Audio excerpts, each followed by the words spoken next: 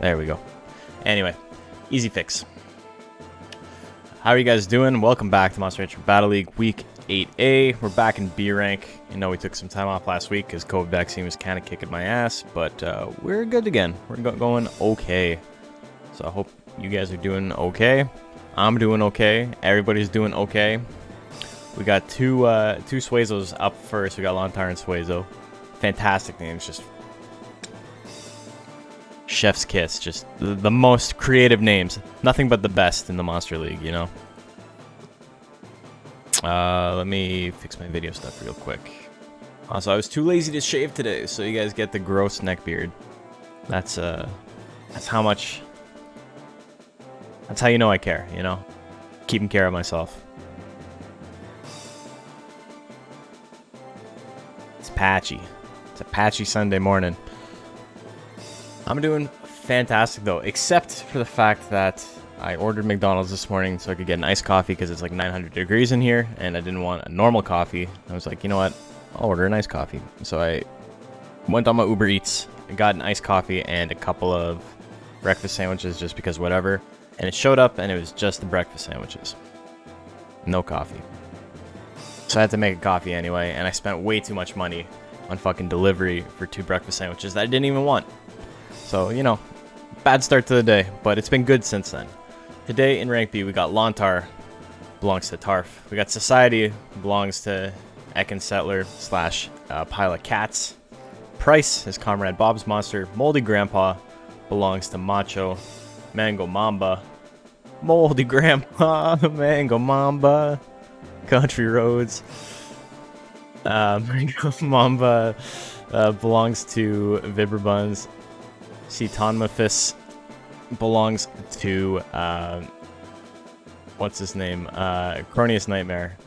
I keep pronouncing it wrong on purpose, and that's okay. Cepheus belongs to Patch, and Suezo belongs to Bio. I don't know if Bio's in the chat, but everyone else seems to be here, so hello. Hope you're doing fantastic.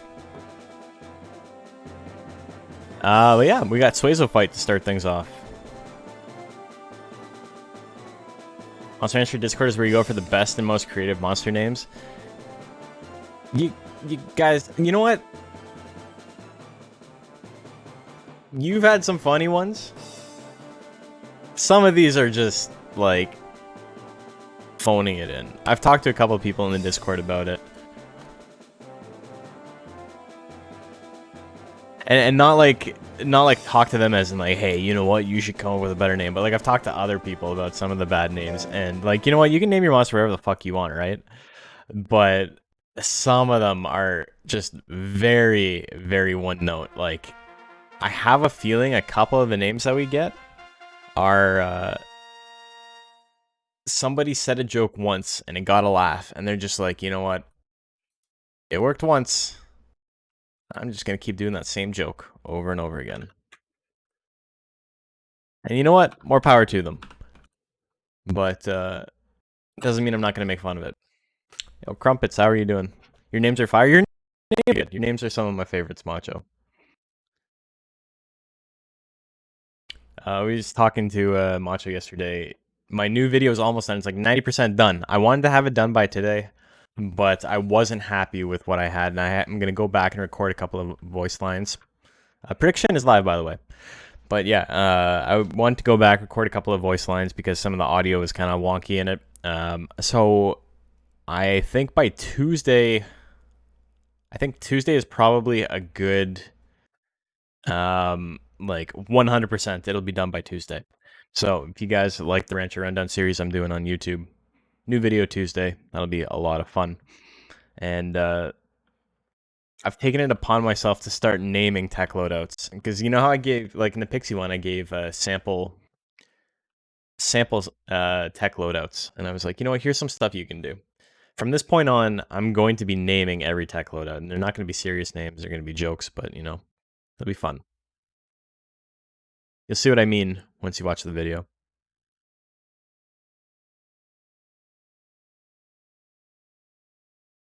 Anyway, I'm getting an ad on my own. What is this? On start switch, the prediction is closed. Let's get into it.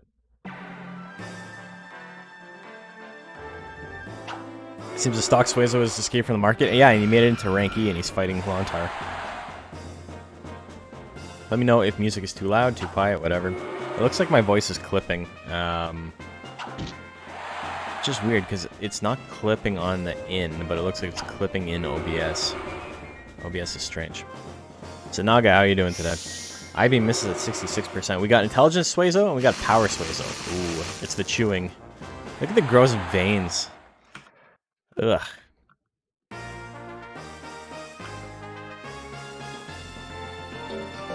Suezo plant has weird veins on him. It's gross.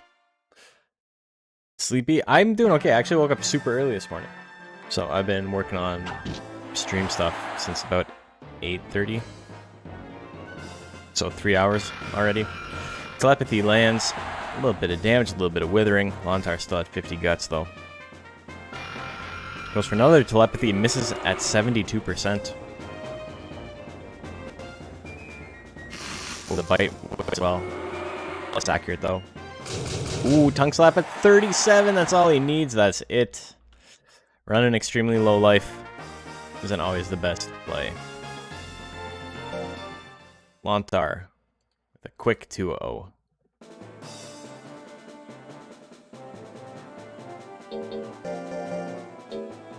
This is literally... Lontar is the highest ranked B rank monster right now, and Suezo is the lowest ranked B rank monster right now. So, truly the duality of Suezo, you know. Next up, we got Society, we got Cepheus. I don't think we've seen either of these monsters fight in B rank.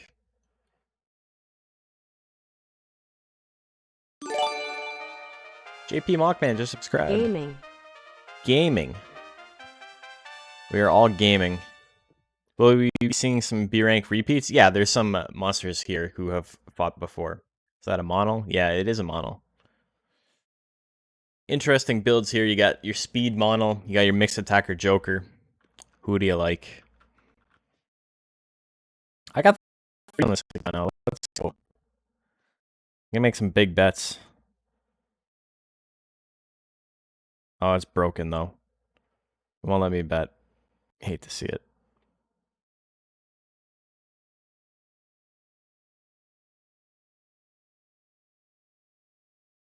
Okay, it looks like the prediction is not going through. I'm going to close it down and restart it. Yeah, there. It looks like it's working now. Yeah, I don't know what the deal was. It went live, and then it, like, hung. And it was, like, stuck. But it's working now.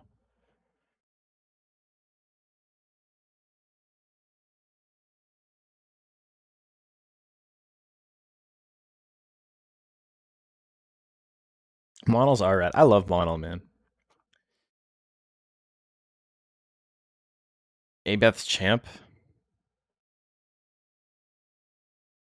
What is that? What are you talking about? Abeth's got a monster in this tournament, but neither of these are his. Oh no, actually, you know what? Kabloom was supposed to be in this one, but I changed the seating around a little bit.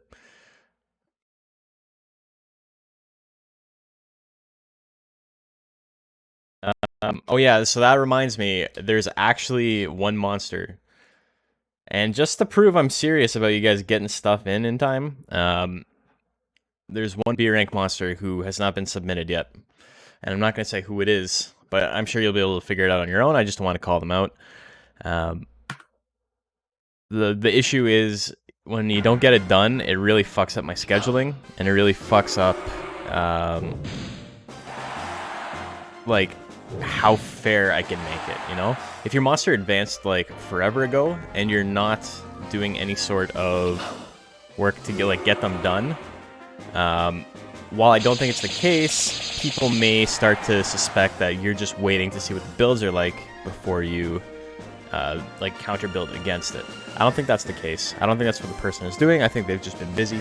But either way, if I have a tournament coming up and I need your monster and you don't have it ready, there will be a penalty of 2 weeks taking off your monster's possible fights. So if they fought 3 times and your monster makes it to rank A and I need them for rank A and you don't get me the monster, they've now fought. So I didn't think it was fair to give them losses, but this is the most fair thing I can think of. so you guys actually get your shit done, and I don't have to chase people around. There's only so many times I can say, get your stuff done, before it's no longer my responsibility, you know?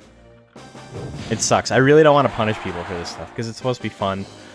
I want the rules to be loose, and, like, not be that big of a deal, but it's getting to a point where, like, I'm actually starting to, like, stress about it, and I got other stuff to worry about, so. Mixed monsters are always weird. Yes.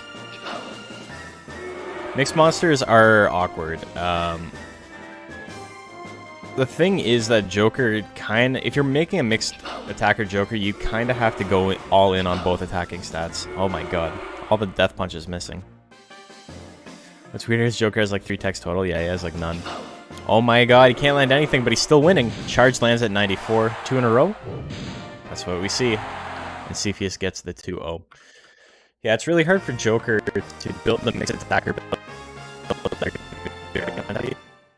Because he doesn't do enough damage otherwise.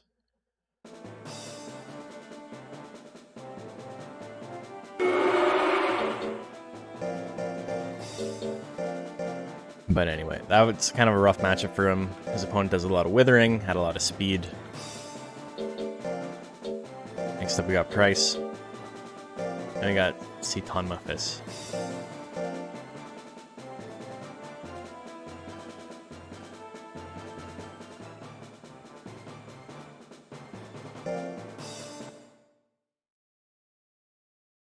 This is Price's first time in rank B.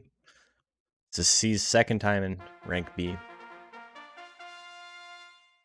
Price has pivoted to a intelligence build. 600 intelligence, 450 power. A lot of life. Decent amount of skill. Some speed. Ceton is going for the more defensive build. Defense over speed. Doesn't have a ton of life to be able to tank hits, but it should be enough. I don't know. It's hard to say. How to work on A-rank mons, but I'm not convinced either of them will advance. See, it's one of those things where it's like, I get it if you want to do it early, but there's no point in sending me your builds early because I 100% will not look at them. It's not out of any sort of, what do you call it? Like, I'm not being pretentious about it, or I'm not saying it's not worth my time or whatever, but, like, I literally have so much other shit to worry about that, like, if you're like, here's my S rank, it's like, cool, I will check it when they make it to S rank, you know? If you want to send it early, that's fine, but it may get lost, and I may have to ask you to resend it. That's all I'm saying.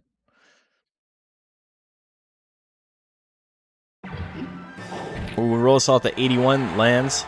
Why is that roll assault the active move? It's got all his power text as the active text. Ah, Comrade Bob, you didn't think it through. You didn't change your tech loadout.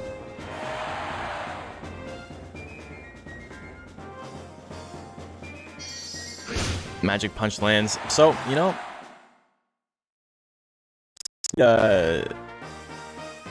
speed doesn't really do a lot when it misses. You're blaming the card on that one? How long did it take the banana scum that? Oh my god, 1-2 smash him 450, gets anger. Never done banana scumming. It's not worth it. So, you know, you're totally justified in not doing it. A little bit of damage, tiny bit of withering. If you can get big banana with the withering, oh, he did not get big banana with anger. That would have been huge. Another slap, that's not what he needs right now. And another slap is absolutely not what he needs right now. Ceton is down to half health, but he's got over 70% chance to hit with most of his stuff. 1-2 smash at 57. It lands. His least accurate attack, his biggest move, gives Price a grit. It may as well have not hit. It's not over yet, but Price can land that big banana and win this still. His opponent does not have much intelligence to be able to tank those intelligence attacks. Slap is not going to do it. He needs to back up. He's not going to get 45 gets before time runs out. So, C wins 2-0.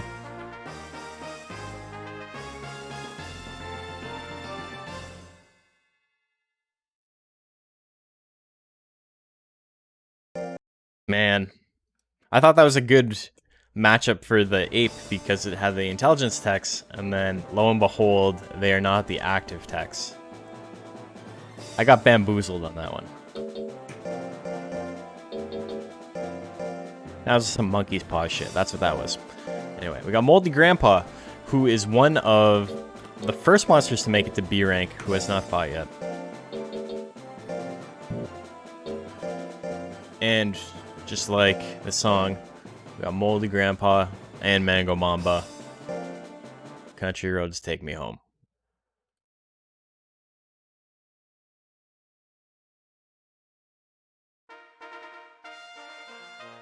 So we got Moldy. We got Mango. We got Moldy Mango.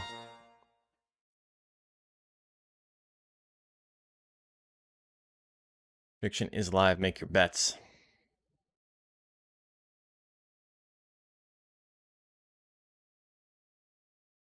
We have not had a 2-1 yet.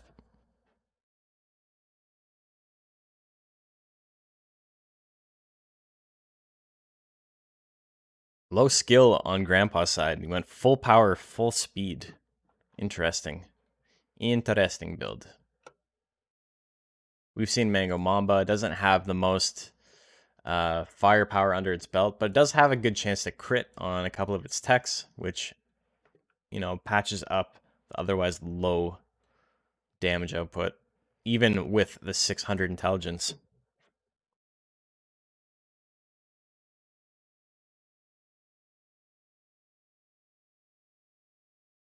I'm just updating bracket while we're waiting. Okay, submission is closed. Here we go. Moldy Grandpa, Mango Mamba. Both have full health.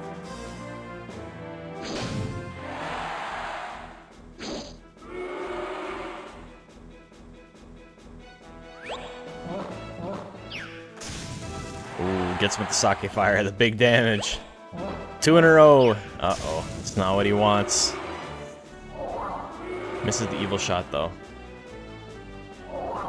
Ooh, there he lands. 149.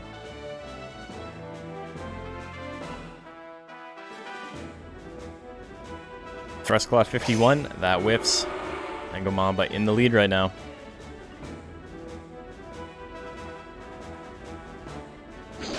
Whack lands. 37 damage. Slash Claw 55. This is again, Moldy Grandpa cannot hit these power techs. Another thwack. Another sake fire. Well, he's landing techs. It's just, you know, it's the least accurate one he's got, and also the weakest one he's got.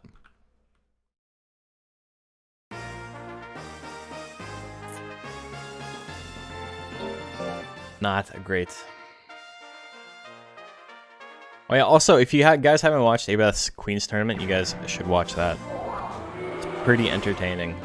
My monster gets very, very, very, very, very, very unlucky in it, but it still was a lot of fun to watch. So thanks, Abeth, for putting that on. Ooh, the double slash claw.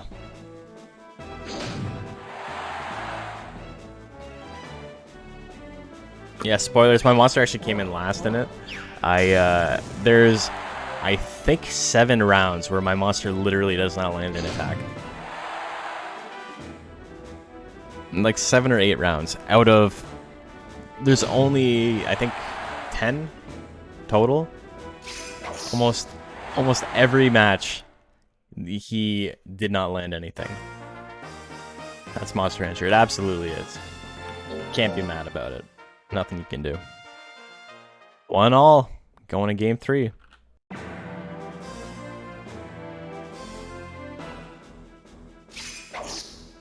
Slash lands 119 damage.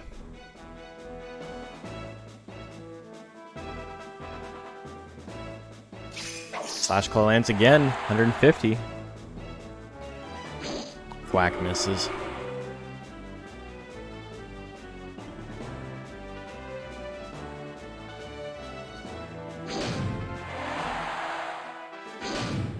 Thwack lands again.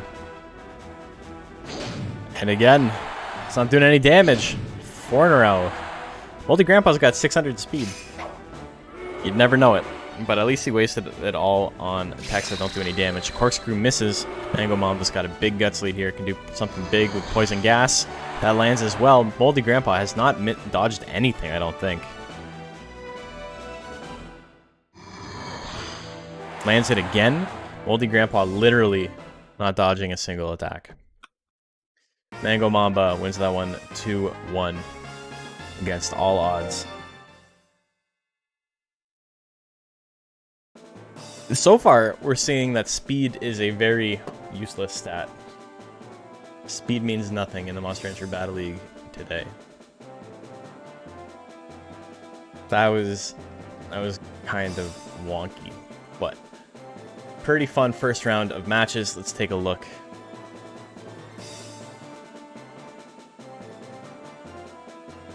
So, in more than one case, the monster that has won has gotten obscenely lucky, but, you know, that's Monster Rancher. That's how it works. Just wants to play bongos all day. That's all it is. He's just bonking away. That fast guts rate gives you more opportunities to just do random bullshit like that and have it not matter that much. The big difference between missing or hitting a thwack and missing or hitting a sake fire is that the sake fire takes so long, and Naga's guts rate is so much faster. Look at Lontar ruining perfect bracket. I know.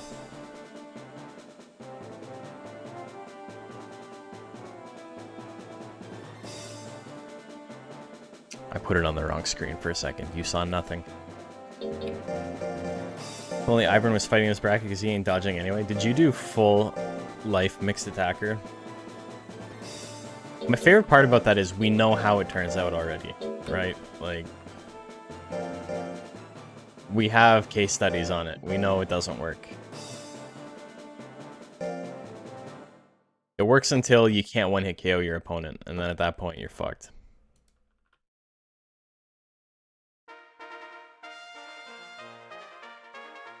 I think it'll work for B. It may. It worked for Summer Sun. Summer Sun was really strong in rank B, and then just got obliterated in rank A.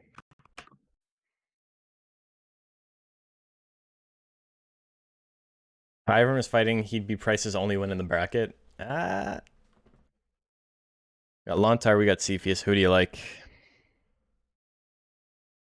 People liking Cepheus so far. 3 bets to 0. Damn. Damn.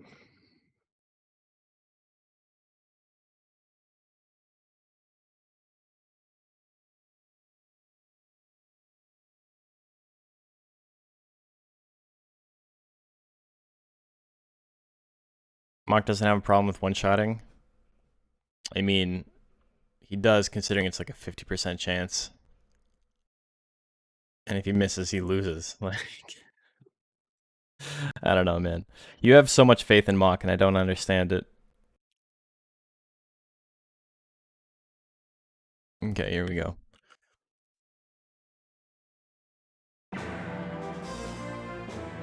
Bite at 48, misses.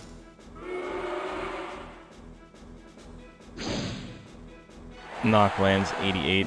Your monsters are extremely unlucky, so I'd probably lose the price too. Don't you have like multiple monsters in rank B? Like, what are you talking about?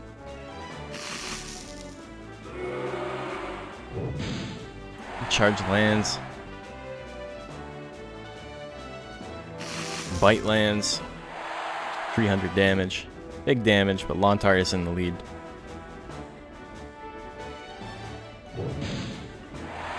And Faith and Mock is he's your friend. That's nice. Ooh, big tongue slap, 470 damage.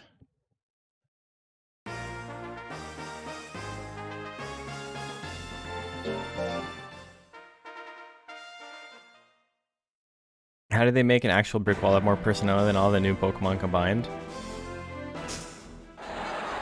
That's some Gen 1er talk. New Pokemon. I mean, I agree. But Gen 8 Pokemon have a lot of cool Pokemon in it. Ice Cube is great. What's his name? Clobopus is great. Phalanx is great. And their animations, well, okay. Gen 1 has the actual worst Pokemon designs. I don't know if I would say that, but there's a lot of great Pokemon designs in Gen 1.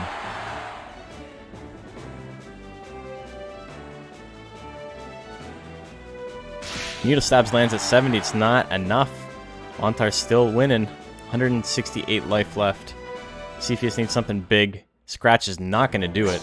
He lands it, but it's not enough. Lontar wins that one 2-0. Like 3 Pokemon that are just circles. I mean, yeah, you can really say that about literally anything if you want to be reductivist, right?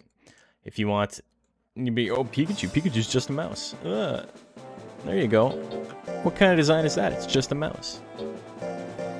They took a mouse and they made it yellow? And made millions of dollars off of it? What the heck? Like, I don't know.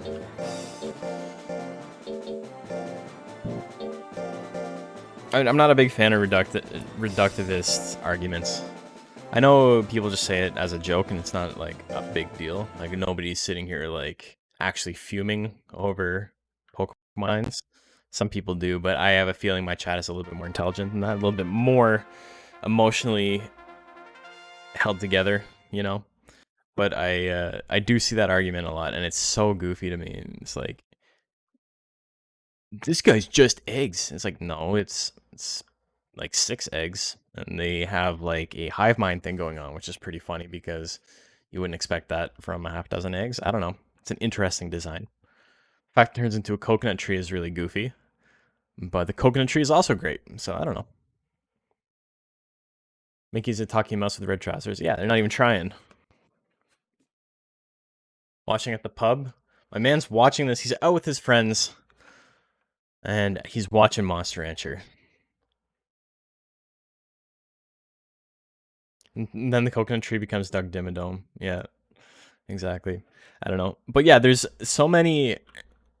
I love having this conversation with people because, like, you seem well-adjusted, so it's okay. But there's people on, like, Twitter that are not so much well-adjusted, and they'll say shit like, yeah, magnetite? What's that? It's just a ball with screws. I'm like, yeah, I love it. Great. And they're like, yeah, actually, I guess he's pretty okay. And it's like, what? Have some faith in your convictions, dipshit. See Tom if this wins game 1.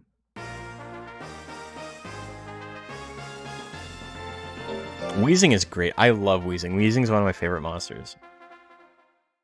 He has magnets for hands. I love Magnemite. Magneton's unironically one of my favorite monsters of all time. One of my favorite Pokemons.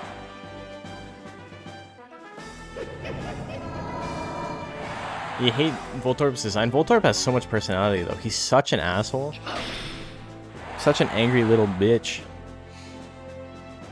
Magnezone's cool, too. I like Magneton more than Magnezone, but Magnezone's cool. Society wins game 2. Muck? I like Muck, too. What are some Gen 1 designs I don't like? Moltres, I guess. I'm not a big fan of Moltres. And that's probably it. I think I can find something I like about the rest of them.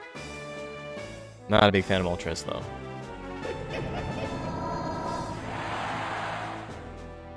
I think Starmie is your favorite in Gen 1. Either that or obligatory Charizard.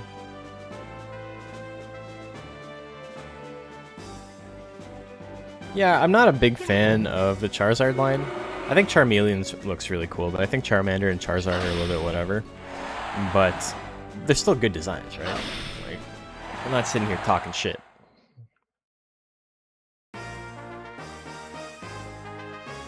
Parasect? Parasect is sick. There's a van near our apartment that's red on the top and white on the bottom. Vantorb?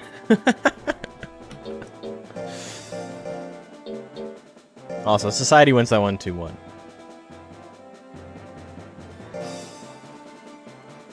Let me update.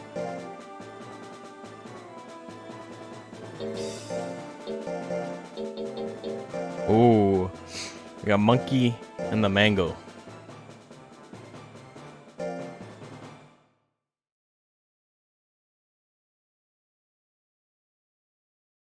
Meganium is so goofy looking. That said, though, so normally when I would play a Pokemon game as a kid, I would pick my favorite, obviously. And then the second time I played through, I would always pick a different starter. I would never pick the same starter twice. So every time I've played a Pokemon game more than once, I have ended up picking different starters. And Meganium, I didn't play Meganium until my third playthrough of Gold and Silver, but I eventually did. And you know what? I actually had fun with Meganium. And so, you know, there's a little bit, it's easy to get enamored to a Pokemon that you have raised, right?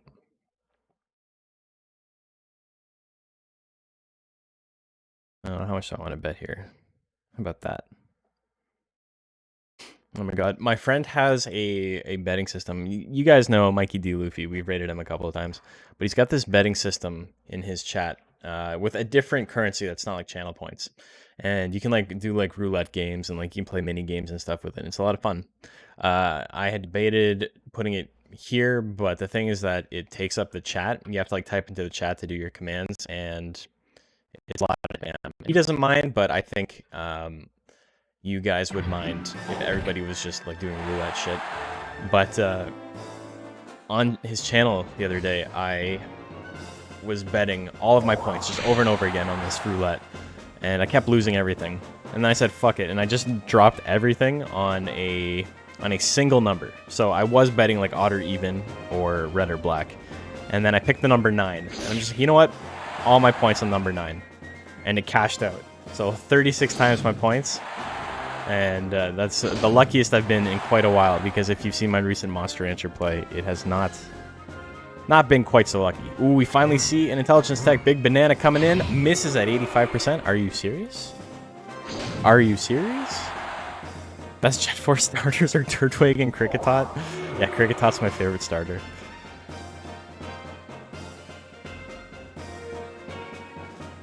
Don't think you played a Gen 4 game and not pick Turtwig. So I've still never beat Gen 4. I find it very boring and slow paced, and I didn't play it as a kid. The first time I tried to play it was when I was 21, and I think I got up to the 3rd gym and was like, this is fucking way too slow for me as a person with a fully developed brain, and I just stopped. But twice I've tried to get into it, and once I played Turtwig and once I played Piplup. I think Chimchar is probably my least favorite starter.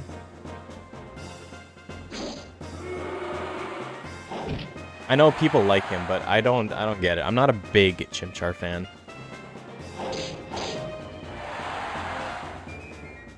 Bite is funny to rely on, yeah.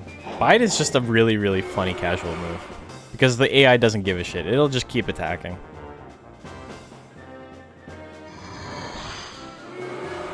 Pentanolic fire types. Cyndaquil is probably my favorite starter of all time.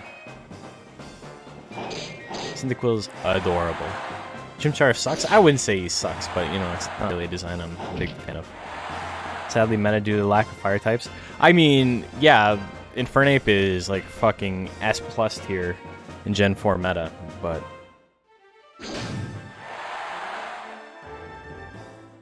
dude's busted because you can run mixed attacker, you can run special attack, you can run physical attack, you can do whatever the hell you want with him. He's a nuke on both sides. Grookey is more funny, more monkey. So that's the thing. People talk a lot of shit on Thwackey. Thwackey, I think, is one of the best designs Pokemon has come out with in a long time. I love Thwackey. Yeah, it's 1-all. You want to fight. But yeah, I love Thwackey. I think Thwackey is great. Need more Thwackey media. Same thing with Dartrix. I love Dartrix. I think Dartrix is fantastic. And people constantly talk shit on it. And it's like, oh, I like, you know, I like Rowlet. I like, whatever the fuck the third form's called, I forget now. Decidueye. But what's with Dartrix? And Dartrix is great. He's a little prim and proper boy. He's adorable.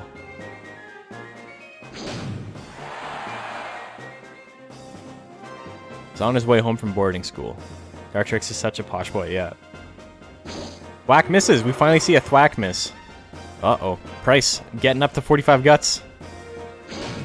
He whacked again. It's not over yet. But you know it is because he's not gonna hit 45. He does, but just as time runs out. He actually landed Death Trap, and it won him the set. 2-1. Mango Mamba at 2-0 after an incredibly bad first week in Rank B. Redemption?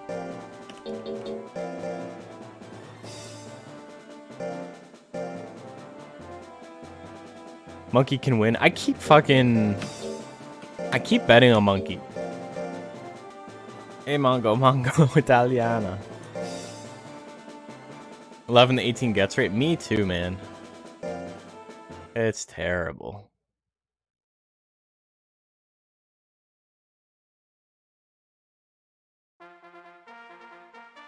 You got Moldy. You got Suezo.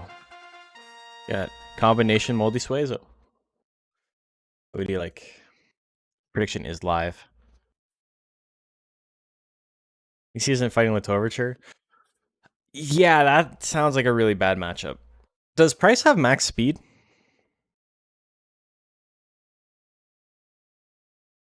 It doesn't, right? It's like 400 and something. That may have been a misstep.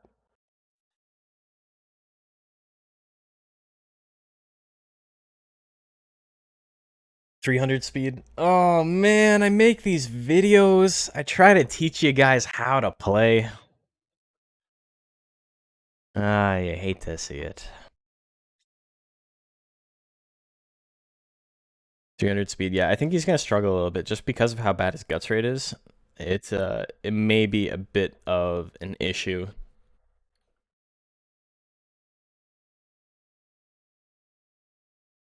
But, you know, I spent a bunch of time raising a galley on stream that I think is very, very strong. And he came in last place in the tournament that Abeth held. So, you know, maybe I don't know what the fuck I'm talking about. Here we go. We got Moldy. We got Suezo. Overthink yourself when you're building? Everybody does. It's very, very easy to get in your own head about it. Which is why I kind of don't spend a lot of time on it. I'll think about it like while I'm doing other stuff, right? I'll be like, you know what? Is this good? Is this good? I don't know. But I don't like sit down and obsess. I don't go like, oh, what? I need a build for this. I need to figure out something. What's going to be the best? Like over the course of a week, like ideas will pop in and out of my head. And then once I start building, it's just like, it's done. Whatever happens, happens. And I kind of stop caring at that point. I don't know. It's served me well so far. I don't lose a lot of sleep over losing. And if I win, that's great. Anger. Gets hit with the anger. Yeah, I think overthinking is a very, very easy mistake to make. Specifically because there's no mechanical input in this game, right? It's all decisions before you send the monster in. So the only thing that determines whether you win or lose, outside of, you know, just dumb luck, is the decisions you make. And so people tend to obsess about those decisions. Sake Fire 27% misses. It would not have done anything anyway. Lick at 44, that misses too. Moldy Grandpa with a pretty big lead goes for another Sake Fire. He does not give a shit. Another lick that misses. 26 seconds left. No hits on the board. We're 2/3 of the way through this match. No one has landed an attack. There's the telepathy. First attack that lands. Another Sake Fire. He just will not stop using Sake Fire. Press Claw 32 misses.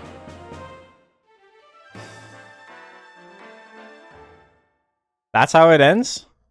One attack. That's it. So, 2-0 for Suezo. I've gotten so many bets wrong just because of nonsense. Does Niton is good?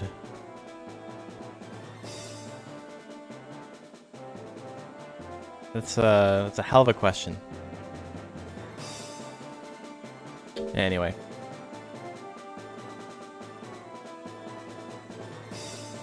I don't know, accounting for being in second slot every time seems like something a sane person would do in Monster Rancher Battle League. I don't know. I don't even know what that's in reference to, JP, but I assume it's something. Power to intelligence transition is an irritating handicap for the ape. Yeah, I can see that. Though, to be fair, by running speed drills, you could have lowered his power. I guess you didn't really want to because you have so many power attacks. You got power attacks in every slot, right? So you want his power to be pretty high. Let me adjust the bracket.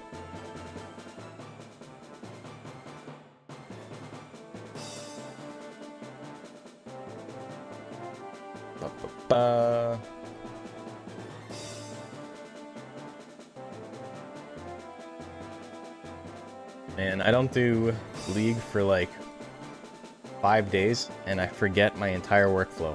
Super slow. Okay, Lontar gets the win. Lontar at 2-0. Can he be stopped? We know he can, because he's still in rank B.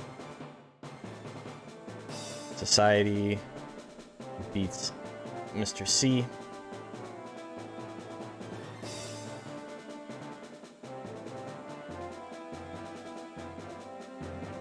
Mangamamba. Oh, fuck, I can't stand this chair anymore. This chair sucks. Don't buy a fucking racing bucket. I bought this because it was super cheap, and I was like, you know what, whatever. Like, it's better than my other chair. It costs like 150 bucks. Gaming chairs are so bad for your posture and your back. I hate this. It's so uncomfortable now. It feels like I'm constantly like flexing muscles in my back to just sit upright. Ugh. No one made an app spreadsheet yet to swiftly show this bracket. I don't even know what that's supposed to mean.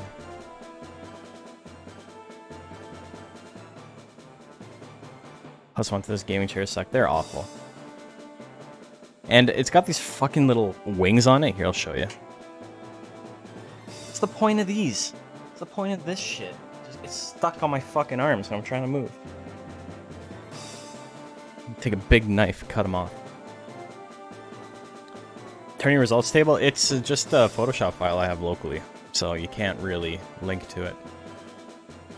Automatically update it, anything like that. It's not like an Excel file. Okay. Anyway.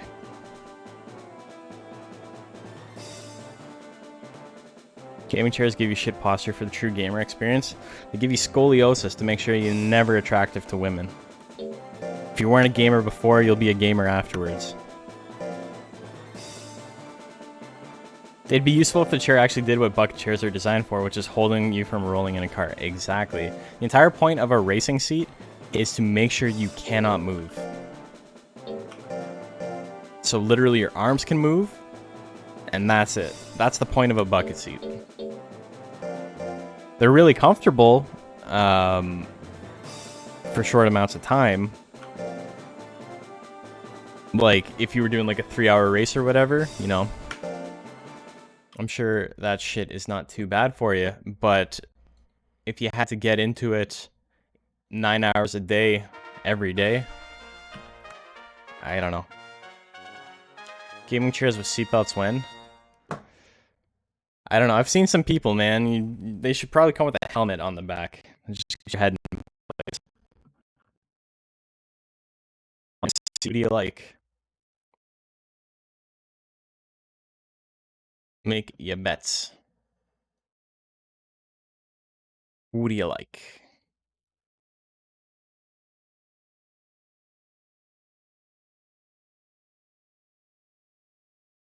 I think I've bet right about half the times today. I've bet wrong about half the times, but the times I've bet wrong, I've been with way more cash. This is an interesting one because they both have high life, high offense, high skill, and low speed. With the right pillow on your chair, you recently did 8-hour speedrun with your back feeling better afterwards. How fucked up was your back before?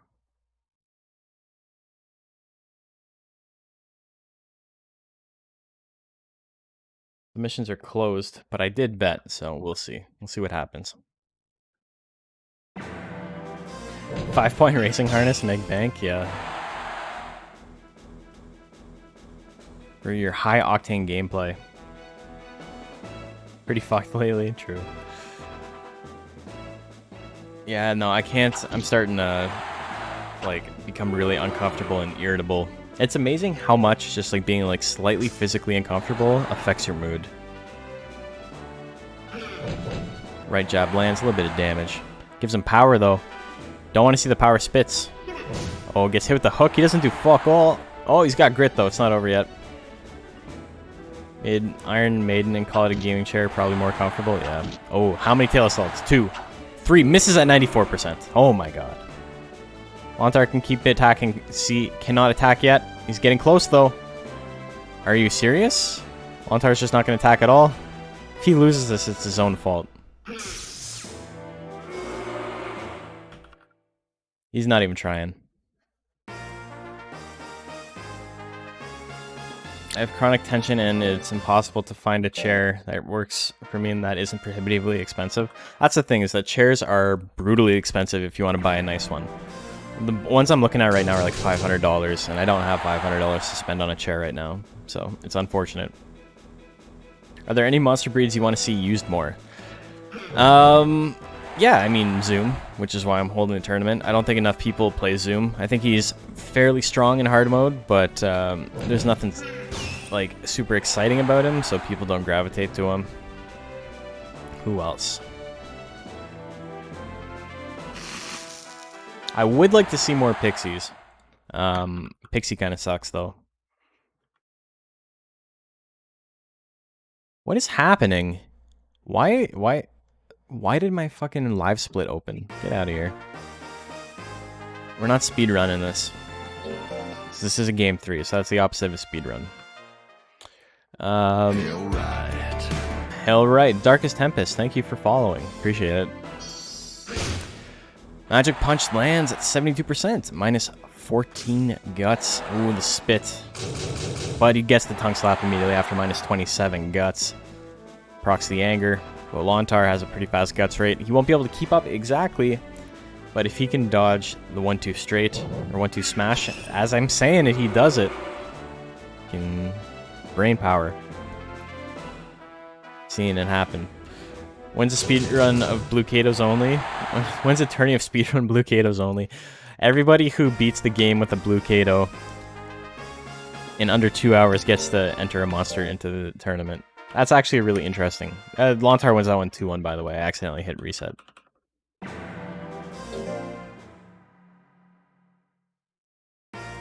He threw the first match to make it fair. It's so funny, he missed a 95% tail, and it honestly didn't matter at the end because he didn't do anything afterwards. I am terrible with the details sometimes. I'm trying to think of other monsters. Yeah, so it's fun, but at the same time, it would be incredibly boring, right? Every build would be the exact same. All the stats would be very, very similar. It would literally just come down to coin flips. 5 hours to raise and stream. Okay, so that's one that I had thought of. I had thought of a speedrun type tournament like that. But the thing is, not everybody streams. Not everybody is comfortable streaming. Not everybody has the capability to record. So it does kind of limit who can join, which is not really a thing I'm a fan of. But I do really like the idea.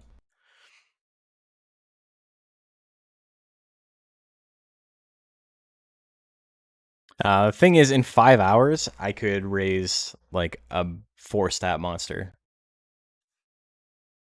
I could raise like a tournament-ready monster in 5 hours. I've done it on stream a million times, so it would have to be a lot lower. And yeah, I don't know. I think there's something there. I just don't know what I would do to like make it fun for everyone, you know? Okay, so society, the tiny bit of speed, is going to get withered a lot. That's the issue. Both these monsters are going to get withered a lot. 30 minutes to raise a monster? That would be interesting. The thing is that even though the community is pretty good for like not cheating, it does cheat sometimes. People do cheat. Even people who are like otherwise just like normal participants, right? A lot of the time,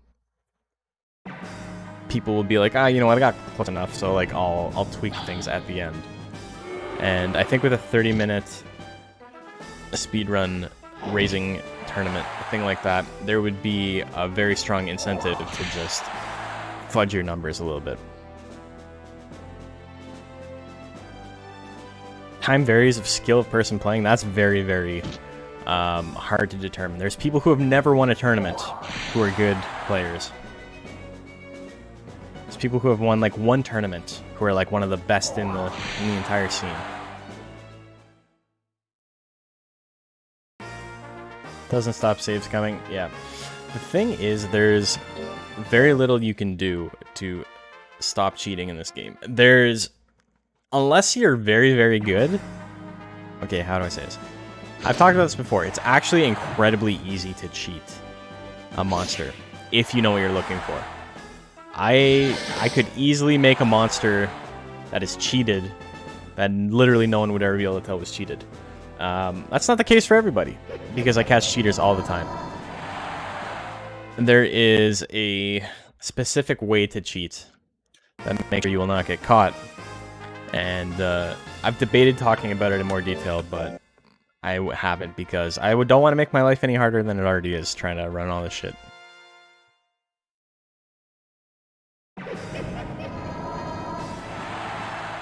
You would have to completely change your raising method, yeah, because you reroll for max rolls every time, right?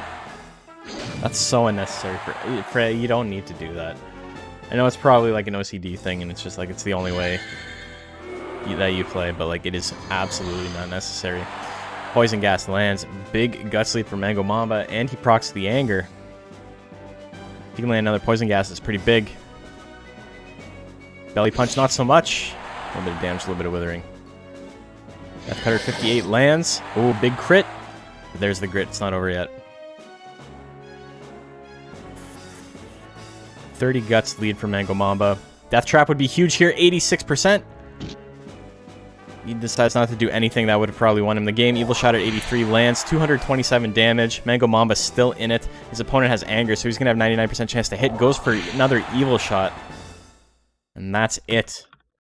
The grit comeback. Mango Mamba wins that one 2-1. He's at 3-0. He's doing work today. He's got so many power attacks.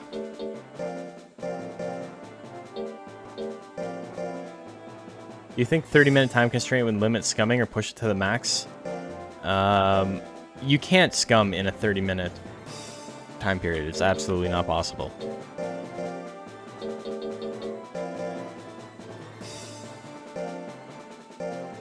There's also an issue when you go with a time-based thing of emulator settings. People can run emulator settings that slightly change their frame rate and things like that, and it can be really hard to tell just by looking at it. And so it's one of those things where it's like, if I wanted there to be any sort of competitive, like, what's the word I'm looking for? Purity, it would be very, very hard to actually run something like that. It would only be interesting if everyone was playing completely fair, and I would hope that people do, but you would be surprised. I've caught people cheating for like the dumbest reasons. People that otherwise wouldn't cheat normally are just like, yeah, I didn't have time, so I cheated. And it's like, okay, cool. I mean, it doesn't count. I think that goes for speedrunning in general. Well, I mean, correct, but people don't use emulators to speedrun. Well, for Monster Rancher 2 specifically, if you're going to use an emulator, you need to use Mednafen, which is a specific emulator that's very accurate. And if people are just sending me videos or whatever, I don't know enough about emulators to be able to tell, right?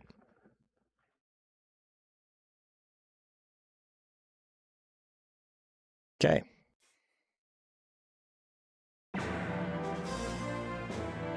Even without emulator, you can still try to play on a modded disc. True. There's also an issue where the Japanese player who had the speedrun from Monster Rancher 2 was using a turbo controller, which is like not a thing that we allow. But he did it anyway, and he was like, fuck it, I'll do what I want, right? And so that eventually got removed, but it's pretty funny. Time to splice your footage together. So splicing, I'm super good at picking up splicing. I wouldn't have any troubles with that. The problem is I don't want to fucking watch. I don't want to watch and sift through all this stuff. A lot of what I am and am not willing to do for a tournament comes down to how much time is it going to take me, right? Is that just speedrunning? It's just that in speedrunning it's mostly niche and you use the honor system. To an extent. To an extent. People are very, very serious about their speedruns, and they will go through it with a fine-tooth comb.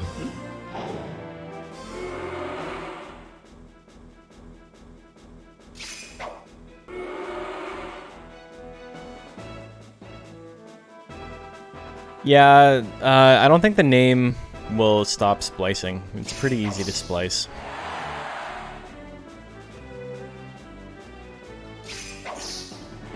Another issue with time-based things with that specifically, where if you were like... also, I'm not paying attention. Moldy Grandpa's up 1-0, right? Big banana, big damage. But yeah, you can't just say like, okay, within it starting now, you raise your monsters. Because the issue with that is time zones are a thing.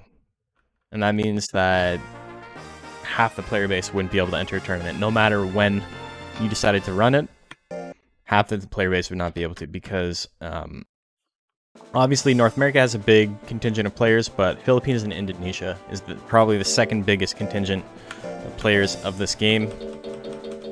And it's like, what, an 11-hour time difference? So it's always middle of the night.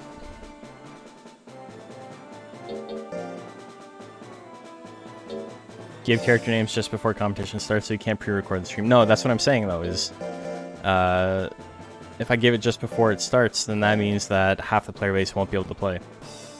A method's 4 a.m. time to raise your monster. Exactly. Participants have to dedicate to play. Yeah, you can't do that. It doesn't work for this scene. I understand what you're saying. I don't think it's a terrible idea. I just think specifically... Also, holy shit. That was a lot of points on price. Like, it's not, but I can't believe only one person wanted Moldy to win there. Even Macho didn't vote on his boy. E of Little Faith. Cepheus and Suezo. Last match of round 3. Gonna drop off for now. Thanks for running the leagues as always. Hey, yeah, appreciate you tuning in as always. Have a good one. Anyway, prediction is live. Make your bets. Actually, US and East Asia isn't hard to coordinate. Play at night and they play at noon. I mean, people have work, right? Like, people aren't going to want to play at midnight.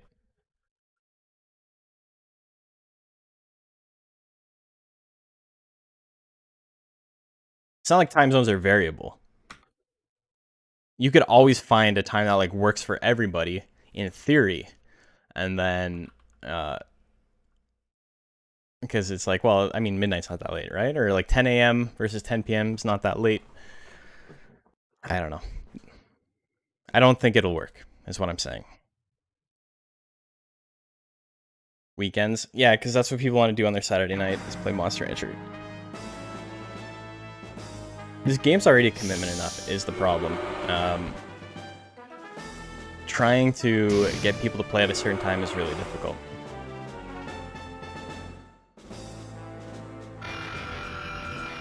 Listening at a dog park? I went to the dog park yesterday. There's nobody there, but Bacon had fun running around.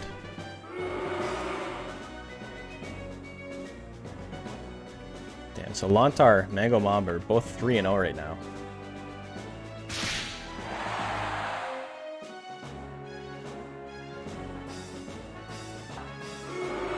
Misses. Misses. Big misses all over the board. Tentacles misses as well. Cepheus has a big lead, though. Suezo with crit IBM can win this, but it misses again. Gets the tail salt at the very end. Gets the one power attack. Oh, no. Oh, no. Oh, no.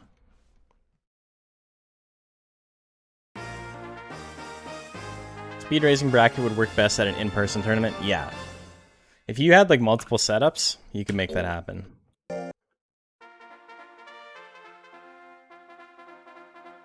And then that also makes it very difficult to cheat. Cepheus wins game 1. So SRD, it's not like these are bad ideas. I think these are fine. They're really interesting gimmicks. It's just I don't know how... Like, the logistics of it feel very, very complicated.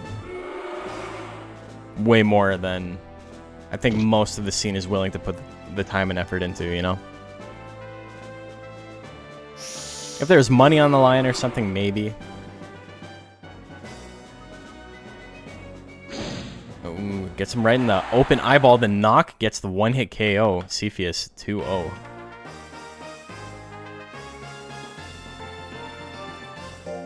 So, where's Cepheus? Cepheus goes to 2-1. Suezo goes to 1-2. Knocked him right out. Yeah, he didn't have fun with that. Money on the line will just make it harder. That's what incentivizes more people to cheat. No, that's what I'm saying. Is like there isn't an easy way around it.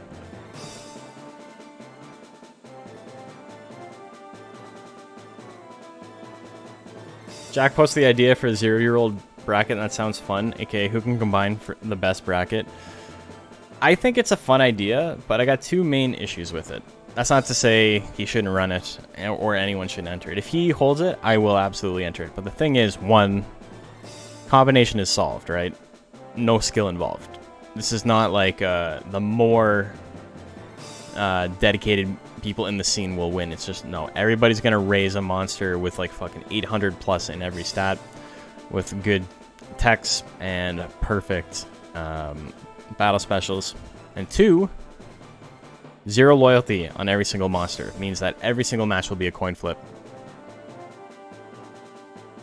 So if there was any semblance of skill being required for this, it dissipates very, very quickly.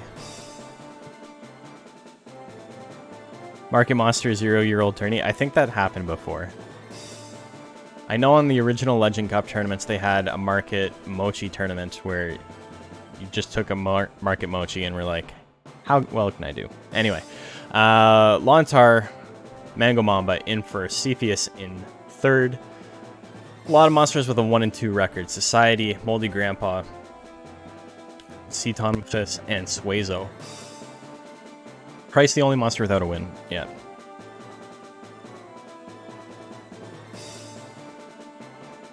I feel like Suki Suezo would be banned. Suki Suezo would be way worse. It would be way worse than a monster you can make from combining. Significantly worse. It would literally never win. If you wanted to enter a Suki Suezo, and I entered a monster I made from combination, I could guarantee the Suki Suezo would lose.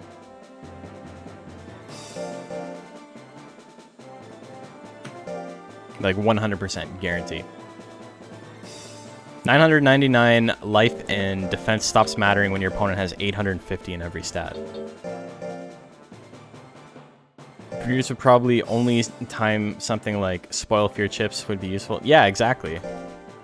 That's the thing. We love to talk about how items are useless in Monster Rancher. What? Oops, that's not the right match at all. That's not what Mango Mamba looks like. Cover your ears.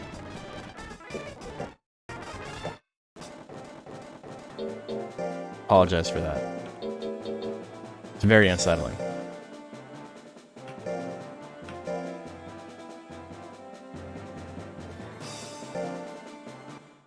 Yeah, I don't like shitting on ideas, right? If people have ideas for tournaments, I try very hard to either be constructive about if I find a flaw in it, and I'm like, hey, here's an issue, right? I'll be pretty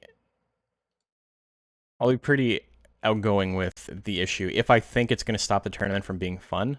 But other than that, if it's a thing that is just like, you know, whatever, it's a gimmick, but like I'm not interested, I usually just don't enter it, right?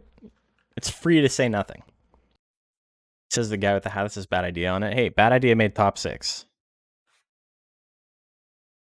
I have some pretty obscene monsters off of combining. I'm surprised you could get 850 stats. So yeah, so there's a couple of things that people don't understand about combining still. A That's not to say that there's anything. I don't think there's anything left to discover about it. But as far as like actually combining, people know you have to line up the stats and whatever, right? Fine. But a big thing that a lot of people don't know is that the less of a chance your monster has on the pedestal, like the lower the percent chance, the higher the stat gains will be. So your goal normally when you're trying to make a super baby like that is to have as low of a chance of combination as possible while still having all the stats lined up. And so if you have a monster that has a 1 to 2% chance, you will get like 800 in everything. If you have a monster that has a 50% chance, I think you get a 10% boost to your stats or something like that. Like you'll get like 200 and everything. And then from 50% down, it's 50% is like the upper echelon, I do believe. Anything above 50% is the same as 50%, and then everything lower than that gets stronger and stronger. So, like, certain monsters are not capable of hitting that low. I think the lowest you can get with a ghost, for example, is 8%. That's still very strong. You can still get a ghost with like 600 to 700 in most of its stats, which is like insane, right? Like that's very, very high. But it's not the same as 800 to 850 in every stat. So that's how your Baku Golem ended up being so strong a while back. Yeah, there's a lot going on in this game, man.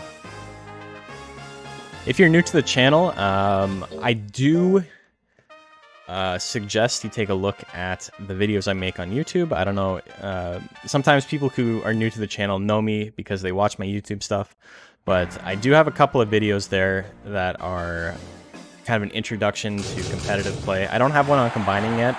I've decided I am going to make one on combining, even though there is already a very, very good video on combining by Teach or Tioch, or I don't know. I don't know how to pronounce it. I gotta ask him how he pronounces his name. It's very good, but it's an incredibly different narrative style than the way I do things. So I think there's room for both of us to make a video. I will definitely give him a shout out in the video though, when I make it. But like the first one I made was just like how to get your monster to like live basically as long as it needs to every time. Is that 1-all or 2-0 for Lontar? I was tabbed out when the first match ended, and I forget. It's 1-1. That's okay. Thank you. But yeah, like I just made a video. I say just. It's been 2 months since I released the Pixie video, but I talk about Pixie and all of her techs and like what she's good at, what she's not good at, fun stuff like that, how she works in a competitive sense, you know.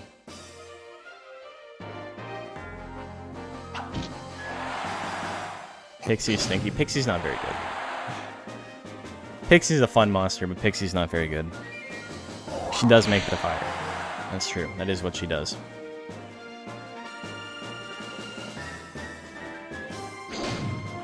Big ol' whack. Tongue slap misses.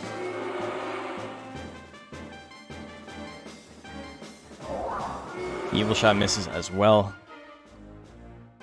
Ooh, we get the bite. That's a big-ass bite, but Mango Mamba is not out of it yet. Kill color beginner-friendly? I don't know. I think any monster that starts off with power techs and doesn't have... I should say this one. Any monster that starts off with shitty basic techs is not beginner-friendly.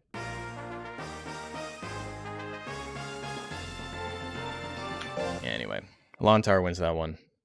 2-1.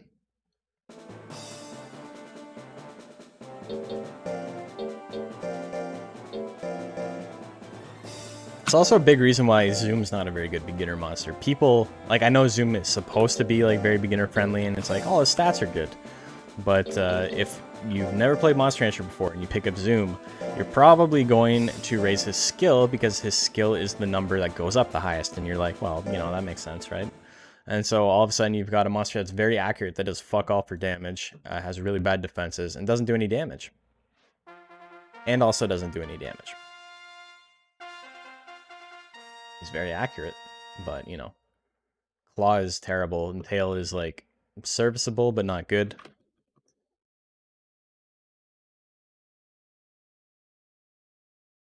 Having a complete video series with all subjects covered makes it easier to send people one place. That's what I decided myself. I've really struggled with the concept of making videos that like other people have already made. Like Engine had a really short and to the point video on life index and all that stuff, and I mean it's great. There's nothing wrong with it, but it is a very different style than the way I do things, right? So I figured there was room for both. Wonder if the Monster Hunter 2 task could be improved now that we know how RNG works. Yeah, well, it absolutely could. 100%.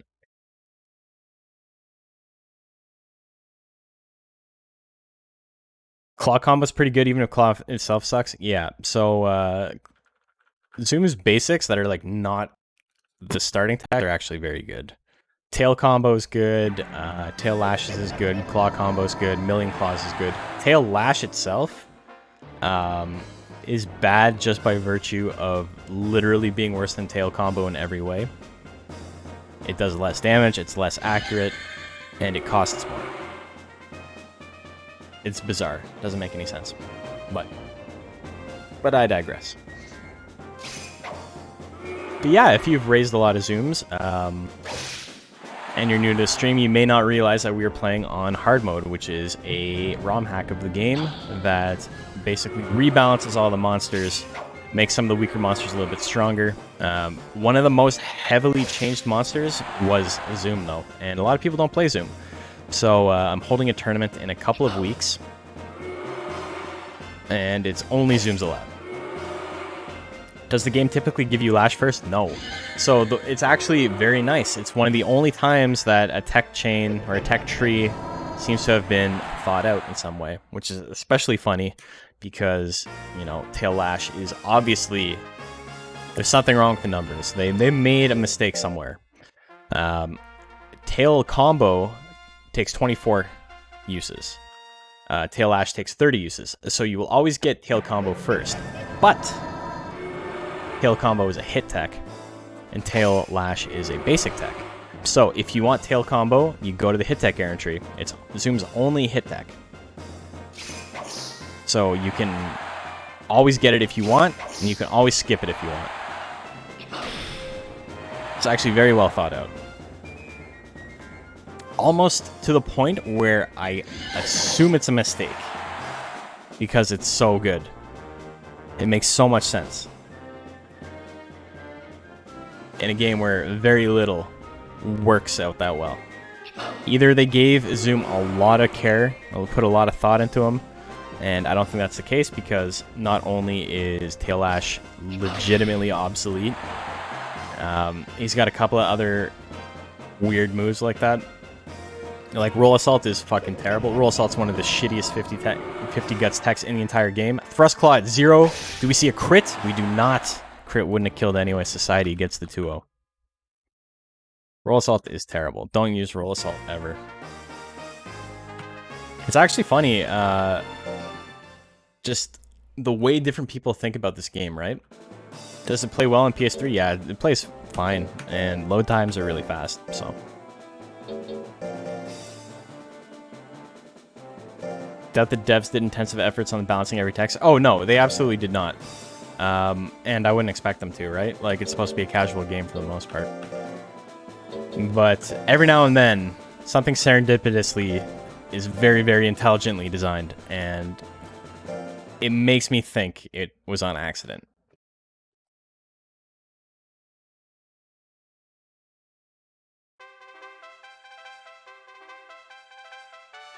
Price and Cepheus. Cepheus is a fun word to say when you have a very sibilant voice.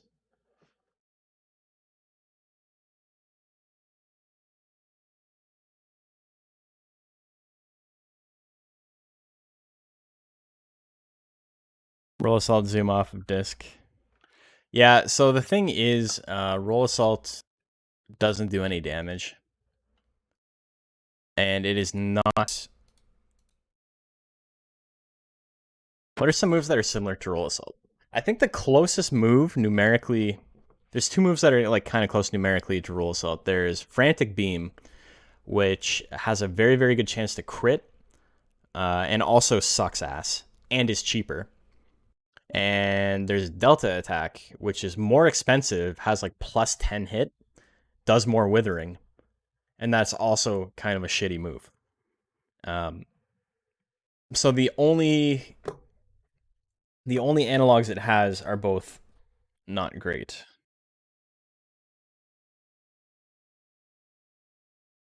Burning Roll is okay.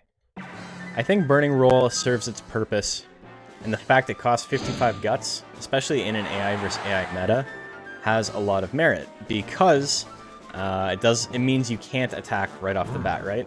So it means your opponent's probably going to attack first, and if your opponent attacks first, hopefully they miss, and if they miss, you've now got a massive guts advantage with an attack that has almost S-Force, and you can just blow them the fuck up. And do a lot of withering at the same time to like keep them from being able to counterattack. Burning Roll, I think, would make a good 50 guts tech. I think it's fine for a 50 guts tech. I think 55 is a little bit overpriced, but it does actually lend itself to a specific niche that not a lot of techs have in the game. So, you know, maybe there's some validity in that. I think you know what moves you want for the zoomies? I still have to make the poster for that. I'll have it done soon. I'll have it done by Tuesday. Or Wednesday. One of those days. But yeah, I'm going to start advertising it this week, within the next couple of days. Price wins game 1. Heads to Tentacles. Price did win that, right? One of them was in green, one of them was in yellow. I am not paying attention today. Rules and signups too, yeah.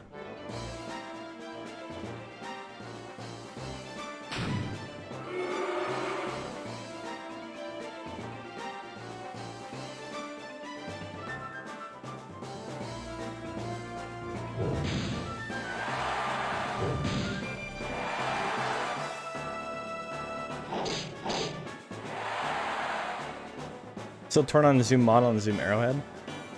I think I'm going to do Noble Saurian. And so better guts rate is also shit. Yeah, Cepheus's guts rate is not great, but it's like what, 18 plus 11. Is it a 14 guts rate? 15 guts rate? 15 probably.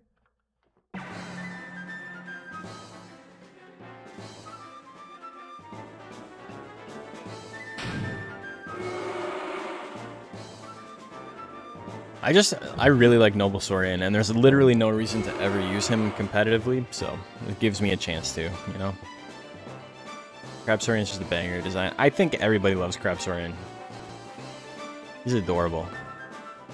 Fun fact, Crab Saurian is the only monster in actual, like, casual play that I have ever raised that has failed the monkey race.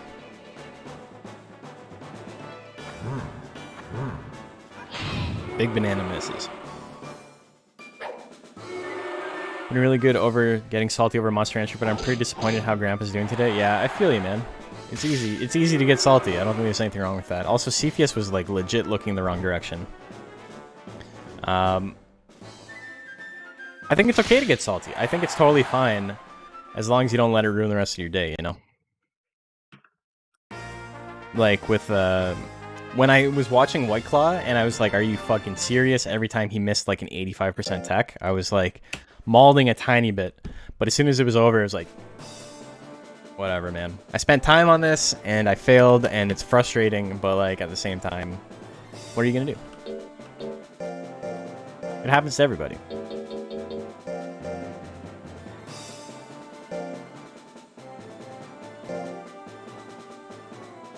Cepheus with the 2-in-1. I've not seen a failed monkey race, but I've seen a failed watermelon. I don't know what it is, but everybody I've talked to has been like, yeah, I've seen the failed watermelon, but I haven't seen the failed other 3. And I've seen them all at one point or another. But the watermelon one seems especially what do you call it? Like, it seems especially likely. I assume it's not, and it's just confirmation bias, but everybody knows the watermelon when you miss. See a lot of fails if you're a child. Tell us what happens. Only first week fail you've seen is tornado. So in the watermelon one, when they go to hit the watermelon, they actually jump over it and run into the coconut tree behind it, and the coconut falls on their head, and it's like bonk. In the monkey race, the monkey, like, you know how your like monster's jumping to like stop the monkey from passing, right? On the last one, your monster stops the monkey from passing by like jumping in front of it, but the monkey just fucking destroys your monster and knocks him on his ass and keeps going. Just like straight up linebacker charges through you, and your monster's lying on the ground and the monkey's laughing at you. Still have room for a new emote. How about Pixie as the lull emote? I think I'm doing Joker as the lull emote.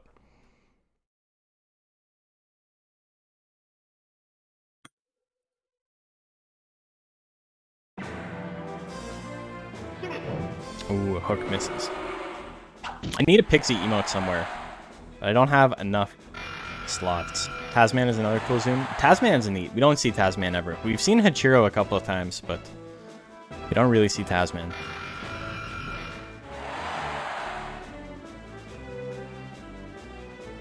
You're doing Tasman for the zoomies? Nice.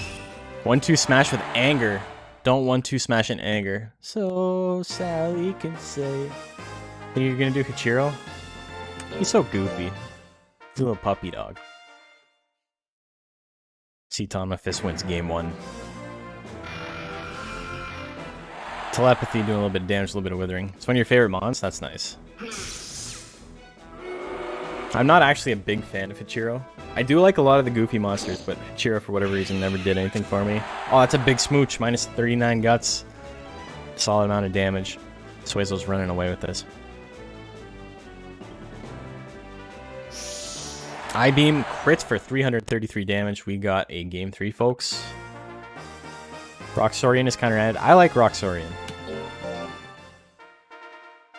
First time you ever streamed Monster Rancher 2 like 5 years ago, right? It's so funny how like the community has started like kind of blowing up lately, and people are like getting back into it. Also, why is I just realized how off-center my camera is? What the fuck? Anyway, it's like I'm like all the way over here. Damn, internet won't load. Can't hear response. Rip. The streamer I watched slowly streaming Raising a Plant Ape is his first, and it's pretty good. What streamer is that? Let's give him some love in the chat. There's this one guy. Fuck, what's his name? I talked to Macho about him. He's like the most wholesome dude. God, I can't remember his name. C. Tom with this wins 2-1.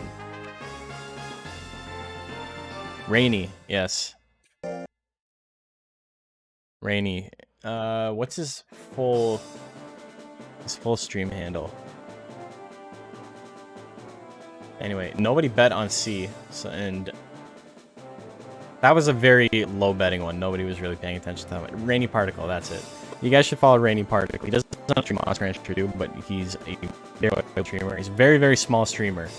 Usually streaming to like 2 people, but he's just got like very genuine, adorable reactions to everything. It's great. Okay, so after 4 rounds,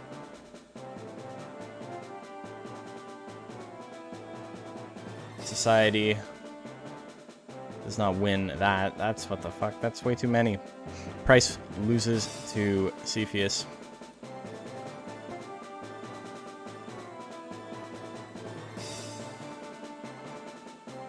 So Price not having a lot of luck today. We need emulator, official copy to compete. You just need emulator. None of us play on the real copy except for Matmore. And it's a pain in the ass because you can't actually send in your file. 6 and 8. It's like it's a big struggle to send in your file if you're playing on original hardware, so may as well not. You expected this outcome? If this is the outcome you expected, why didn't you plan against it?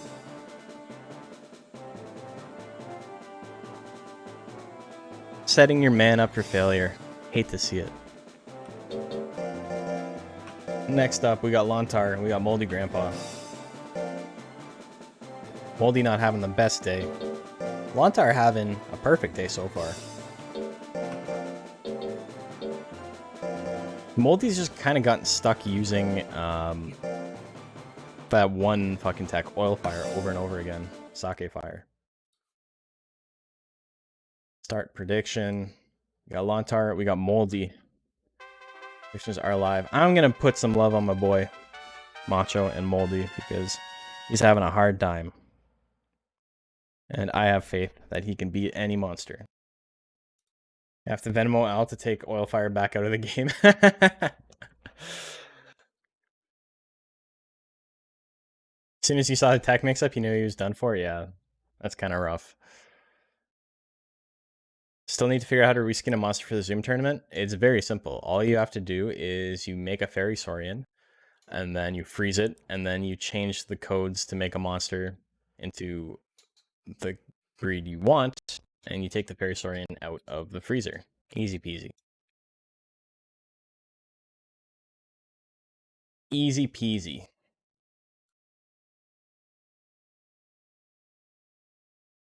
I think people tend to overthink things in this community a lot, and I don't know if it's just the type of people who are attracted to Monster Rancher, but there's very, like, it's not difficult, right? Like, it's very, very simple. If you've never done it before, I can understand why you'd be a little bit hesitant about it. Does it still have the stat gains Fairy Saurian? Yes, it does. Which is not fantastic, but, you know, whatever. It's what it is. You're going to use Paradoxin anyway, so who cares? Oh, the chewing lands.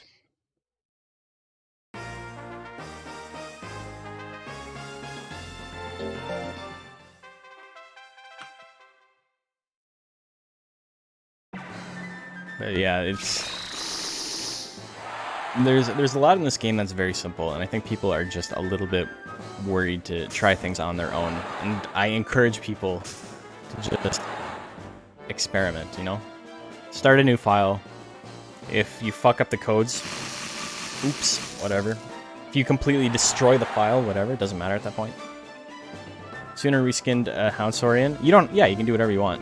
There's Hound Saurian, there's Aloha Saurian as well. You can do whatever you want, as long as it has the same guts rate. You don't even need to.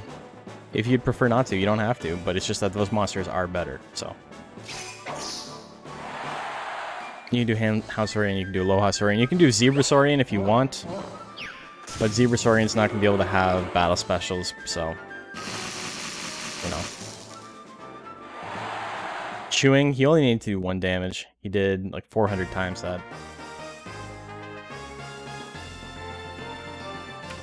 Lontar cannot be stopped. He's a menace. Yeah, Multi Grandpa loves that Sake Fire. I don't get it.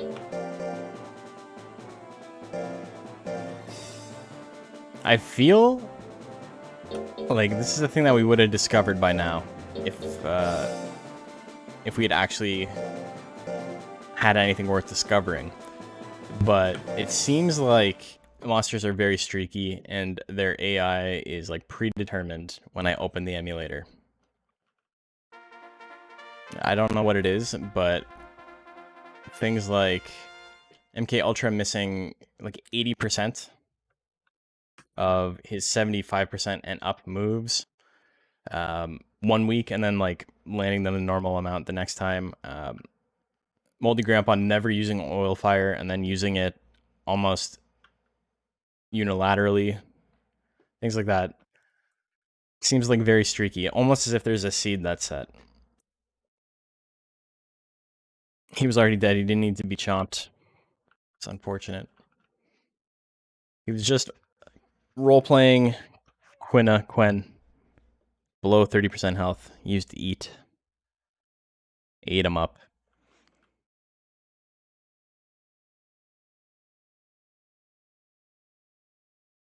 I think the monsters today are not eliciting high bets. Like, nobody's super excited about these matchups. So, we do live in a society, though. So, society versus price. I think this is going to be another hard matchup for price. Not going to lie. Death Energy at 78%. Roll Assault at 74%. Death Energy lands. Does half of his health on a crit. Big ass crit. Ooh, the big slaps. Distract with IRL stuff. That's fine. You're allowed to do other things. Thought it was going to be a good day for Grandpa too, since there's a lot of middling speed. Yeah, he's not had much luck at all for some reason. Real anger. Look at that guts right on Society. He needs to attack with something though. It misses. That might be it. He only needs to land one more attack though. That's the thing. Grab throw at 69. That's going to whiff as well. That would have easily killed Society with the real wearing off. Death Cutter lands. Only does 110 damage, but it's enough. If Price had got Grit there, that would probably be it for Society. But he did not get Grit.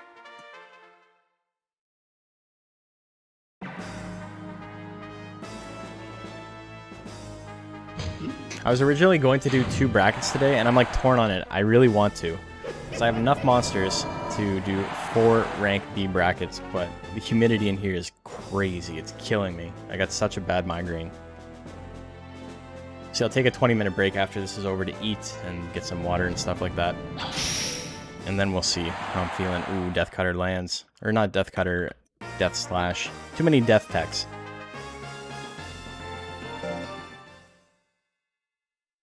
I would rather do the 4 just because I have 32 monsters, you know?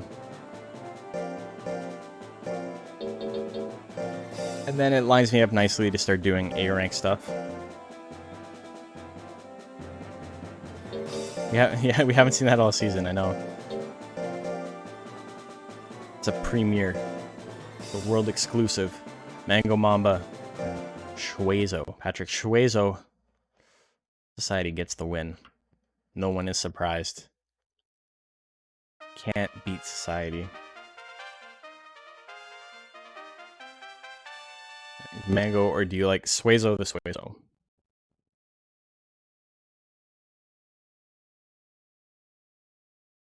Prediction is live. Make your bets. Mango Mamba having a good day today.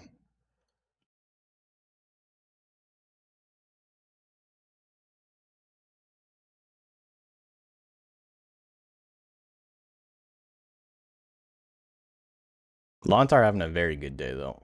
Currently 5-0.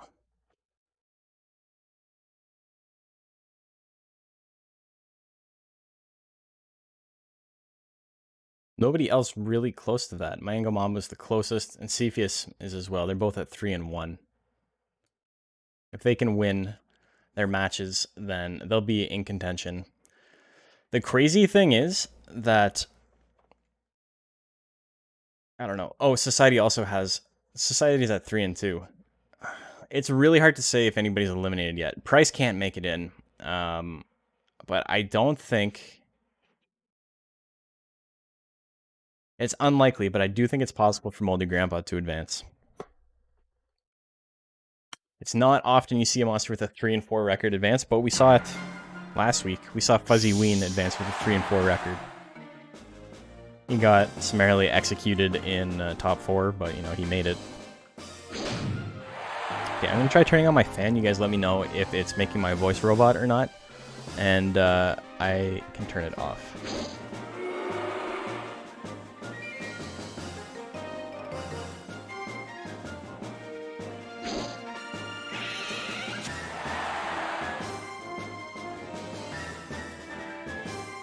Okay, so I'm assuming you can't really hear the fan, but if my voice is getting all robotic, just let me know, like more so than usual, because if I'm uploading this, I don't want the audio quality to be really bad.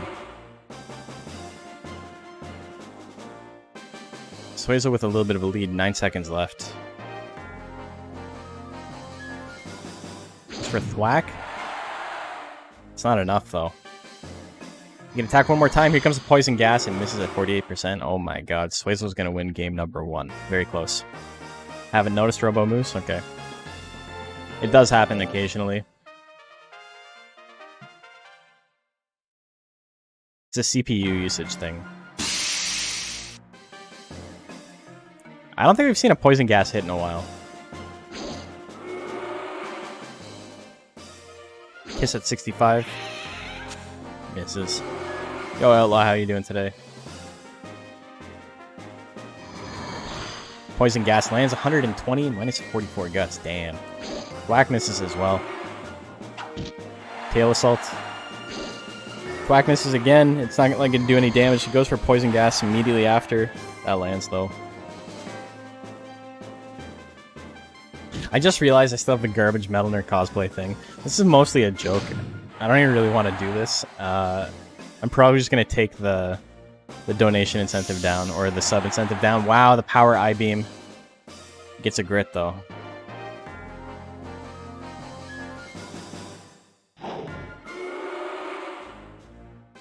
It's not over. Though I did learn that my province is stopping my ability to get a haircut until July. So we may have a vote on what haircut I should get, and then we'll just do one on stream while I'm waiting. We'll do a sub drive for it or something, or a bits drive or something. Last match of round 5, we got C. And we got Cepheus. Battle of the C words. Mohawk, I was going to. How am I going to wear headphones with Liberty Spikes? I'll have to make sure I have a space in the middle. Liberty Spikes are a lot of work. I don't think I would be up for Liberty Spikes. Not because they look goofy, they do, but whatever. But specifically because the amount of upkeep required in them is not a thing I'm willing to put myself through.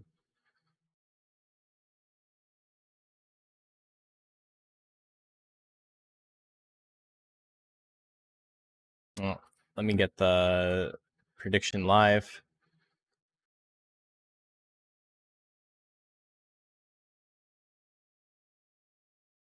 That's the point of Liberty Spikes, to look crazy?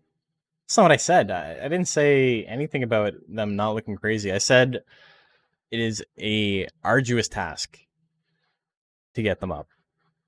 Skullet and a Hogan stash? Damn. Dude, I couldn't grow a Hogan stash if I wanted. What you're looking at right now is like peak mustache for me. I haven't shaved since my last stream. So like in a week.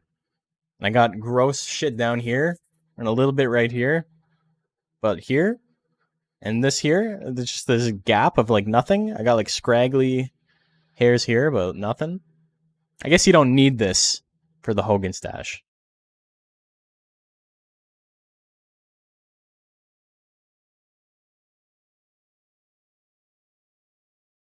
I'm not going to do anything like obscene. Like I'm not going to do a skullet. Shave and super glue the trimmings into a Hogan stash? Super glue seems like a bad idea. That seems like a way to give yourself sensitive skin, even if you don't have sensitive skin to begin with.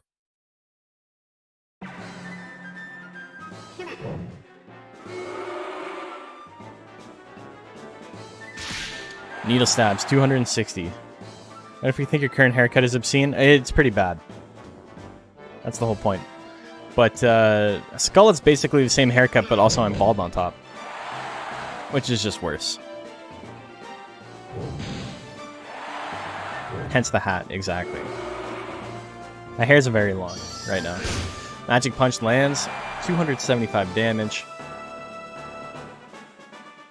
It's a lot of damage. The classic man bun with shaved sides that the Zoomers like to rock. I have never seen a Zoomer with a man bun and shaved sides.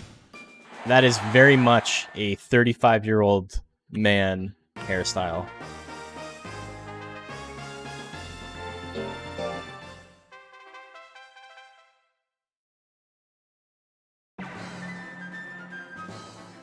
Tentacles lands. Epic mealtime aesthetic. People who say epic bacon unironically.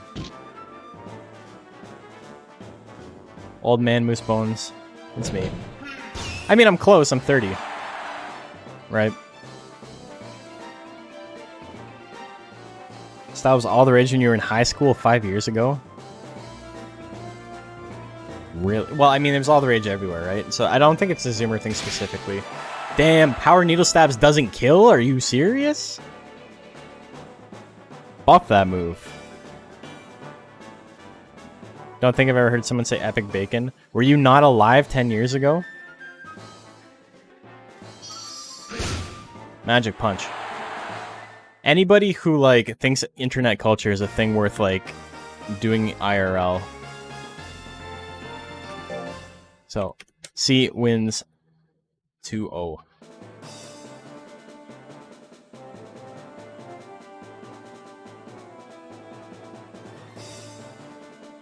You're Reddit gold, sir. Take my up boat. My upwards water vessel. Can you think of something that would dry out a vagina quicker than saying, take my upwards water vessel?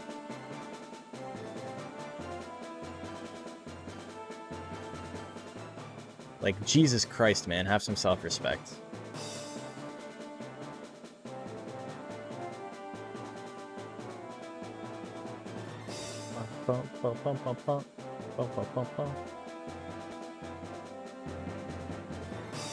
Very few things, yeah. It's funny, I never really used my downward sands vessel. You having a stroke? To be fair, I could say that about almost any Redditor. Anyway, let's take a look. What do we got so far? Here's our standings. Show them your magic cards you need to get out of MOP. Damn. Man's got Mox Sapphires. He's got the whole Mox set. Girls only want one thing, and it's disgusting. It's an entire set of Mox. This chat is going places. Only the best, you know? Anyway, Lontar at 6-0, 5-0. I can't count. And then our next closest is 3-2, and we see that with Society, Cetomophis, Cepheus, and Mango Mamba. Moldy Grandpa at 1 win, Suezo at 2 wins. Price the only monster not able to make top 4 right now. Very close. Oh, we're not going to college, baby.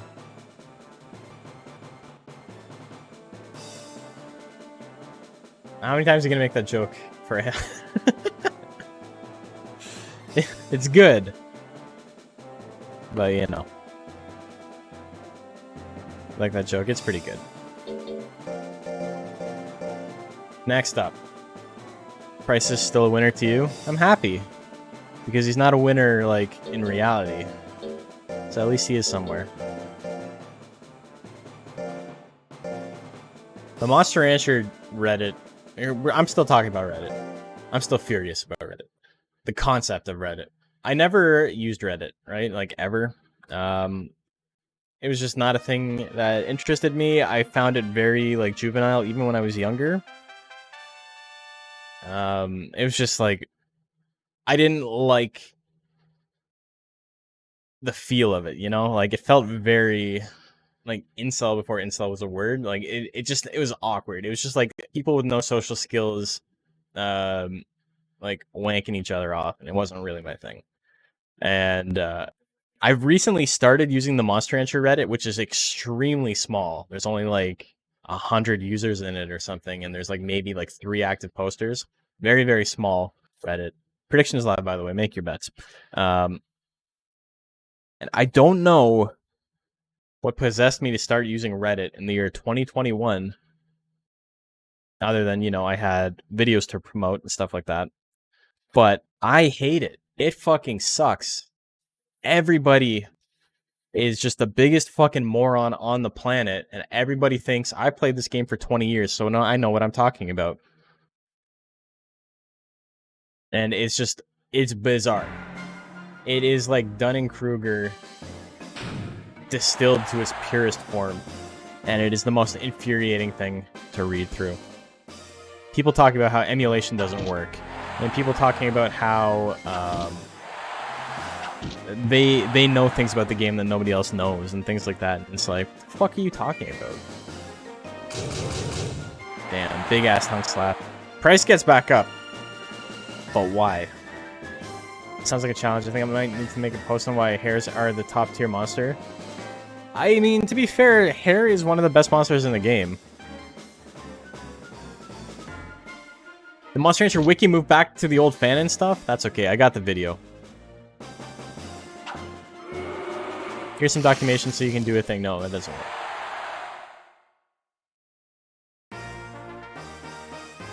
I'm making a video on it, Freya. Was that 2 games? No, it's just the 1 game. He just was very alive. He got the grit. He came back to life. He died again. Tongue slap lands again. 317 damage. That's a lot of damages. Played this game for 20 years. Helped figure out how to make custom monsters. Even spend time speedrunning it and still a shit breeder. I think one of the funniest things I saw was there's a thread of people talking about perfect brackets, right? So that's on the top half of the bracket is all wins, bottom half is all losses, or vice versa. Each match has a 50-50 chance of rolling in whatever direction. Confirmation bias really fucks with people's heads when it comes to that kind of thing. And so people will see things and they'll be like, no, Thanatos wins more often than it loses. Why is Thanatos always difficult to fight? And it's not that Thanatos is always winning, it's that your monster loses to Thanatos, so Thanatos has to win less matches to actually stop you from advancing. Things like that, you know? Oakleyman doesn't always win every match in the tournament. Oakleyman very often loses to Nats and Leon, monsters that it literally could not lose to normally. But it loses to them, and it loses to them about 50% of the time. There has not been any data mining on that specifically, but I've done tests of like hundreds and hundreds of matches, and it trends towards 50%. So I'm safely saying it's a 50% roll one way or the other. And if data comes out that proves me wrong, then I will admit that I'm wrong. It's not a big deal. But anyway, Thanatos can blow you, yeah. But that's the thing though, right? Is that there's because it is a % chance of happening, people shut off their brains and they just don't understand how things work. They don't understand the math behind it. And they find patterns in things that don't exist. And so this person posted a picture of a perfect bracket, which, you know, it was probably legit. It looked like it was taken with a phone camera of a CRT screen. So, you know, it's probably legit. Extremely rare to actually see it. And the reason it's extremely rare to actually see it is, let me check real quick. How many matches have to roll perfectly? Not including your own, because there's a good chance your monster is strong enough to beat everyone else's.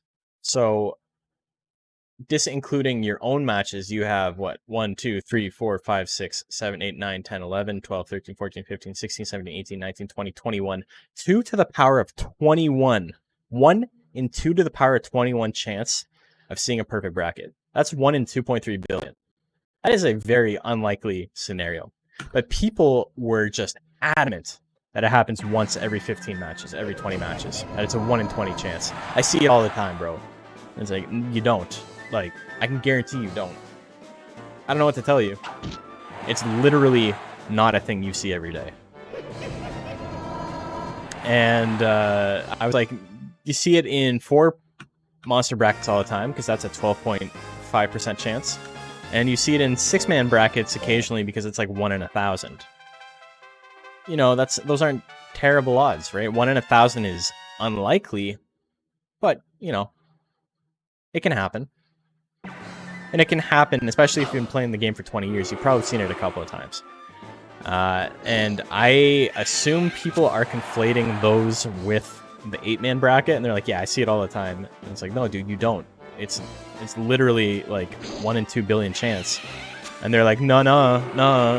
No, some monsters are better than other monsters. Oakley Man always wins all his matches. Thanatos always wins all his matches. And it's like, no, man, I've done studies. Like, I've tested it. Have you tested it? I don't mind if you've tested it. If you've got any sort of data that proves me wrong, let me know. But because they got fucking Reddit brain, they're just like, nah, man, it's not like that.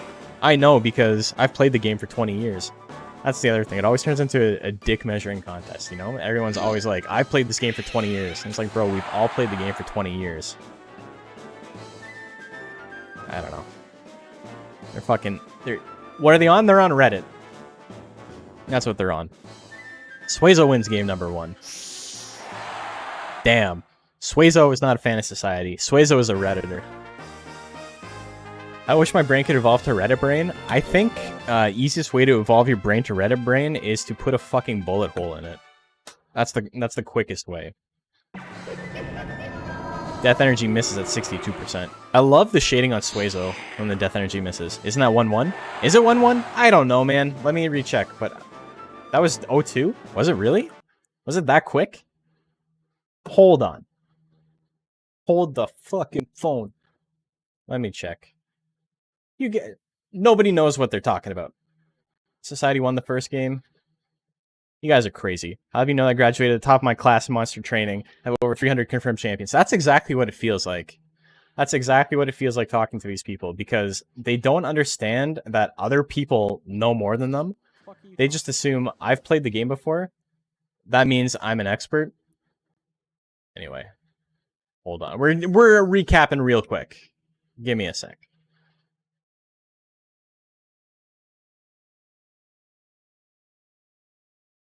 Also, Comrade Bob, you should re-edit Fudo Runner. That was such a funny entry. That one was my favorite. Okay, so, no, Society wins game 1.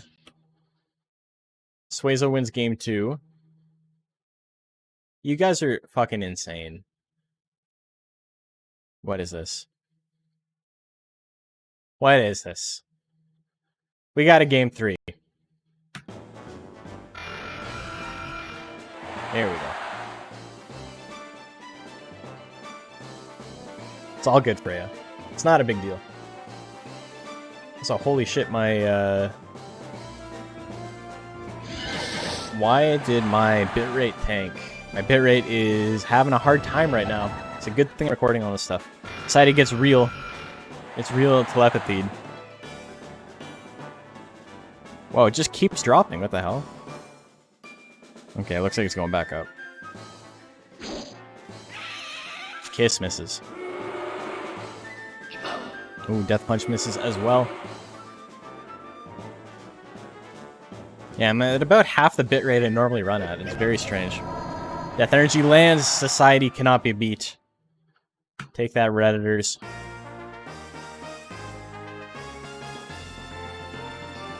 Play this game for a long time. You're going to argue with anything about Alkius? I argue with Alkius all the time.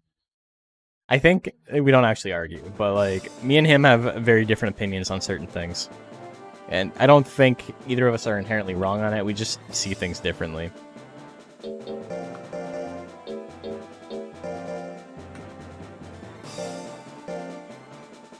Alkius knows a lot about the game, knows a lot about the inner workings, and has a very strong competitive, like a very strong grasp on what makes something competitively viable.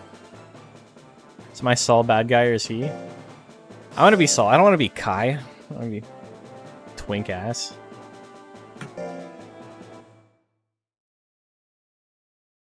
So Society beats Suezo, just like IRL.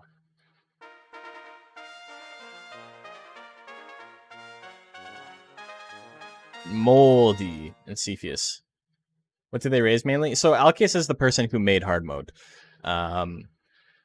He knows a lot about the game because he's the one who like unilaterally rebalanced it, and I think he has done a very, very good job considering he had almost no. Kai gets dizzy though. Look, if I'm being a twink, I'm gonna be Tempest. Or Testament. What the fuck am I talking about? I was thinking of Judgment and Justice. Sorry, I was thinking of Justice and Testament at the same time. So Testies.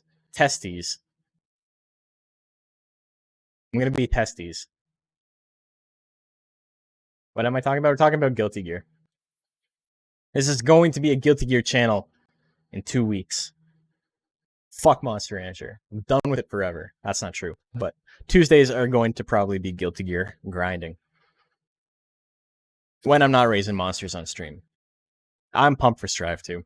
I want to run little tournaments. It's going to be a lot of fun. Or at least hold, like, viewer lobbies, you know? We skin all monsters as GG models win. See, fucking model could be Bedman. Half of it's done. Just gotta make a little man model and attach it to the front. Ooh, slash claw lands. Being testes is a policy choice, exactly. Come to watch me raise more monsters? Well, I mean, I got a lot to raise. I gotta raise one for yours. I gotta raise one for Oops All Zooms when that comes out. I gotta raise one for the Tropical. What's happening? How are we doing? We're doing fantastic, Sean. Hope you're having a good Saturday. Joker can be Testament. I believe that. That works. Poor Bedman. Dude, Bedman is such a fucking weird character, man. I really like his gimmick, though. Hated playing against him because I've got a brain made out of sand and I couldn't tell what the hell was happening. But, you know, he's great.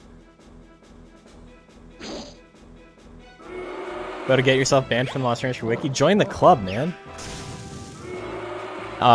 Take screenshots of shit that you change. Just let me know. Because I need to add it into my video.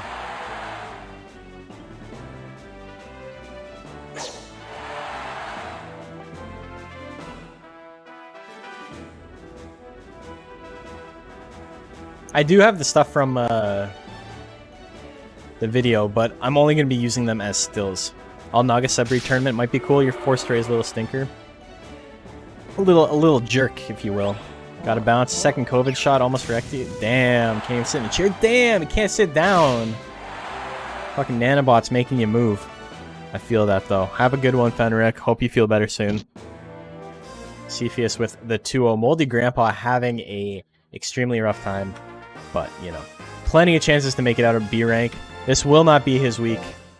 But, you know, there's always next week. It's only what? That's his second week fighting, I think? 8 more chances. Yo. It's time for dumb bets, baby. Hell yeah. It's his third? Either way. He's not Quill Bill in it yet, you know? It's not Quill Bill. It's not Borton. How many rounds have you missed? This is the 6th round of bracket number 1. Mango Mamba. And C. He's mainly Sake Fire all day. He really did. He's not in it to win it today. He just wants to drink. It's a Saturday. And it's 1 o'clock. And I got sake. So, you know, maybe it's 5 o'clock somewhere, you know? Maybe I'll join him. Have a little bit of lunch sake.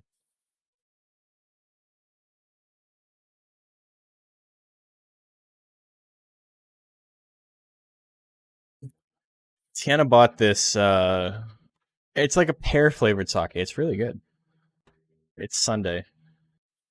Is it Sunday? It is Sunday. Every day is Sunday during lockdown, though. So she bought 2 sakes? Just 1. Sunday for me. That's everybody in the chat. Let me know what day it is where you live right now. What day is it in your fucking reality? Because in mine, it's Saturday, apparently. My coffee's not kicking in. That's the problem. Have you guys heard that song? I talk about it on stream all the time because I am out of work because of COVID. But every day is Sunday when you're unemployed by the slackers. Every day is Sunday when you're unemployed. Every day is Sunday. Friday never comes. My dumb Nagasaurian probably thinks it's Wednesday. It's Monday for Tarf. Because he's in an alternate reality. Every day I don't work is Sunday for me.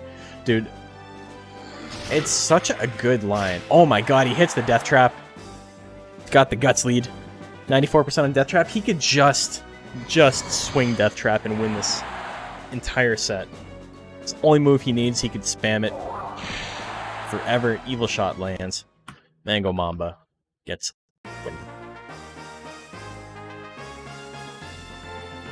But yeah, no, it's such a good line because the thing is, the joke with the everyday is Sunday is that Sunday is not really that relaxing of a day, right? Because you have that stress of having to go back to work. But when you're unemployed, you're constantly stressed out too because you don't have, like, you want to work, right? Most people who are unemployed are not happy being unemployed. And it's just one of those things where, like, you cannot get that stressful, like, twinge out of your brain. It's just always there. So every day is Sunday.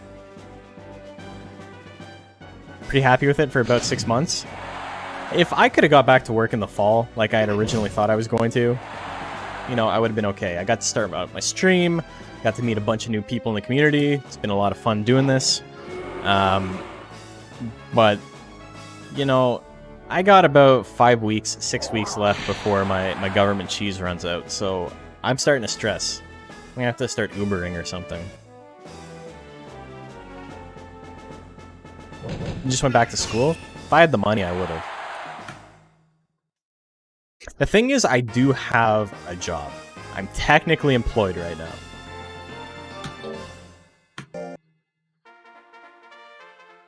You also got a job in your field? Yeah, I got a new job 3 weeks before lockdown hit last year. Very solid job. Extremely high pay for the amount of responsibility I have. It's fantastic. But it's in live events. So until live events come back in Canada, I'm playing Monster Rancher. And then once they do, you know, I welcome it with open arms. With arms wide open under the sunlight. Remember Creed? That's where we're at right now. Oh, you're a stagehand. Okay, right on. Yeah, I do. I'm an audio engineer. Or I started off as an audio engineer. I think I do more lighting gigs now than I do audio gigs. They aren't starting back anytime soon. I do a lot of weddings. So those will eventually start up just because people are really anxious to get their shit over with. You were just talking about Creed last night? Why? What possessed such a thing? 3K teacher seems really, really frustrating. I'm already talking about how I don't like Reddit. I don't know if you're here for the Reddit discussion, but teaching preschoolers kind of feels like actively participating in Reddit. In the exact same way you referenced them, you found a meme? Oh, okay. That ain't bad. I don't know. I don't know if... It's funny because I put out these instructional videos and everyone's like, man, this is great. I love it. But the thing is, I don't actually see myself as a very good teacher. I am hyper aware of the fact that I have like a short fuse. I have kind of a short temper, and I would find myself getting very frustrated very quickly if people didn't understand a thing. It's happened a couple of times in the league, actually, where like somebody's like, yeah, I don't understand this or that. And I do my best to like... Why did I already have that marked off? What am I missing? Has this happened? What the fuck? What's going on here? Price is 3, right? I already had that marked off though, which means I made a mistake somewhere. 3, 2... It's 3 and 8. 3 and 7 has happened. Okay, so this goes here. A big mistake. But that's okay. We fixed it up. Society beats Suezo. I have a short fuse like that too. Like, the instructor, my brain glitches when people keep asking questions, aren't able to follow along. Yeah, Cepheus is missing a game. We'll get to it eventually. I fixed it. Thank you, though. You're probably just a little bit late on the stream. had to walk your girlfriend through troubleshooting a computer that won't post in a Discord text chat last night. I have far more patience than I thought. It depends on who I'm talking to. That's the thing. If I know that the person is struggling, it's much different than if I think the person is just lazy, you know? If somebody is having a hard time because I think they didn't actually bother trying, I have absolutely no patience for it, and I become very irate very quickly, and I'm just like, dude, don't waste my fucking time. But if someone's like, man, like, I don't get it, I will try as hard as I can, but at a certain point, it's almost frustrating because you feel like you're not doing it correctly. You're making a mistake somewhere. Also, Suezo's missing one. Dude, what the fuck am I doing today? I'm so out of it. Everyone else is okay. This is gonna happen. Suezo and Cepheus have to fight as the last match. No, they don't. They already fought. No, sorry. Price and Suezo, was that the last one? 3 and 8? Yeah. So that means 2...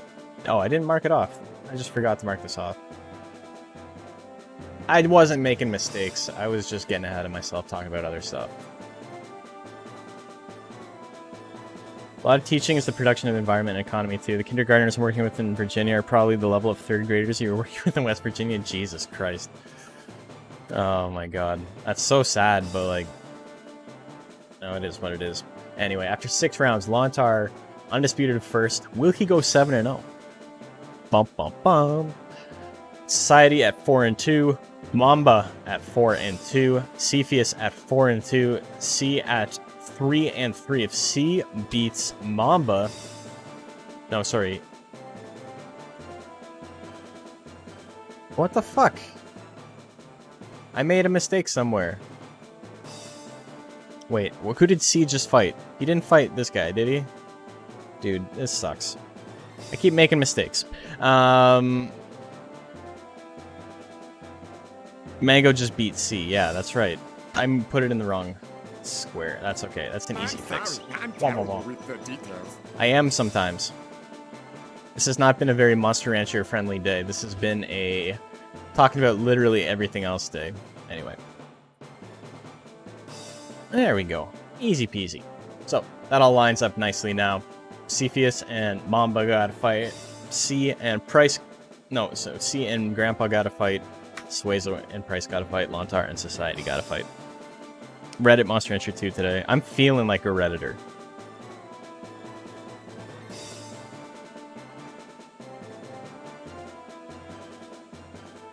In between doing entertainment at a resort, being a dog trainer, living in the monastery. Living in a monastery? Damn. Playing Monster Hunter. You got this guy, RPG auto leveling. Nice. I'm excited for... When's 3.0 for Rise coming out? It's got to be coming out soon. I played the update. I beat all of the Elder Dragons on my first try. Realized the sets and weapons I could build for them do not eclipse the build I already have. They don't make it any better. So I just beat them once and then it was like, cool, that's it. So on that topic, worst monster, Monster Rancher? So it's awkward because I want to say in vanilla, I want to say Mono. I think Mono is very bad, but only Mono pure breed. I don't think Mono, like Romperwall, I don't think Romperwall is that bad, and I definitely don't think that Cocooned Sobros is bad at all. I think Cocooned Sobros is pretty solid. Purebred Mono is probably the worst monster in the game just because, well, if you take everything into account, not even just competitively, but casually, his stat gains are very, very bad.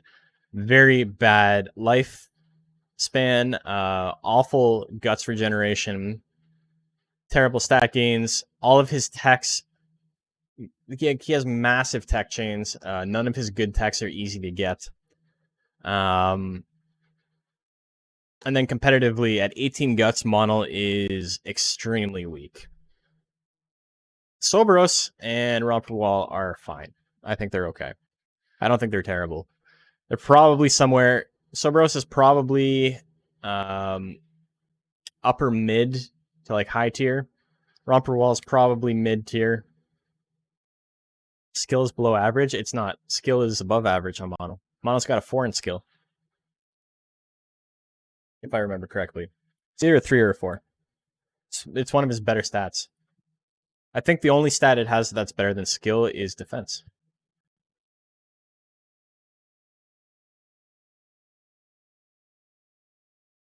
It's got a 2 in life. It's a 2 in life, 2 in power, 3 in intelligence, 4 in skill, 1 in speed, 5 in defense, I believe.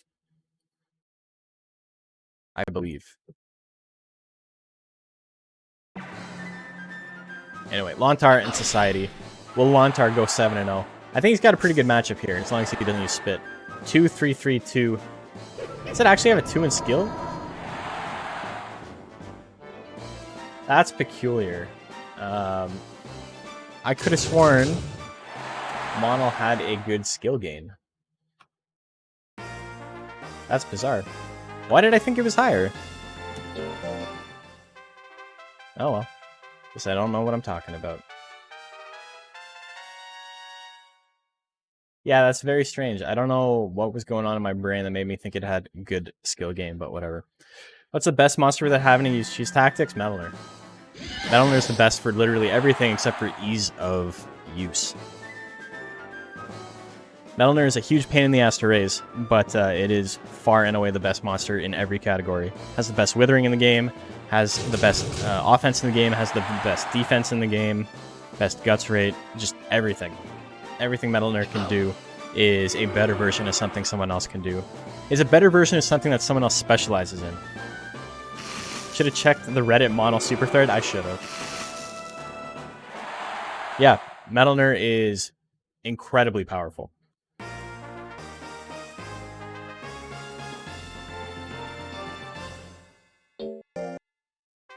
A gain of like 2 power doesn't preclude it from having strong offense. Metalner wins by never allowing its opponent to attack.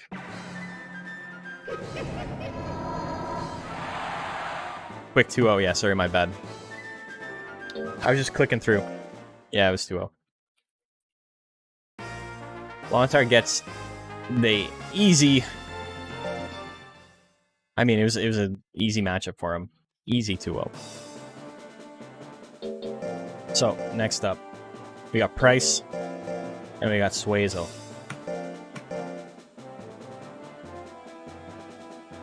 Yeah, if you don't think Metalner has good offense, take a look at its actual attacks. Back charge is significantly better than, like, entire monsters' loadouts. Like, almost no monster in the game has a move as good as back charge, and back charge is not even Metalner's strongest move.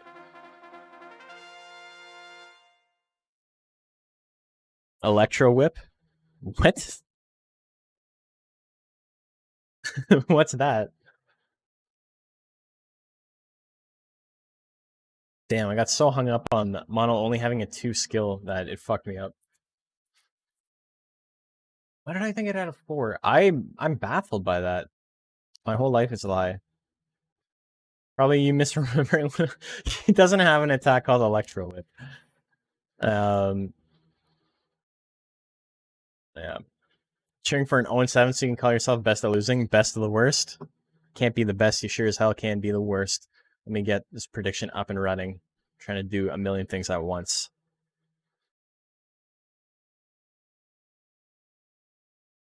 But yeah, Price went into rank B with a very strong record. That's not going to be the case coming out of first week of rank B.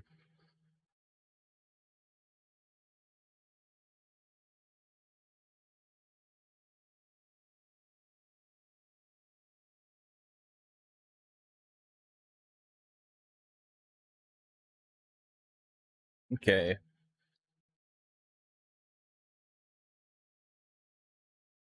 So, Lontar went undefeated. Don't see that often. 27 seconds left in this. Everybody thinks Price is going to win. Or is it just one big bet? There's no big bets here. So I'm going to change that. 10 seconds left. Get your bets in. Metal... Nighton has a move called Electric Whip, yeah.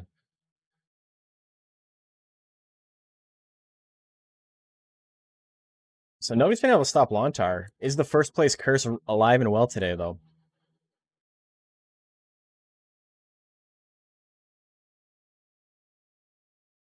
Elner's Withering is pretty crazy. The other thing is, all of his attacks have a very good critical hit rate. So even though the attacks themselves are not necessarily that powerful, once you add a 50% damage boost to all of them, you know, you start seeing some pretty big numbers.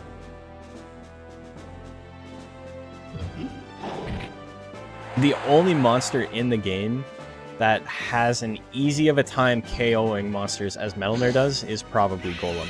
It's probably the only monster that can like contend with it. Neg is up there, Neg is close, but Metalner and Golem are like 1 and 2 for like consistent damage output. Kiss misses 70%. The other thing to consider with Metalner is that having more guts means you get to attack more often, right? So you don't need to do 900 damage with all your attacks. You can do 150, but if you get to attack 3 times as much as your opponent, you know, doesn't matter. Basically, Tiger and Suezo mashed up their best parts, kind of. Suezo has really good incidental withering. Suezo as a withering monster is not particularly good. Like, if that's your focus with Suezo, you're probably going to lose. But the fact that all of his stuff, except for Spit, for some reason, does really solid withering, even if that's not its main focus, is a big part of why Suezo is like an okay monster. Because its techs aren't very good. I-Beam, Chewing, maybe make an argument for Telekinesis. That's about it for Suezo's good techs. Outside of Spit. Spit is like numerically really, really powerful. Tail Assault's not great. Kiss isn't great. Lick isn't great. Telepathy's not great. Yodel's not great. Bite and Tongue Slap aren't great. But they make a cohesive package. And sometimes that's enough. Suezo's having a hard time in this matchup. He needs to go for something. He's not going to attack at all. Or is he? Telepathy lands with a big guts lead. It's enough to kill. He stays alive in it. He's lucky he got the crit. It would not have been enough to kill otherwise, I don't think. Maybe it would have. I don't know. I don't know. I wasn't expecting it, though. I-Beam lands right off the hop. 223 minus 21 guts.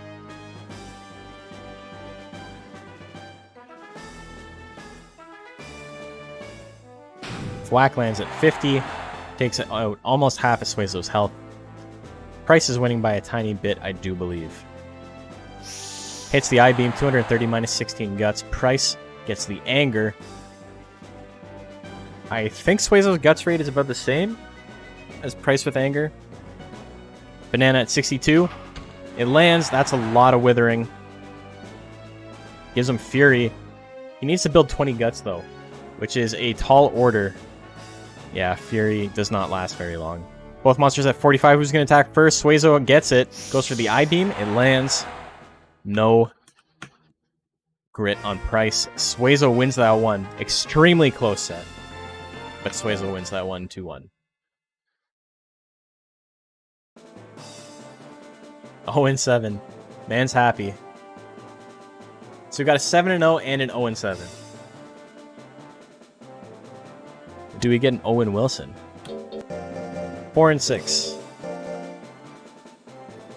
No mention of Dragon KOing things? No, because he doesn't. Dragon doesn't KO fuck all. He's got a worse guts rate than Golem, and he does less damage than Golem.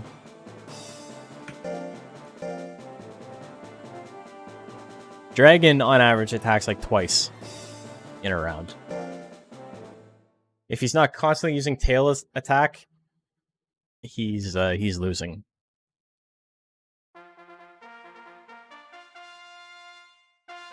So Suezo gets the win there. Wow. Mine and everyone else's Owen Wilson impression, exactly. Moldy and C. You moldy old C. Don't say that. Got 2 games left before end of regulation, and we move into our top 4.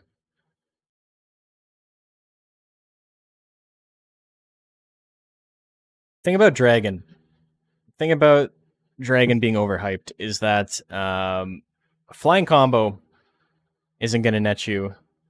Wing combo and flutters. If you want to spend 27 guts to do 300 damage on a monster that will never get those guts back, be my guest.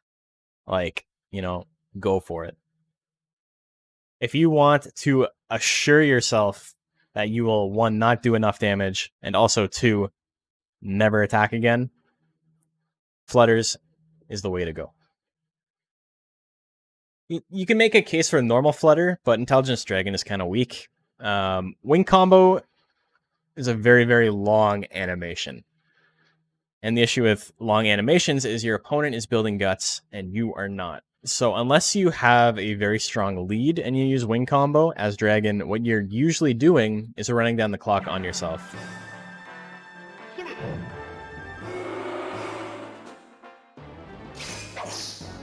Wing combo itself is fine. I think wing combo is a pretty good hit tech on Dragon. It's solid. There's nothing wrong with it. Not very powerful, but it's what, like 16 guts or something? Tail attack's what you want to be using like all the time, though. Dragon's basics are actually really strong. Bite's really solid too. Does a significant chunk of withering. Ooh, Thrust Claw. The double Thrust Claw, Moldy Grandpa gets the win. Dragon's one of the worst monsters in the game, by the way, if you're unaware. Casually, you can kind of stomp stuff with it in single player, but in competitive, Dragon is very, very weak. In our specific meta, I should say. In the Japanese meta, he's a lot stronger. Because the Japanese meta is just like constant one-hit kills. You just flip a coin and you win, or you flip a coin and you lose.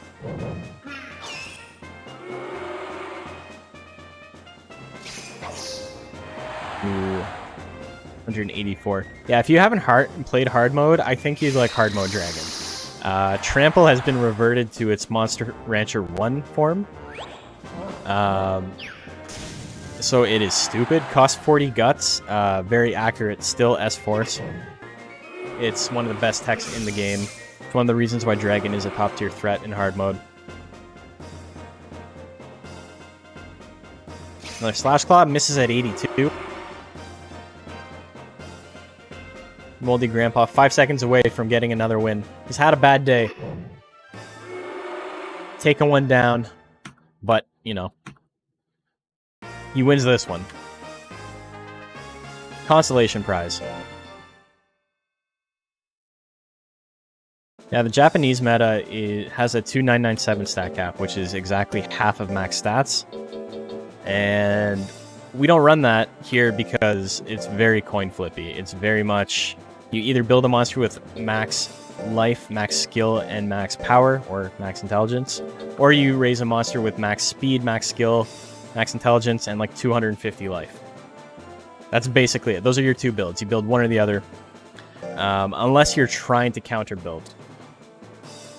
That's literally all you can do. Those are your 2 build options, and if you build the monster with max speed, anything can kill you in one hit, and if you build the monster with max life, you're not going to dodge anything.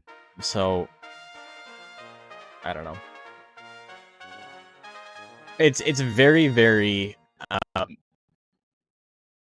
RNG heavy.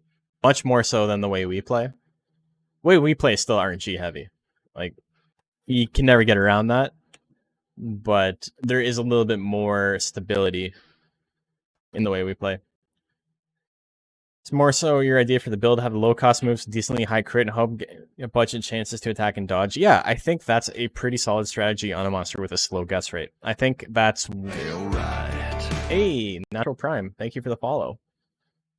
I think that's why Revenge did so well last season. The mono with only the flattening line and nothing else, because its most expensive tech was 21 guts. Pretty solid. Not a thing I would have thought of, but in retrospect, it makes a lot of sense. But yeah, this is our Last match before top 4. Yeah, Agile's good at this game, man. I wish he was not super burnt out on Monster Entry, because I would have liked to see him enter something for this.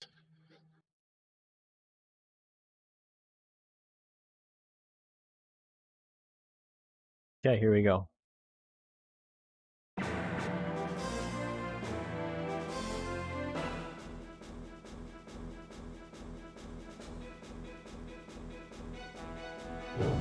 Thwack. No, he goes for charge instead. But there's the thwack. Predicted it. Poison gas misses. Oh, gets the death trap. Look at that. Withering. Oh my god. Steals all them guts. Does it again. Do I see 3?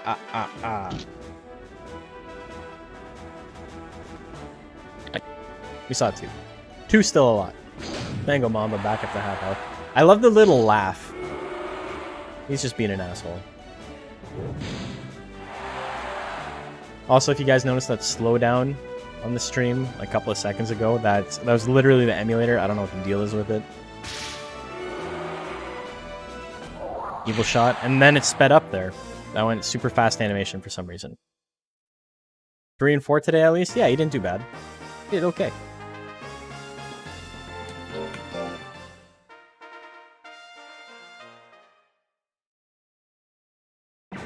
I'm still trying to think what's the most entertaining monster. I don't have an answer for that. I think it depends on a lot of factors. It depends on the build. Depends on stat allocation and a lot of things. Tiger is one of my favorite monsters in competitive play. I love Tiger in competitive play. Did my stream go down? Yeah, my stream keeps pausing. I don't know if it's just the one I'm watching, or if it's like struggling for you guys too. Yeah, my let's give it a break. My bitrate is currently at 500 for some reason, 400, and dropping. Yeah, it's I don't know what the deal is. This is the first time in a couple of weeks we've had issues like that. Yeah, so we're chilling. We're chilling. But as I was saying, yeah, Tiger is one of my favorite monsters competitively. But we saw Tix make El Pointo a monster with no offense and just high life and high speed. That did exceptionally poorly and was extremely boring to watch because there was never any KOs. And it didn't have what it took to win. So you knew what was going to happen, and the match just dragged on. Shit like that it's funny until it's not, you know? Like, I don't find that very entertaining. Even though I like Tiger. So it's hard to say what the most entertaining monster is. I think the most entertaining monster usually has a consistent chance to win, and also, like, a crazy comeback potential. So that can be any monster, any build, as long as it has those things. If you know it's not going to just bust her out every single time, if it's got a shot. And then also, if it does have the ability to steal a match, that's important too. That's what makes a monster fun. I think that's a big part of why I like watching Jean-Claude fight, because Jean-Claude has that. He's not so consistent, but he has the ability to win any match. And, you know, he's got the one-hit kill potential at any time. Myriad was fun last season. Yeah, Myriad was kind of like that. Where is my... There we go. Once you got the Vital Ritual train going, yeah. And then it was over. Again, Agile's monster.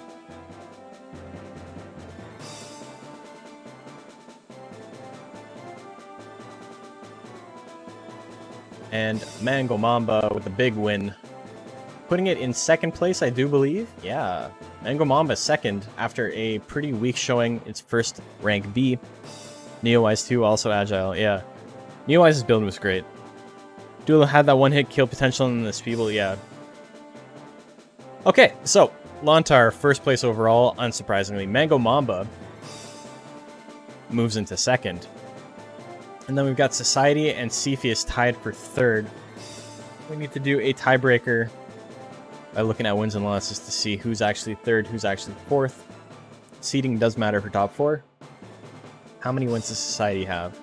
1, 2, 3, 4, 5, 6, 7, 8, 9, 10.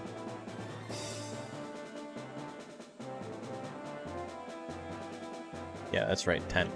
And Cepheus is number 7, has how many wins? 1, 2, 3, 4, 5, 6, 7, 8. Has 8. So we got Lontar in first, Mango Mamba in second, Society in third, Cepheus in fourth. That means Lontar and Cepheus will fight, and Society and Mango Mamba will fight. Give me a second, and we will get top 4 set up.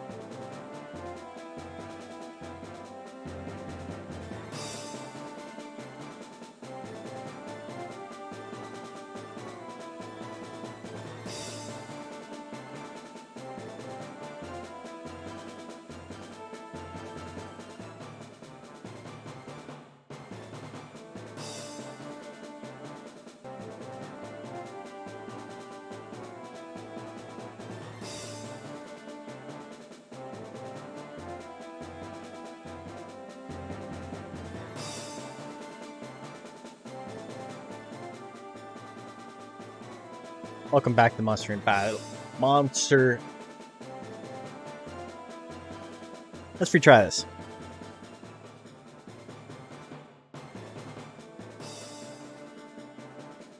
Welcome back to the Monster Rancher Battle League Season 2, Week 8A. How are you guys doing today? It's okay, take your time. It's hard, you know? What really tripped me up is I transitioned to the wrong screen and I was like, hold on. This is not the bracket. But yeah. Here's our top 4 for the day. We got Lontar, coming in with a perfect record versus Cepheus, who barely squeaked by with a 4-3. I say that, but nobody else had a 4-3 record. Like, that was really contesting him. So, you know, he did better than a lot of monsters. And then we got Mango Mambo, who got second. Very strong start, and then he continued that throughout the entire tournament versus Society, who also went 4-3. But yeah, a lot of good monsters today. A lot of good battles. So let's get into it. I also want to say a special thank you to everybody who has followed today, people who renewed their subs. I do appreciate it. It means a lot.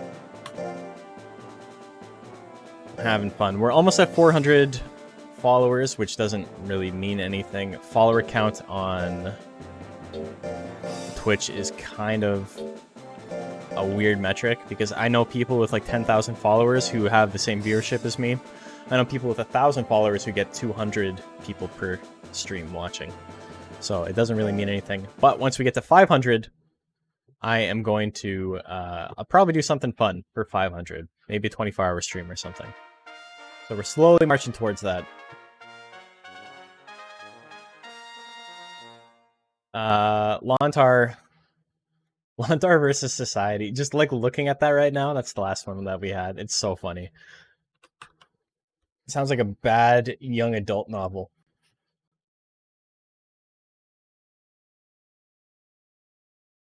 Okay, prediction is live. I'm going to get some in the chat while we're waiting. So we were talking about who the most interesting monster is, and I said it might be Durhan or Zilla based on my criteria because they have both big moves. And though again, slow with guts. So Durhan doesn't actually have a slow guts rate. Durhan has like, is it a 13 or a 14? I think it's 13, which is like average. Zilla has a fucking abysmal guts rate at 18, but Durhan's isn't actually that bad. You like watching Beaclon a lot? Beaclon is fun because he's got a bunch of different builds. And yeah, he's got goofy stuff where he like takes off his horn. Might be biased, but Intelligence Gaboo seems very fun to watch. Intelligence Gaboo is another one.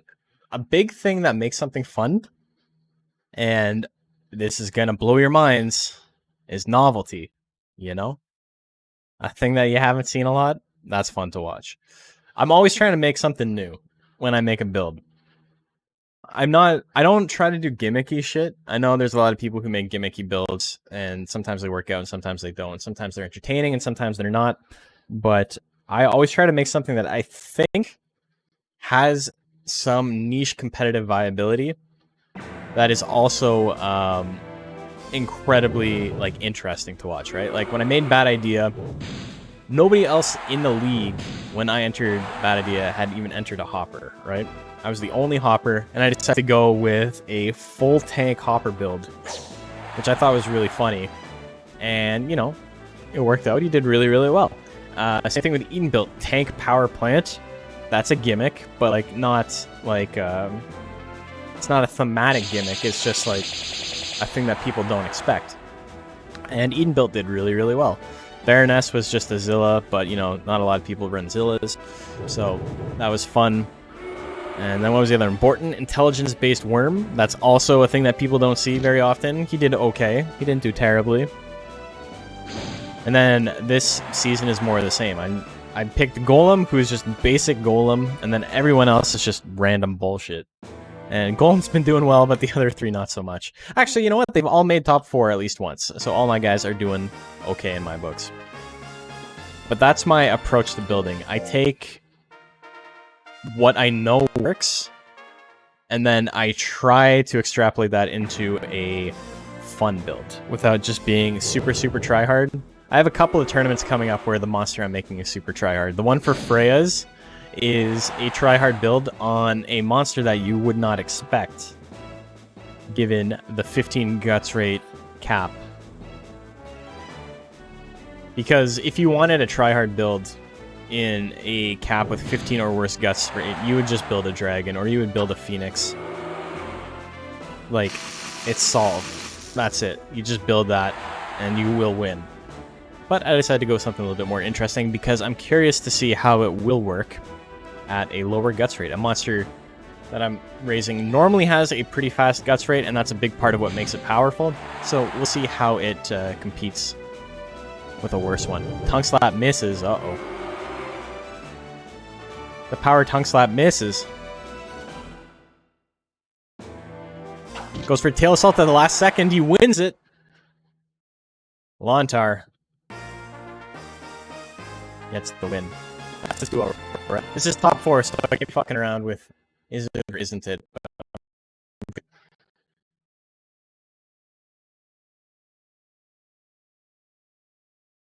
We're gonna make sure.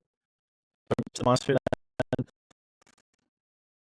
Hopping Rocks Advanced. Want to see how intelligent Rockclaw build does. Yeah. Your next tournament? Did you say your next tournament was? You said you had the idea, but I don't know. I know someone asked you, but I didn't see if you had. I'm not fucking this up.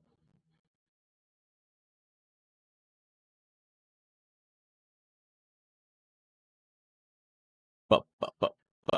Damn, watching my streak, it really looks like I've got a neck beard.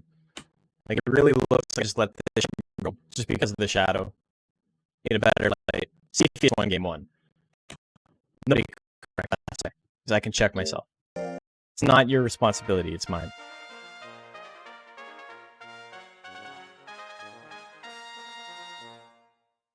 Okay, here we go. Game 3. It's called the Grand Tournament of Blades. All monsters must be Joker, Enhanced Centaur, or Rack. Interesting. Are you getting laggy audio? What do you mean laggy? It's laggy for you too? Explain what you mean by laggy, I'll help you out.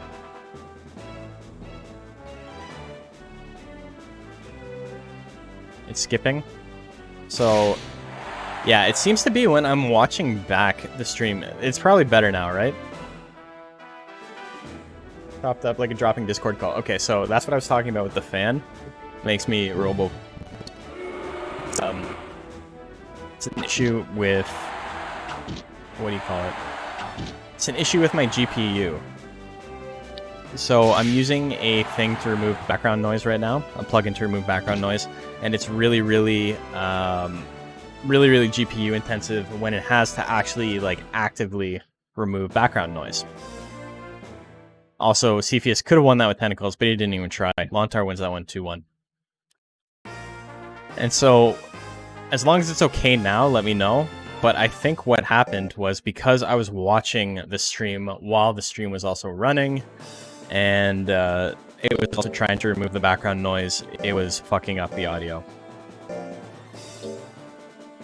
Okay, so Lontar gets the win. Next up, we got Society.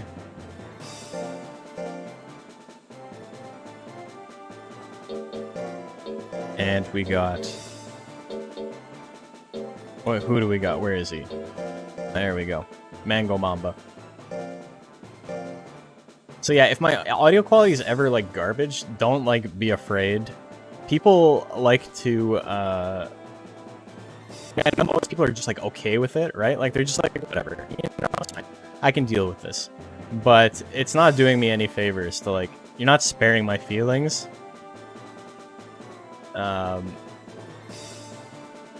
So I can take it. I'm not going to be upset if you let me know the audio quality. It's happening again? Maybe I'll just turn off the fan. Maybe I gotta turn off the fan, because that's a big part of it. Okay, we'll be back.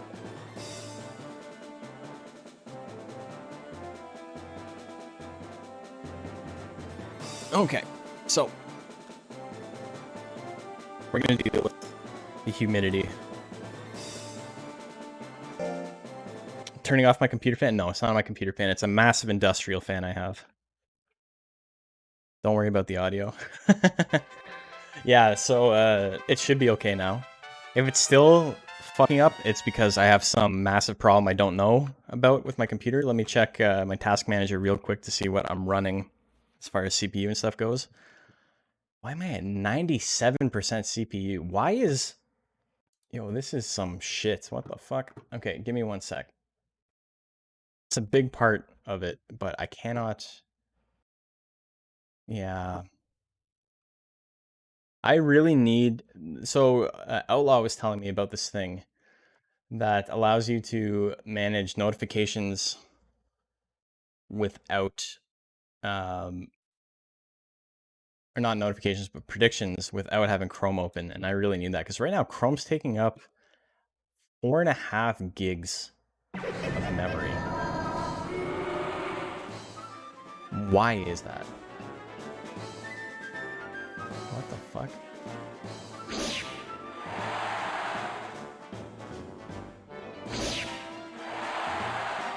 Gotta learn how to drive? Okay.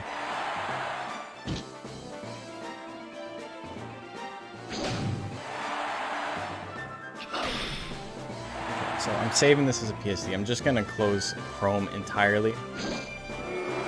That's gonna, oh my god. Dude, that pulls so much CPU. What the fuck? Pedestrians don't count for points? Not with that attitude, they don't. So I probably should be able to put the fan back on. It almost seems like it's a memory leak or something, because I don't know why it was taking up so much.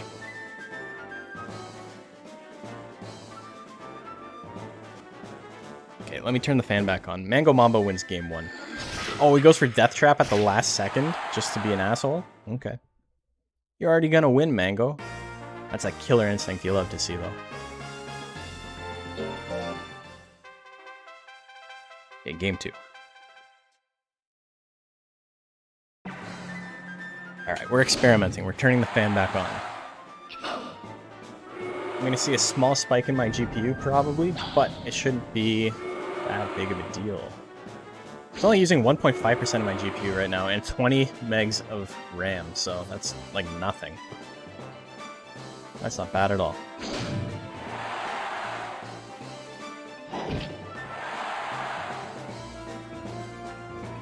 I wonder...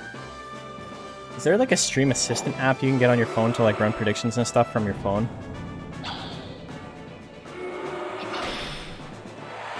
It's not so much having Chrome open, it's just having Chrome on the same computer I'm doing stuff on is making my computer sweat a little bit, you know?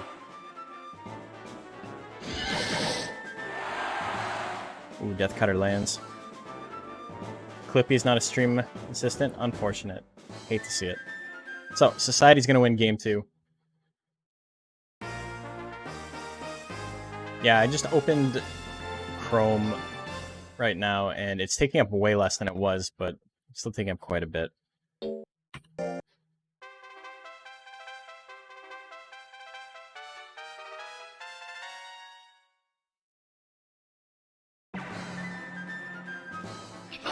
Death Punch misses.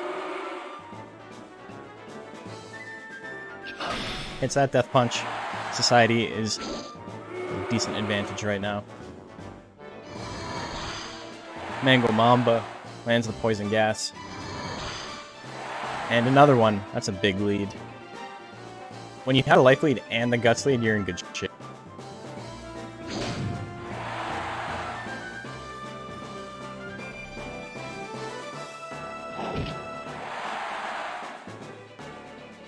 So yeah, my CPU's starting to spike again as I open Chrome. That's unfortunate. But it looks like we're okay. Damn, another poison gas? And he hit kills now. It's in a good spot.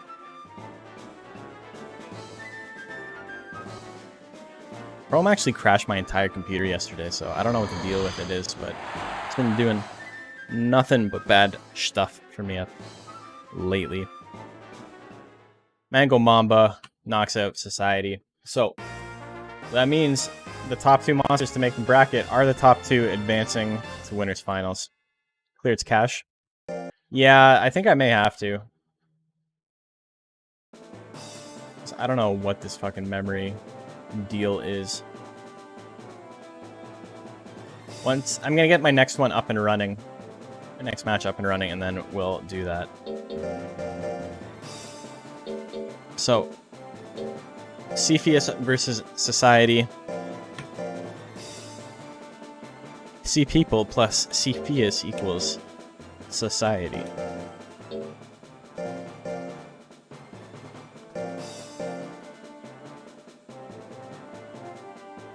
Cepheus and Society is live. Let me take a look. Stream manager real quick. Hell right. Hell right. Zazriel 32 is now following. Thank you. Veggie subs are rolling. Yeah, they're doing well. So Mango got the win. Nobody voted on Mango. Not even Viver Buns himself.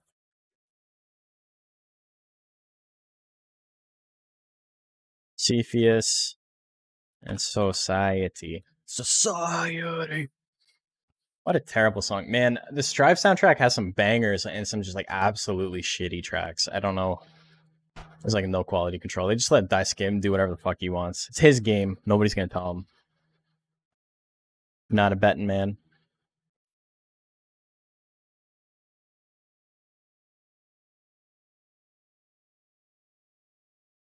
Gotta know when to hold them. So on and so forth. Okay, let me see if I can clear a cache.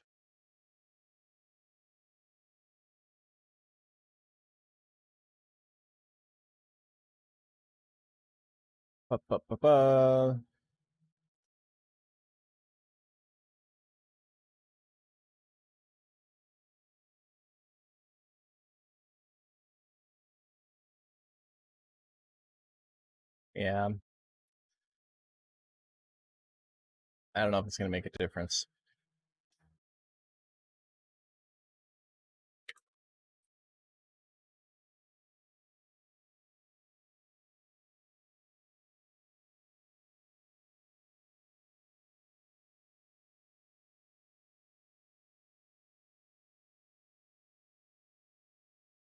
Anyway, this is live. Let's go. Cepheus and Society.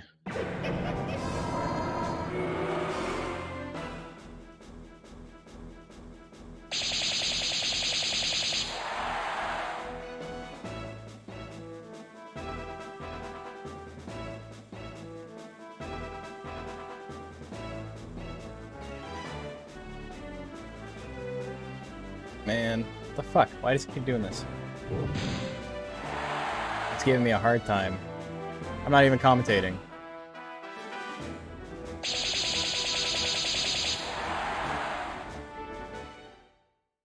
Damn, Cepheus with a quick win there. Well, we just cleared a ton of stuff out of the cache. Hopefully it's better. Not seeing a difference, but maybe we will eventually. I feel when you're slower than a wall. What can you do?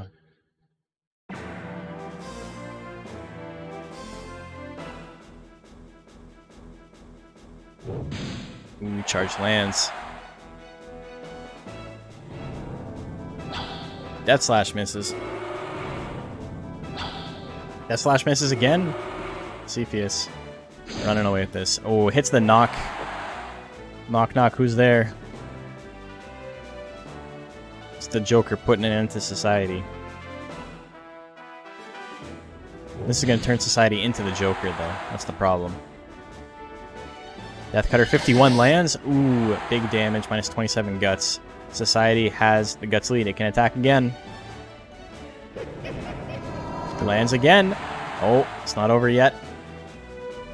Society's going to hit 45 guts before his opponent.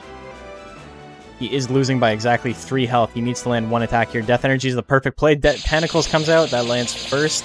That's going to be it. Cepheus. Cepheus advances. Has he landed a single Death Slash today? I think so. Earlier he did. But anyway. Here's prediction outcome. Cepheus wins.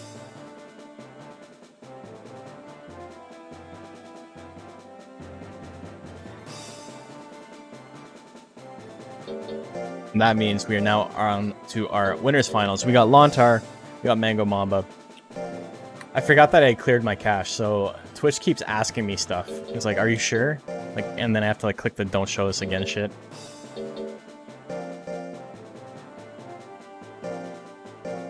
Battle of the Veggies. A reminder that all matches from this point on are best 3 out of 5. Or best, yeah, best 3 out of 5. I said it right. At Lontar, we got Mango. How many times? Let's get out of here. Are you sure you just don't want us to show this again? Exactly. I keep getting the pop-up for my own chat rules. It's like, hey, follow these rules. My rules just say it's okay to ask questions and don't be an asshole.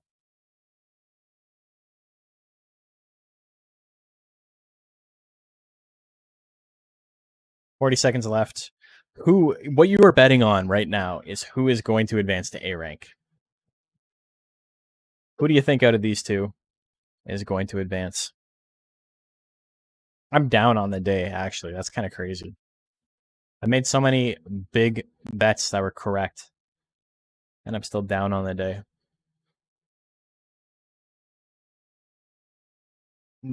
Here's something dumb like ball till you fall. That's a good rule. That's a good chat rule. You think both will? I didn't bet. But we got 1.3 on Lontar, and we got 1,000 on Mango Mamba. Tail Assault hits, a little bit of damage. Procs Anger immediately. Angry Belly Punch. Not what he wants, but that's a solid amount of Withering. Twice in a row. Minus 25 guts. Not bad. Doing a little bit of damage. Keeping up. And it still has the guts lead. Goes for the whack. That lands as well. 2 in a row. Maybe not the play. Lontar can get back in this. Another Belly Punch. He absolutely can. He's got a 30 guts lead. 40 guts lead even. Hits the bite. How much damage are we looking at? 260 and 20 withered. Procs Anger, but Lontar can't attack, so it's not necessarily the best play. Both of them in the 60s. Who's going to attack first? Spit. That's totally fine for Mango Mamba. Goes for the thwack. Again, not what he wants, but he's just going to keep going for it. Belly Punch misses. Mango Mamba has not used a power or an intelligence tech yet. Lontar's used one power tech. Another thwack. It misses, pushes him back. He can use Death Trap or Evil Shot. But he's not going to use either. Lontar wins game number 1. Mango Mamba's build is a little bit inconsistent. I think it may have trouble beating Lontar.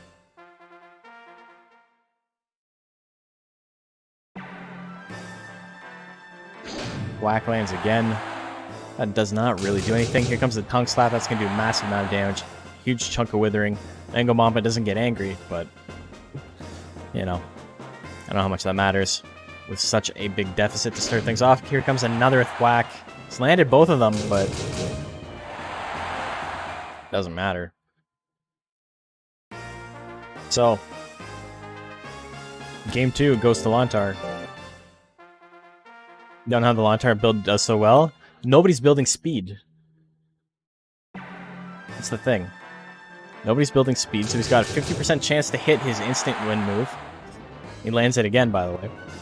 And that coupled with a little bit of good luck, you know, that's all you need to win, is to land your 50-50s and make sure you don't get hit by other shit.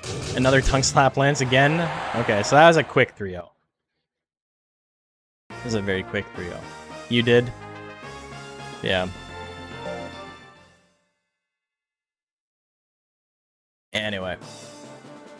That's a 3-0 and a handshake if I've ever seen one. Lontar wins. So that means we got Mango Mamba. And we got Cepheus.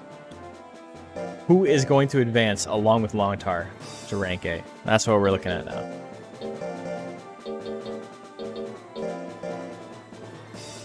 Brian A. It's not Brian F. Brad, how are you doing today, man? Okay, let me get this prediction up. Who do you like? Do you like Mango Mamba?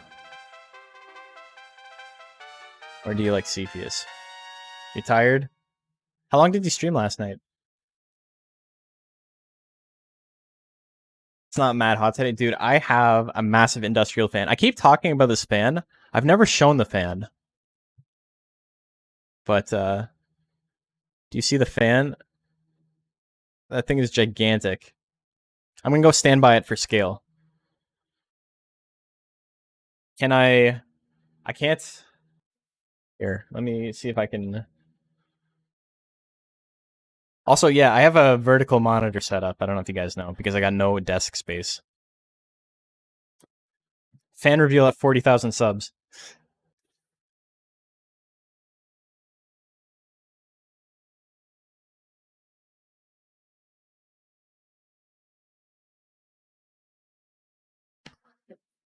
Shit sounds like a jet engine. Anyway. It is my biggest fan. It supports me like no other as well. I've seen bigger when you worked in a warehouse. You want a fucking medal? Like, I'm happy for you. I'll say that. Oh, you grinded Xrd last night.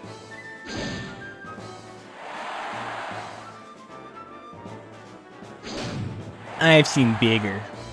Yeah, no shit.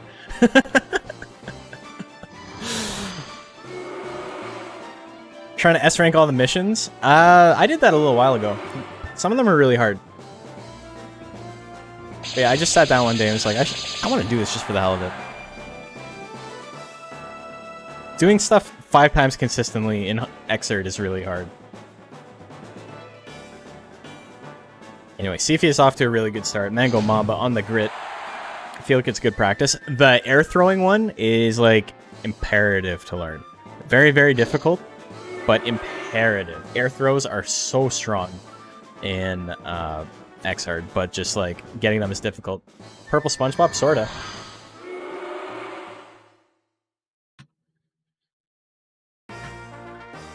Reminded you from that quote in Liar Liar.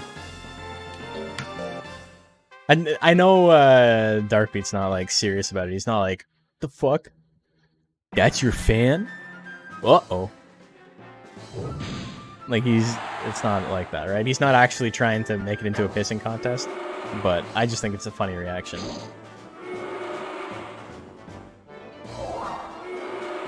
Evil shot not landing. Mango Mamba having a little bit of trouble. Fucking missing the belly punch too? Can't hit a wall? What is this? Both at 60 guts. Who's gonna go next? Whack at 53, doing a little bit. A little baby bit. Rad, are you getting Strive? Ooh, Death Trap hits. Look at all the guts he stole. But then he gets stabbed immediately after. He's just like, fuck. Maybe this was a mistake.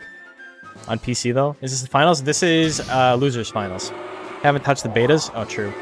I'm getting it for both probably because I'm just a giant dumbass, but I also really like the game, so I'd like to play with as many people as possible. I've shown my fight stick on stream before, but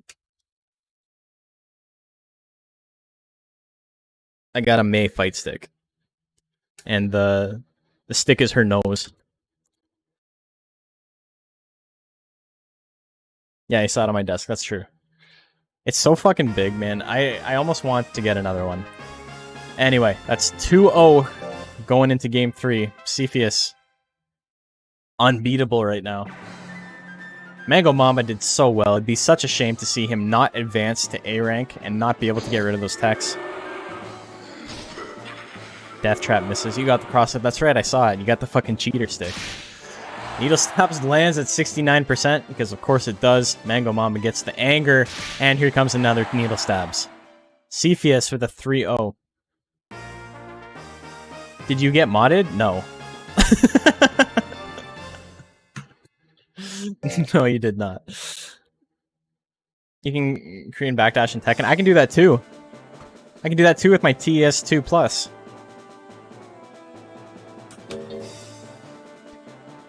That was rough. Mango Mamba, 2nd overall, gets to winners finals, loses 6 games straight to be eliminated, and stays in rank B.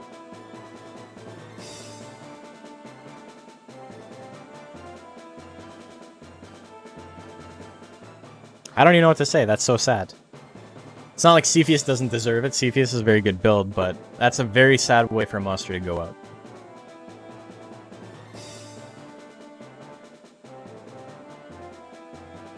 Yeah, I know what you're saying. There's actually some really interesting implications of the cross-up existing. Like, being able to do perfect electrics and stuff in Tekken is bizarre and not intended. And so there's things like that where, like, if cross-up becomes, like, the norm, you do kind of have to build around it. You have to change the way that you implement difficulty into your... Maybe you'll play an electric character in Tekken, I mean, you're not going to win with just electrics, but they do make certain links insane. Okay, where we got? Lontar, we got Cepheus. This is grand finals. Remember, you are betting for 2 brackets, potentially, if Cepheus wins the first one. Hihachi electric spam? Bro,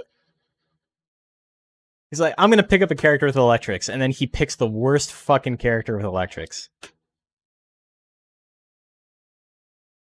But, I mean, if you can do electrics every time, I guess it doesn't matter, right? Doesn't matter. It's all the fucking same. Who cares? Don't like Kazuya? He's goofy, man. I don't like the Vegeta hairline. Get out of here with that. Fucking Widow's Peak.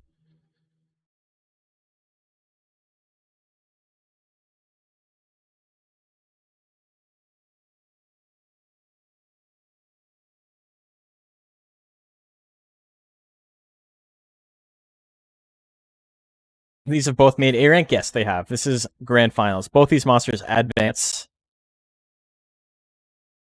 Bets are very one-sided for Lontar right now, and with a good reason.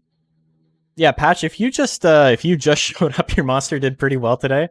But Lontar has literally not lost a single match. He is currently 9-0 on the day. Gigas is cool. Gigas is a sick character. I'm a fan of Gigas. I played Bears when I played Tekken, and then I got bored of Tekken and I stopped playing it. But Cepheus is a fan favorite. Oh, fun monster, yeah. I think a lot of people like Cepheus. I like his build. And you always like to see a monster on their first week in rank be advanced. That's always fun too. Been watching on and off, but pretty drunk, true. Oh, that's right, because you're at the pub. But yeah, this is grand finals. Congratulations, you got to build another monster. You got to move your monster up to A rank.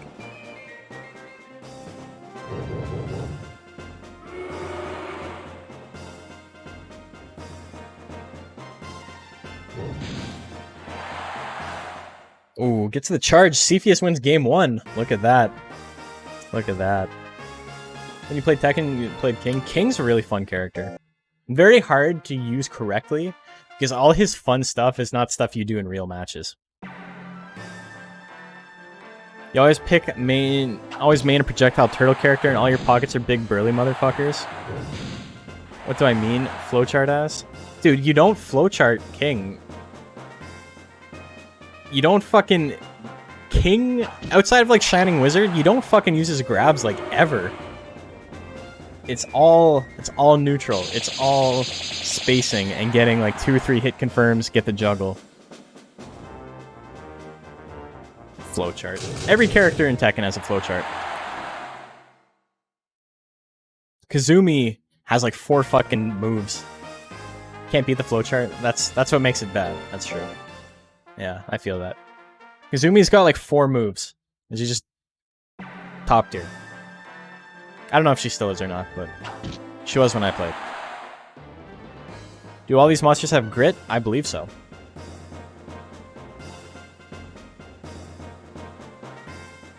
Yeah, rad. I was helping my friend play MK11 for the first time the other. And it's really funny because, you know, he's just a casual fighting game fan. Like, he doesn't play fighting games ever. He plays mostly shooters. So he's coming from it with, like, a very, very casual perspective, right? Like, not looking to become the best. Not even looking to get better, necessarily. But he was losing to some stuff, and he's like, yeah, every time this guy's losing, he just starts doing this thing, and it's really cheap. And so I asked him why it was cheap. And he's like, because I can't beat it. And then you could see, like, a light bulb go on in his head, and he's like, I should probably learn how to beat that. And sometimes it's that simple, right? Cepheus up 2-1. But yeah, sometimes that's all it takes, right? It's just... It's very easy to get in your own head and be like, this is fucking stupid, I hate this. But then as soon as you have, like, an outsider point of view, just, like, think about why you hate it. And then sometimes that's enough. Because fighting games... People talk about fighting games as if they're, like, this fucking esoteric hieroglyphics level shit that, like, you can't get into. And it's like, have you played Dota? Have you seen That's way more complicated than any fighter. I can't tell what the hell is happening in any game of Valorant. I don't know what the fuck is happening. I could not tell you the difference between an amazing play and a terrible play in CSGO outside of, you know, someone is dead. Same thing with, like, Rocket League. If they're not scoring, I can't tell you if the maneuvers they're making are good or not, right? And, anyway, it's one of those things where it's like, I don't think fighting games are that hard to get into. It's just, you need to realize that when it's 1v1 and you lose, it's a lot more personal. And it's easy to take it personally and get frustrated, and you just have to get over that initial hump, and then after that, you know, it's about getting better. Anyway, Cepheus gives Lontar his first loss of the day. Big boy loss. Cepheus on a tear right now. Lost round 1 in top 4. Is currently in Grand Finals reset. They're not hard to get into, but I'd start with something like Tekken, since I think it's more beginner-friendly.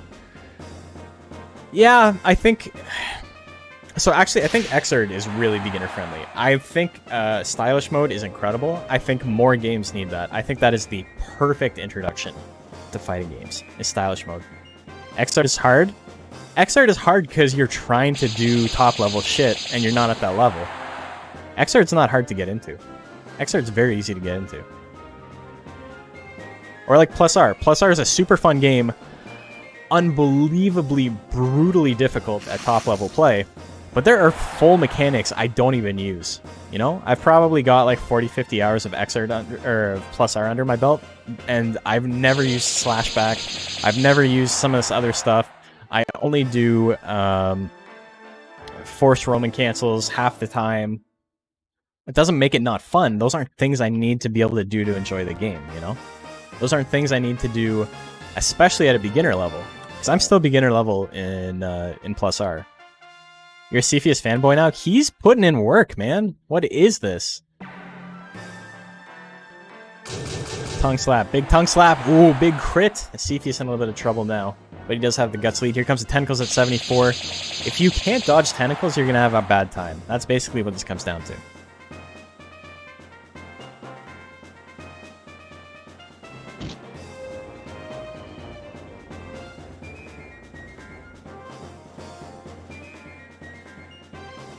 Is it? It's 1-0 right now, right?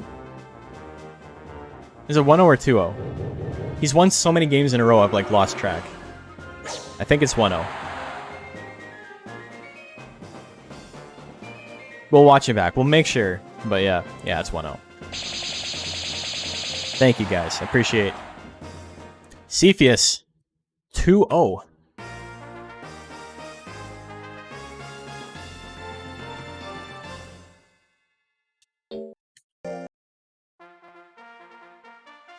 You have no idea?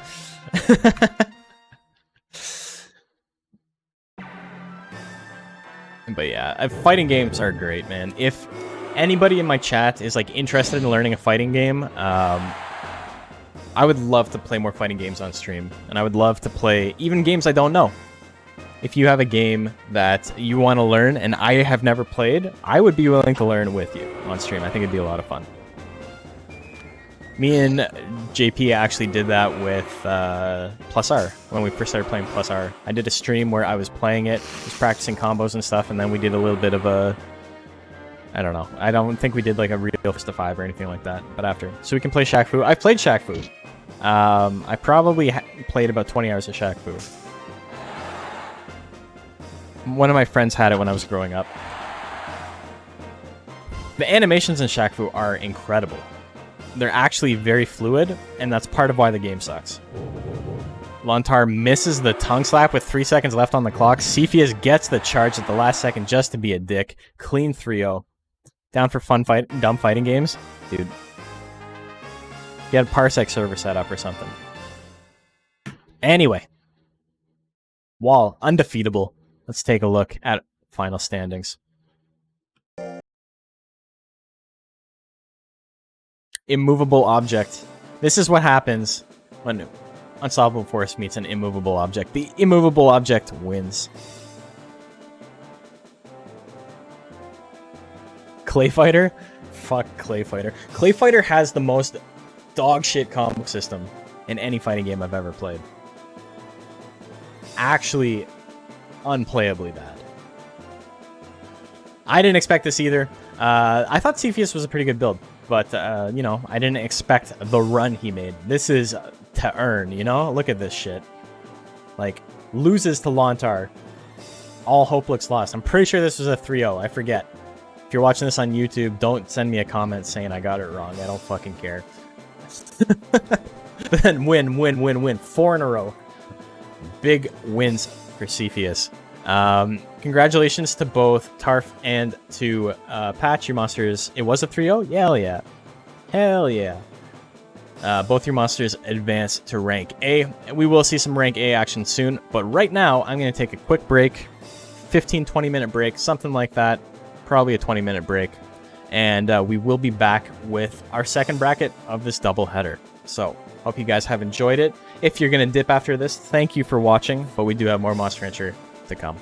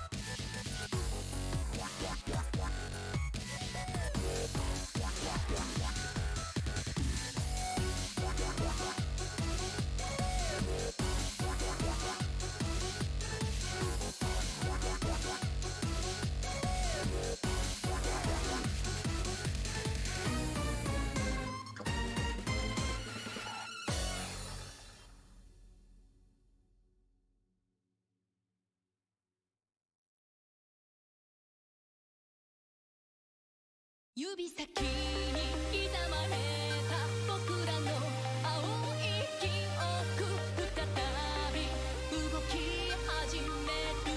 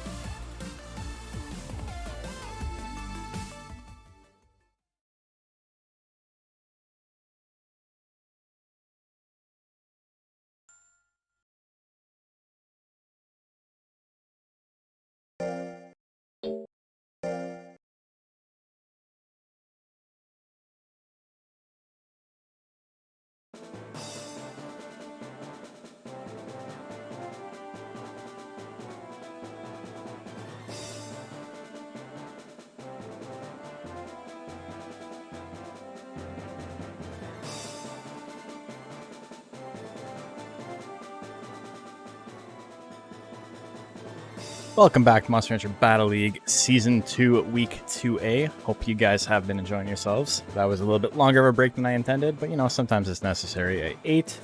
My door keeps squeaking in the wind. I don't know if you guys can hear it or not. But yeah. It's just that tiny bit. We have 8 new monsters. I say new. Quotations. New for the day. But yeah, colorful icons. I know, got a lot of fun stuff. Only 2 monsters in this tournament have the same subbreed. But we got Glassworks belonging to JP. We got Power Garden Fresh, the ape belonging to Tix. We got Iacane belonging to Ekenseltler slash Pile of Cats. I don't know which one I like saying more. I like saying a Pile of Cats more, but that's not their it's not their name on Twitch. So you know, people don't know who the hell I'm talking about, even when they're active here. Gordy is my monster. I saw someone asking about Gordy with Cyclone. No, I just got Slap. I was gonna get Slap and Heavy Slap, but I realized I couldn't skip Charge, and I don't like Charge in hard mode. I don't like it at all. I don't like it in vanilla either. It was buffed in hard mode, and it's still, I don't know. It's not my favorite. It's not what I want to spend 30 guts on as a golem, you know? So I just got Slap. Drunkenstein belongs to Comrade Bob. We saw him a little bit earlier today with his other monster. What was his other monster? Sorry, got a notification.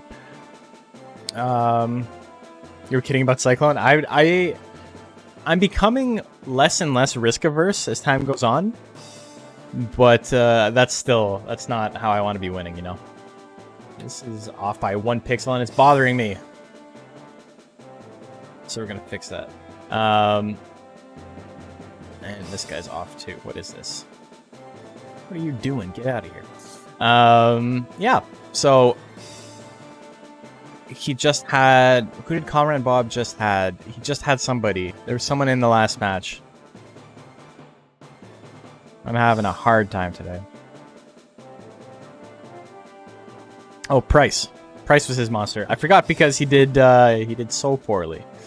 Unfortunately. This is not his day. 0-7. But Pirito belongs to Tarf, who had Lontar. Obviously, Lontar is very powerful. Pirito is going to be very powerful as well. Mace Wind Dude belongs to Macho. And Son of Blonic belongs to Bill Nihilist, who was in the chat a little bit earlier. So, a bunch of these monsters are from people who had a monster in the earlier bracket, but that's just the way seeding worked out.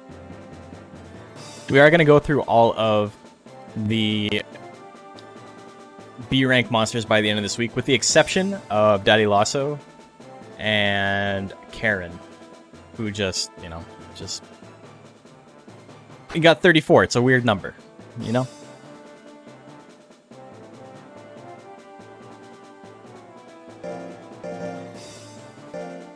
At Glassworks.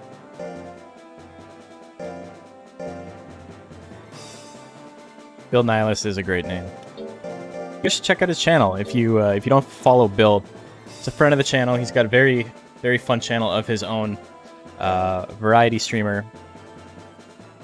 He does very good voices. He does like voiceovers for all the games he plays, which is a thing I can't do. I don't understand voice acting at all. Just like the concept of it. It's just I don't get how to make my voice into other stuff. Yeah, his stream's really fun. So shout out to Bill. Check out his channel.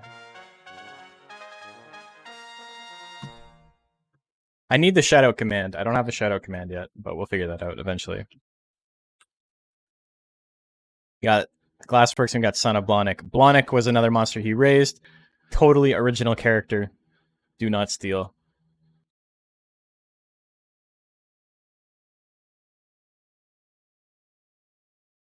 Kumo. You mean Kueo?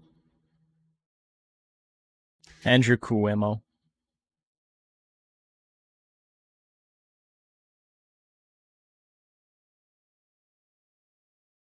That's supposed to be Blob Sonic? Yes. Am I late on this? Yes.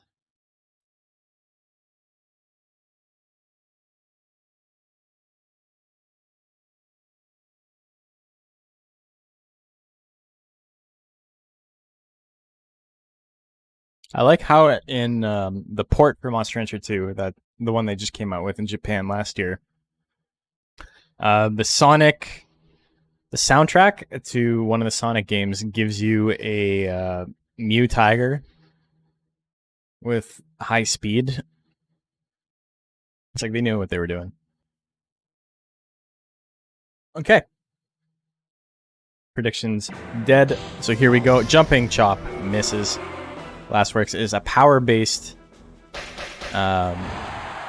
whatever you call it, Phoenix. Power-based chicken. Phoenix has very good power techs. Don't see it often because their intelligence techs are also very good, but Glassworks build is actually really strong. Oh, hits the backload, 34%. There goes half of Glassworks health. Glassworks, and not liking charge for Golem. I guess I can see it. I just saw that. Yeah, the thing is, if I'm spending 33 guts, I want it to be on something that's going to win me the game. Charge isn't going to win me the game. Jumping Chop misses. This is Star Wars. This gives you the hanger model. That's cool.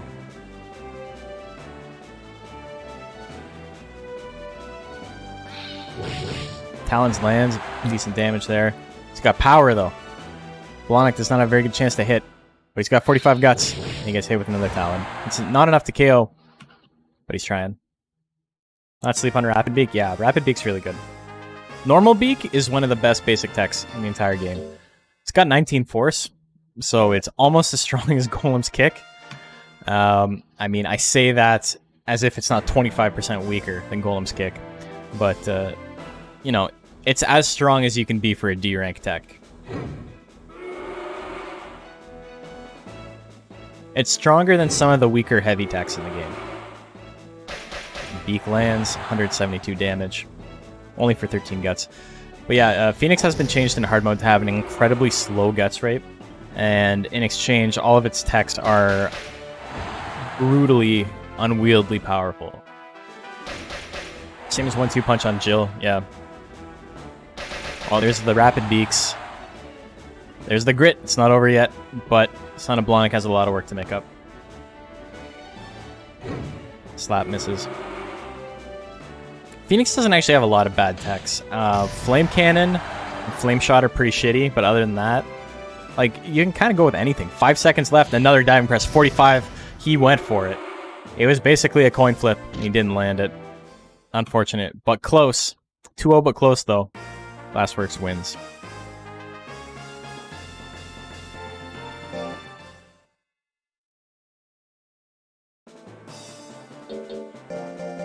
Next up. Too bad he's not Roy. Yeah. The Guts Correction helps make basics off 450 power slap pretty hard too, yeah. Power Garden Fresh. We haven't seen Power Garden Fresh in B rank yet. Pretty basic ape build though.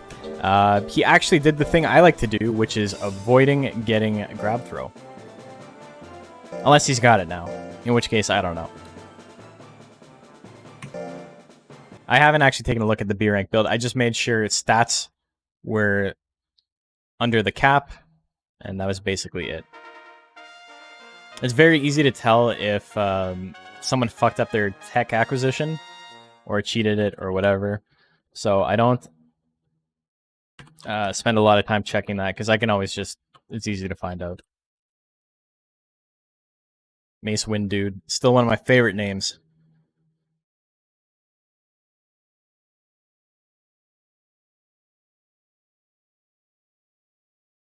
Yeah, so Darkest Tempest, if you're new to like competitive play, you've only ever played casually and fun stuff like that, you may not know about Guts Correction, which is a very, very important mechanic to wrap your head around. Everybody knows that, you know, you have more guts, you do more damage. Your accuracy goes up if you have more guts, fun stuff like that, right? But the bonus you get to, the bonus you get to your attack and your accuracy and how easy it is to evade and all that fun stuff matters more if you have a bad guts rate. Basically, the worse your guts rate is, the bigger a bonus you have for having more guts than your opponent. The more damage you do, the less damage you take, the more accurate you are, and the less accurate your opponent is. So a dragon with like 99 guts is impossible to KO. If you let dragon get to 99 guts, you will not be able to do any damage to it. If he gets swing throw, he only has swing throw. That's interesting.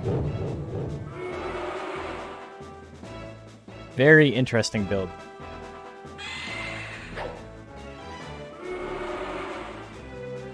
Damn, okay.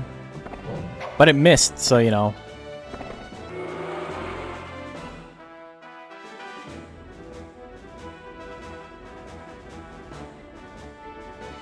I love how Ape has grab throw and swing throw, but they aren't actually a tech chain.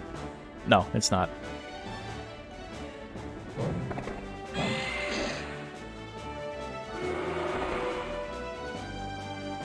Ape's only tech chain is bomb into big bomb. Hits a swing throw. Yeeted. Yeeted and deleted. And on hit, it has such a long animation for the opponent to get back up. You don't see swing throw often because slap is such a good tech. Such a good basic tech. If you do it when they're like really, really close to the wall, they will go through the wall. If you do it to a monster that's really long, like Worm or Beaklon or Color Pandora or anything like that, and you're like, you have them backed against the wall and you do it, they will just like be gone. You'll see like a bit of them sticking out of the wall. But you threw them into the stands. Don't think you've ever seen that animation before? Power only perfect record in the league? Yeah. I mean, he's only fought once, right? He went 9-0. Ooh. Gets him with the hyper thrust. It's not over yet, though. Mace Windude at a bit of a guts deficit. He can dodge. It's not impossible for him to get out of the way of stuff. It's just not likely. Naga. I think... I'm actually not sure. I've only tested it with long monsters. But now that I think about it, my methodology is probably flawed, because if a monster is smaller, you probably get to back them further into the wall to begin with. You get to start off closer to the wall. So I'm not actually sure. Anyway, very close, but once again, 2-0 but close though. Flower orangutan shaditag. Yo, Simba, how you doing today, man? Thank you for the sub. I love how my Metal Nerd cosplay shit is not moving. My sub counter is not moving because these are all just people who have... They're just renewing their subs, which is amazing.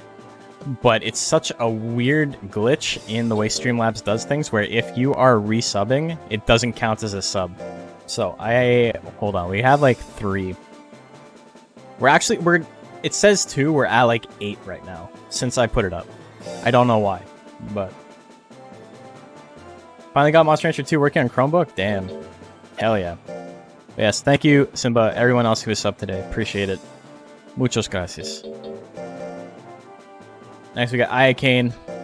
We got Pireto. My boy Pireto. Oh, that's right, he's intelligence. Okay, that's gonna be fun. Not familiar with Centaur's move pool. Gonna be hard to judge how good the matchups are gonna be for Mace Windude. So Mace Windude is a sharp tech build. What you can rely on is him not necessarily doing a lot of damage, but having a big chance to crit. Ayakane and Pireto.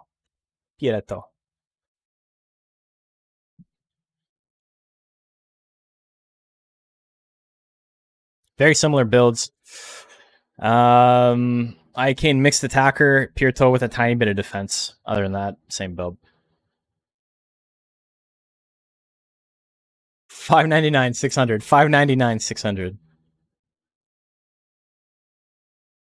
This is like, that's optimal mixed attacker build, right? Like, there's not much else you can do. Speed and defense, not a 49 though, so, you know. Ruined. The fun thing about this matchup is nobody is going to miss. I'm betting big on my boy. I'm betting big on Niton. I love Niton. I cannot stress enough how much I love Niton, and I think he's very good in hard mode. Intelligence Niton, not nearly as good as Power Niton, but He is a fun build. I'm hoping he did not get what's it called? Nighthaunt Ink. I'm assuming he got Maximal Shock. Okay, he got Severe Shock. Oh, he got Severe Shock and Soundwave L. Okay. And he goes for Stab. Tiny bit of damage. Give him the little stibby stab. No. Now Iakane's got a 50 guts lead. Here comes a kick that's going to do way more damage. 111 damage on kick. How often do you see kick do triple digit damage? 2 in a row. Flame at 84. So very similar to the Onosaur build, just with power. So, you know, it can do the... It can do slap and heal raid. Stab. Pirito only using its power techs. Not how you win with this build. We go for the 49-49, but getting that plus right level stress, yeah, no, it's absolutely not worth it. This is embarrassing. Pirito trying so hard, but not really. Can't believe he got her down to half health using power techs.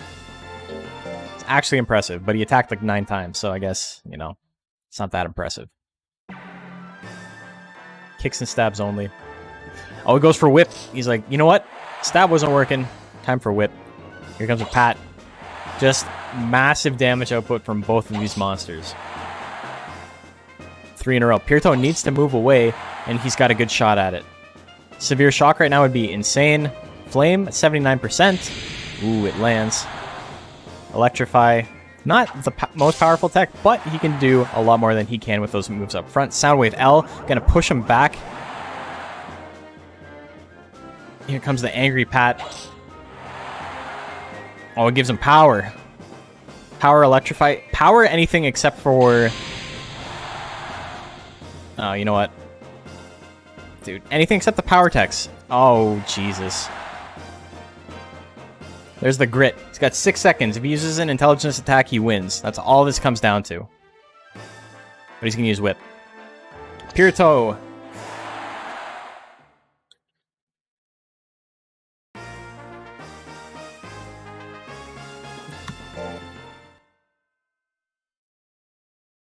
I have no words. I have no words. Anyway, I lost a shit ton on that. I thought that was... I didn't think it was going to be free. I thought it was pretty good for Iakane, but I thought Pirito with Maximal Shock had a good shot. Turns out he doesn't have Maximal Shock. Turns out he doesn't want to use intelligence moves anyway. Anyway, we got Gordy. We got Drunkenstein. Iakane wins. Now we got Gordy. My boy Gordy. Drunkenstein. Who do you like? A lot of mixed attackers.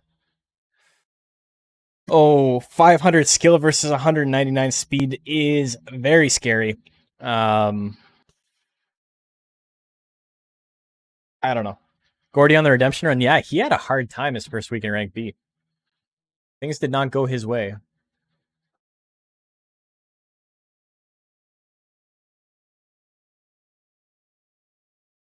Prediction is live. Can I win some money back? Probably not, because everybody's voting for my boy.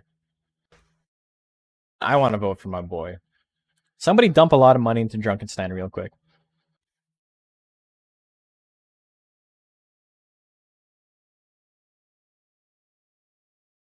It's been a while since the first rank B stream. It's been like 3 weeks? 2 weeks? I think 3 weeks. Fuck it. Big numbers. Can't win anything on that, but whatever. Okay, submission is close. Here we go. Gordy versus Drunkenstein. 64% brow smash. Not a guaranteed hit, but pretty spooky. Misses the I-beam. Kick at 71. That lands. How much damage are you looking at? 206 on a basic tech. Pretty hard to contend with. Teleport misses at 64. Brow smash lands at 67. 555 on the crit. Gordy flicks him so hard. Goes airborne. Gordy wins game 1. Lots of people still need to send you their entries. Dude,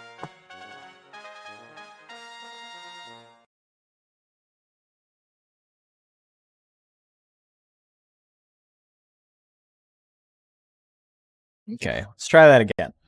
I don't know why. Sometimes I just have to refresh midstream. It's fucking stupid. I gotta talk to the guy who made the program. Technically, it's my code, but I did not make the thing that compiles the code. Ooh, IB misses.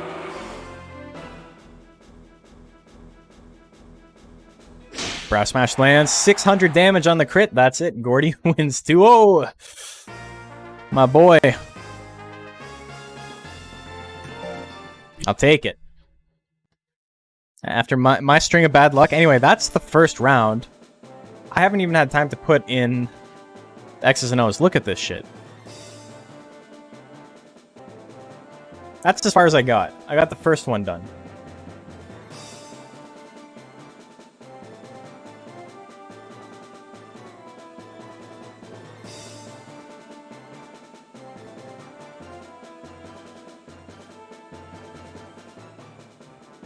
Anyway. Perfect so far.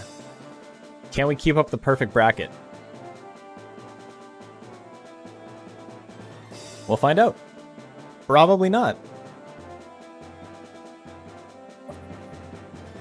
Thanks, Macho, for actually make some chips on that. Yeah, thanks, Macho. Doing Lord's work. Next up, we got Glassworks, and we got Mace Wind Dude. Until the first. I think I'm gonna raise my my food fight entry on stream 4 months ago. I think that's when I'm gonna do it.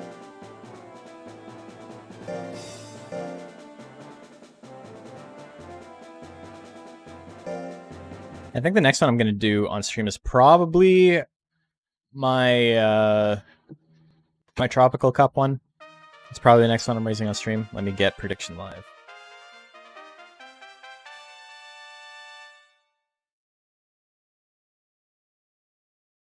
So, we got Glassworks. We got Mace Wind Dude. Have I done MK Ultra all off stream? Yeah, I've been doing my my league builds off stream because I just don't have time to get them, like, to put time aside to stream them, you know? Tropicals for 4 years. I already know what I'm doing for both. I've already decided. Didn't think too hard about them, but my Tropical Cup one is going to be really fun. And my my Slow Learners one is going to be a new twist on an old classic, if you will.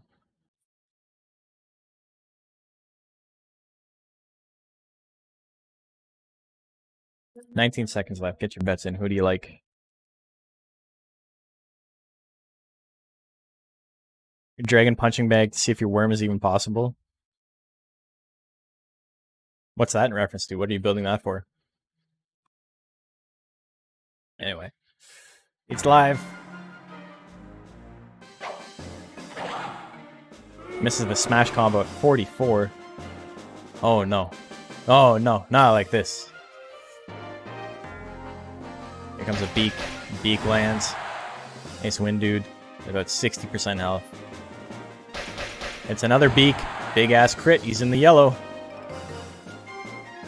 Smash combo lands at 46. How much damage are we looking at? 263. Glassworks struggles to get back up, but he's up. He's doing okay. Ooh. Talons is going to take it. Mace Wind Dude did not dodge anything. I love Mace Wind Dude's legs. They're just stumps. Dragon Arrow for Tropical. Worm Golem for slow. Ooh.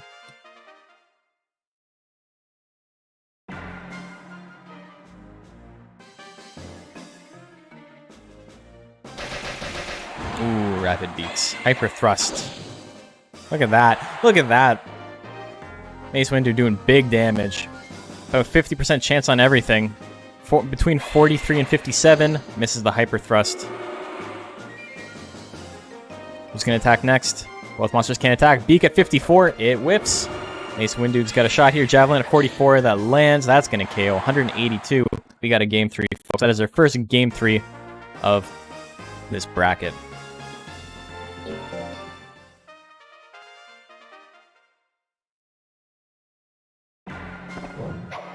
Spear launch lands. How much damage are you looking at? 184, no crit there. Glassworks above half health. Probably best it didn't crit because it would not have killed, but it would have put Glassworks into the yellow. And, you know, putting someone into the yellow is a great way to lose super early if they have power. Oh my god, the crit Javelin. Mace Wind Dude steals that one. I say steals, he had full health, but you know what I mean. I wasn't expecting 200 damage on Javelin, and I don't think you were either, and if you were, you're lying. Next up. Yeah, Glassworks beat the shit out of Mace Wind Dude the last time they played. Power Garden Fresh and Pirato. We have a nice mix of returning monsters and brand new monsters in this one, which is nice.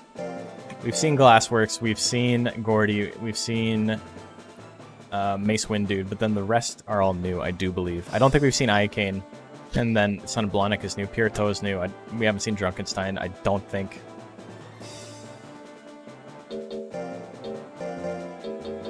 Pirato.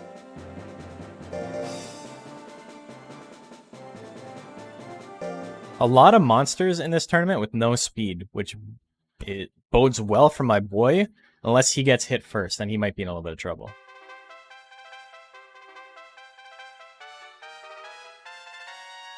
I like the idea of getting Swing Throw. I think it's going to work out really well for Tix's monster because, like I said, nobody's running speed. I'm not totally sure why that is. But I don't know.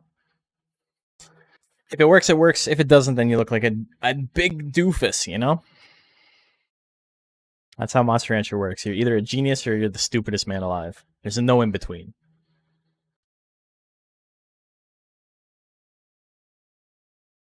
Voting for Pirato against a monster with Swing Throw, an S-Force tech that does like 60 damage. 60 damage is absurd. That is an insane amount of force. Is very risky, but I'm gonna do it because I like the boy. Looks like my hat. You already know. You already know. You watch the stream, you know. Roll assault at 95. Look at that. Imagine just not being able to get out of the way of Ape's attacks. Like, that is so spooky. Pirato deciding, you know what? I don't need to do fuck all. I'm gonna stab. It worked last time. It's gonna work this time. It didn't work last time, though. Soundwave L doing big damage. Big crit there. Soundwave itself is actually really, really weak. I don't know how like well known that is. That like Soundwave is like absurdly weak. It's like 12 force or something. Electrify 59% can win it. Soundwave not going to kill, but you know it's decent damage. Would have killed on a crit. That's interesting. Another Soundwave at 81%. Here comes Thwack at 99. Pirato needs the grit or it's dead, and it doesn't get the grit. Very close match. Power Garden Fresh wins it though. Soundwave? No, it's hit decks. Everything Niton has a very high chance to crit though. It's basically his niche. It's like him and Tiger and like Suezo and like 2 other monsters. Metalner, Kato, I think. Mew. Those are all the monsters with like lots of sharpness. But yeah, Pirato has like 10 plus sharpness on all of his non-basic techs.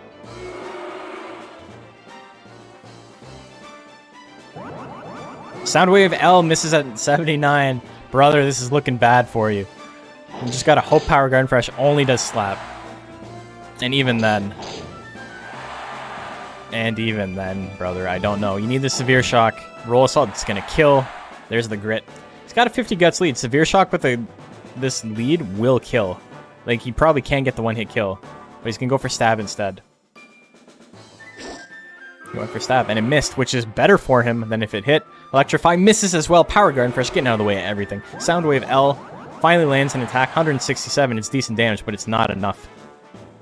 A Thwack at 99. You can't grit twice. You only grit once. That's my favorite James Bond movie. Power Garden Fresh wins 2-0. He wants to scrap.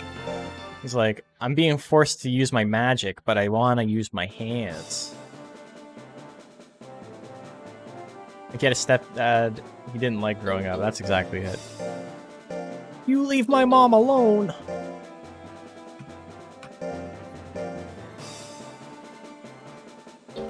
Pirito's broken home.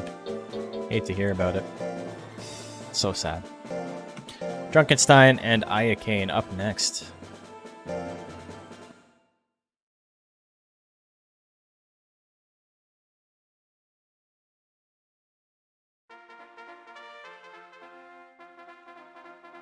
I only bet like, yeah, I bet 250 points on that, so it's not a big deal that I lost that. Awful lot of certain other Nighton who didn't want to use intelligence moves. Yeah. Similar build too, except for, you know, you went with Nighton Inc., which is something. You bet 2k on this?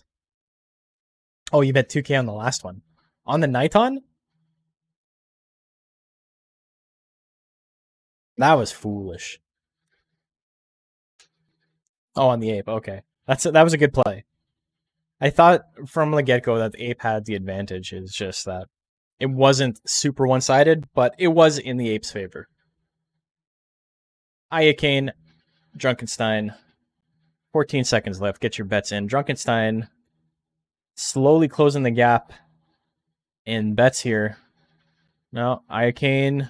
Ooh, big bet out of nowhere. 4.2k to 2k. Damn, okay.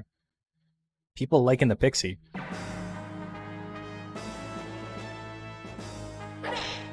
Gets a slap. Decent damage. Tail Assault, not so decent damage. Teleport, also not so decent damage. Decent withering, though. Goes for another slap.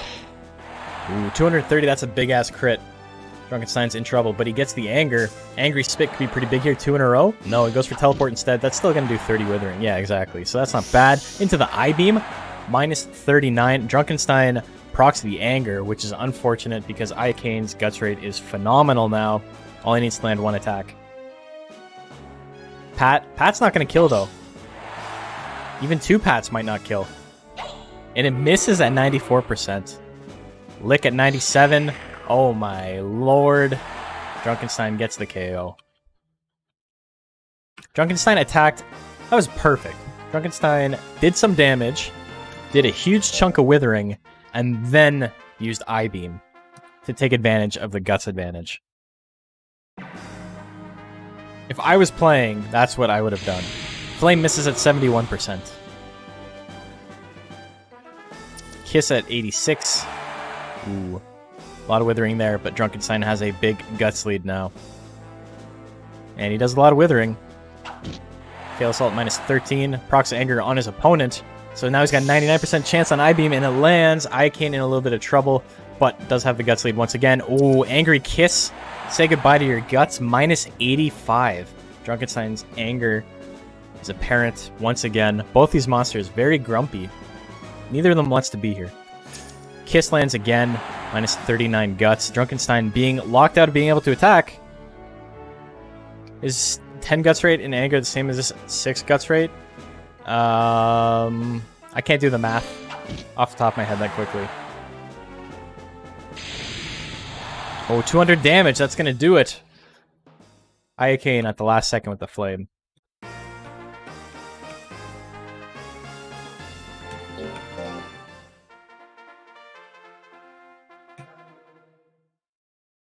Foolery makes a big difference. You don't see it often, and when you do, it's always interesting to see a monster actually capitalize on it. Pat lands at 95%, a little bit of damage there. 2 in a row. And give Drunkenstein a bit of a guts lead, unfortunately. Comes the flame, that lands as well. Drunkenstein has a massive guts lead here, though, and can do some big work, just not with Tail Assault. Even with Tail Assault, it still brings him down to half health, but now they're even again. Ayakane has anger. As long as it doesn't waste all of its time in anger doing pats, it's fine. Hits the lick. Ooh, minus 32 guts. Ayakane still has the lead, though. But Drunkenstein is in range to kill with I-beam. They're just chilling. It hits. There's the kill. Drunkenstein wins 2-1. A lot of back and forth in these matches today. I'm gonna hit a lick in the box. Exactly. Money for Freya. No money for Nash. I bet a little bit, but it didn't pay off. Yeah, that was a really good set. Stuff like that is really fun. Just action. And it feels almost like a game of Pokemon, right? Because you can kind of tell when neither monster is going to miss what's going to happen, right? And so it just comes down to, like, do they press the right attacks at the right time? Gordy and Son of Blahnik.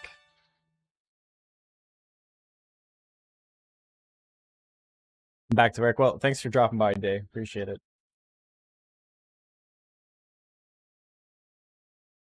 Okay, prediction is live. Make your bets. Who do you like? Do you like Gordy, the good old boy?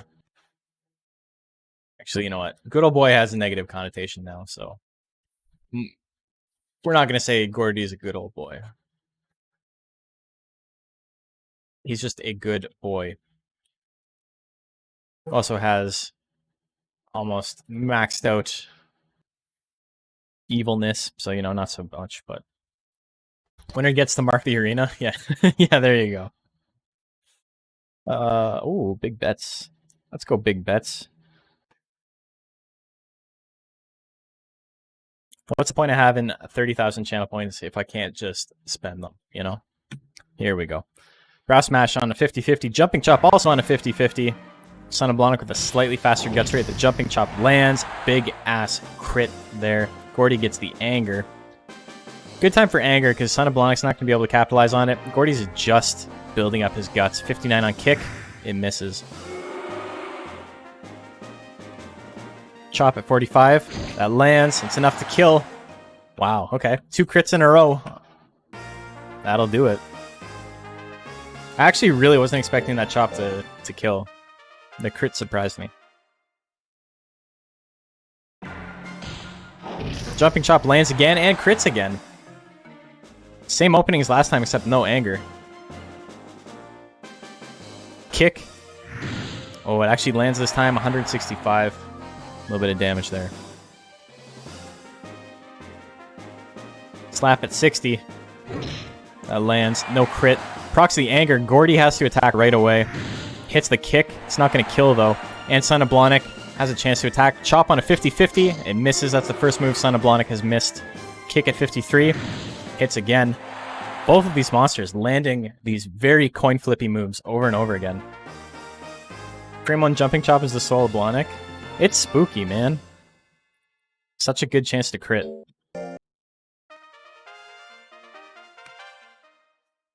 Very close matches. Actually, the first one wasn't because Gordy didn't land anything. Oh no, the Jumping Chop misses. Do we see a Brow Smash counterattack? That lands. 359. No crit on that one. Gets power. Uh-oh, that's not what Gordy wants to see. Gordy is going to hit 45 slightly before his opponent. So if he wants to win this, he needs to close it out right now. Goes for a punch. It misses. Son of Blahnik still has power. Power back blow at 41. That misses, though. And he won't get another chance to attack with power. Brow hit at 61. Back blow at 39. That misses. Slap at 69%. Pushes him away. He's like, I don't want that. I want the big boy. Hits the big boy. 503 damage. Gordy versus Son of Blahnik. All of these matches have been wild. There is so much incredible damage output in this set of monsters. So Gordy wins 2-1, but that easily could have gone the other way. Very close. Okay, so Gordy gets his win here. Son of Blahnik at 0-2, but I mean, if you've been watching, you know it's close. You know he could have won either of those sets. So Power Garden Fresh, Gordy at 2-0 at the moment. But, you know, it's very early. Nothing is in stone right now. Next up, we're going to have Glassworks Imperato.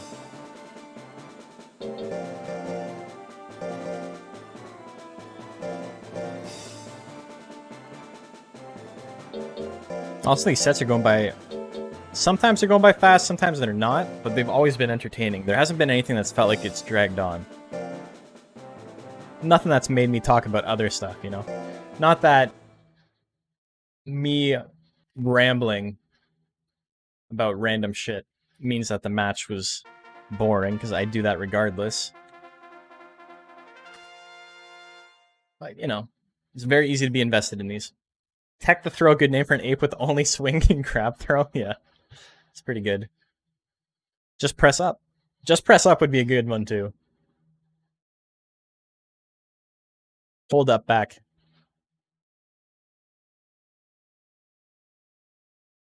Watch out for my Blonic Chop. Dude, the crits on those, they're so spooky, man.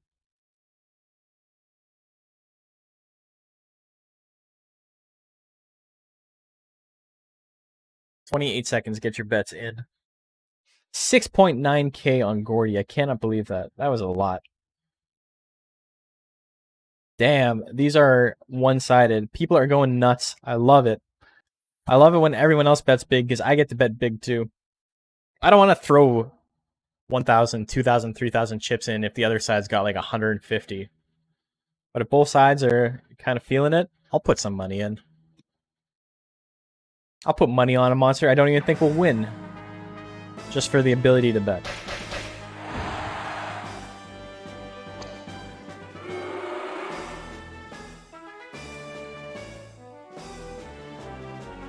Severe Shock, that's the first time we've seen him use Severe Shock and it misses. Not an accurate tech. It is a very, very standard, heavy tech. Glassworks absolutely is the favorite in this matchup. Does not mean that Pirito can't win though. Soundwave misses at 62, unfortunate. You keep throwing off your top bids, then bid more. That's how you do that. Beak lands, 156. Soundwave lands. Ooh, big crit Soundwave for 149. Severe Shock would be really good here. Rapid Beaks is going to get the KO. Do we see a grit? We do not.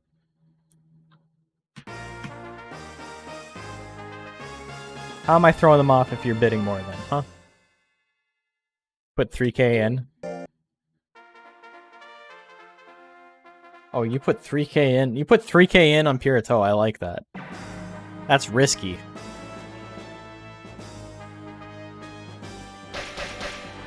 Beak doing some damage. Making you have to bid a second time. I feel you. I see what it is. Stab again. Misses. Pushes him back, which is fine. Talons lands. 151. Big damage there. Soundwave L. 60% chance to hit. It misses. Uh-oh. Talons lands again. The Guts correction is really helping Glassworks out here. Pirito with those hit techs still only having about 61% chance. Because the difference between a 10 Guts rate and a 18 Guts rate is massive. Hits a Severe Shock though. Uh-oh. 282 damage minus 15 Guts. Glassworks gets power. It is over for Pirito. He needs to grit here. And he does not. That's it. 2-0 for the Boyd. The Boyd wins 2-0. Next up. We're just moving right along, eh? We're in the third one already. We've only been back for 40 minutes.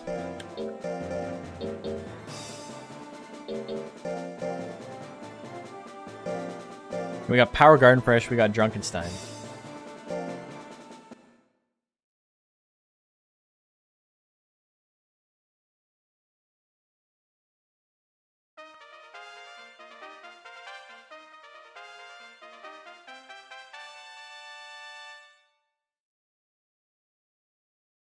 Okay.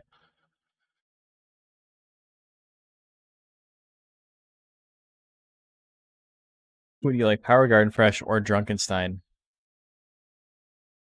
This is interesting. Yeah, your pink eye is fighting too. This is interesting though, because while Power Garden Fresh doesn't have to worry about missing very often, he does need to worry about getting withered down. Even though he's got some speed, Drunkenstein does have the 600 skill.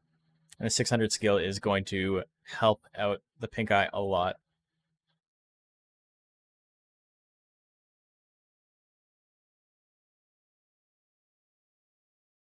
Get your predictions in. 15 seconds left.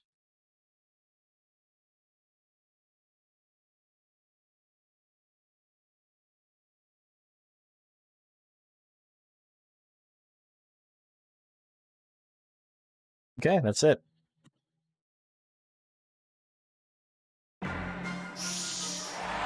Twitch interface is kind of annoying. Let me one-click place a bet. There's a new prediction open. I know. Have to click on the chips, then you have to click on the thing, saying that there is a thing open, and then you have to open it up, and then you have to press a button to bet more than 10. 561 damage, gets the instant KO. 41 seconds, still on the clock. 19-second KO in a first slot tech is pretty quick.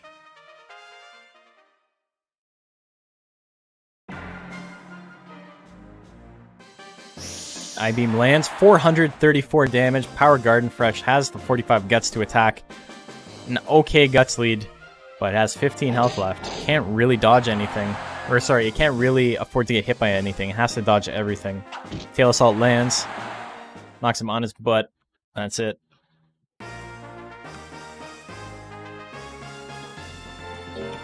Swing throw is fucked. The first monster I ever had in rank S was a Stone Ape or a Rock Ape, and it had, I think, 550 power and like 400 life, and it had swing throw, and that carried me through rank A with like 200 skill and just one hit kill everything.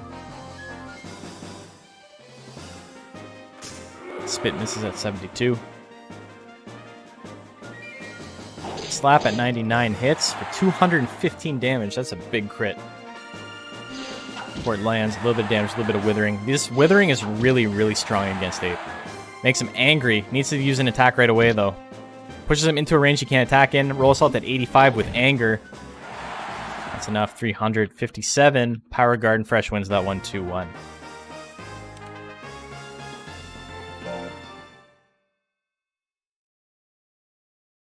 Just threw him against the wall. Yeah. We were talking earlier. If they start off and they're really, really close to the wall, and the monster has a big model, they'll just clip through it. They just keep going.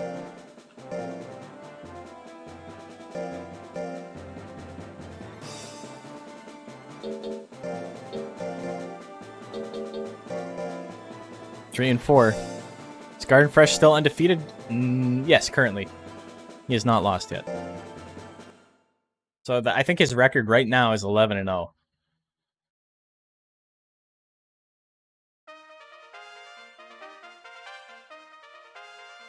Iacane and Gordy. Do you like the Pixie? Do you like the Golem with some speed?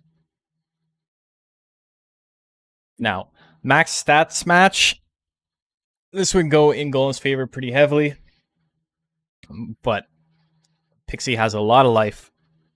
Gordy's going to need a Guts Advantage crit to get a one-hit kill, meaning that if Iacane uses Flame, Gordy hits back with a crit Brow Smash. He can get a KO, but it's going to be unlikely. Iacane does not have any bad slots for any of its techs. Gordy needs to worry about getting withered, and it also needs to worry about getting angry after getting withered, because Iacane will be able to catch up to 45 guts pretty quickly.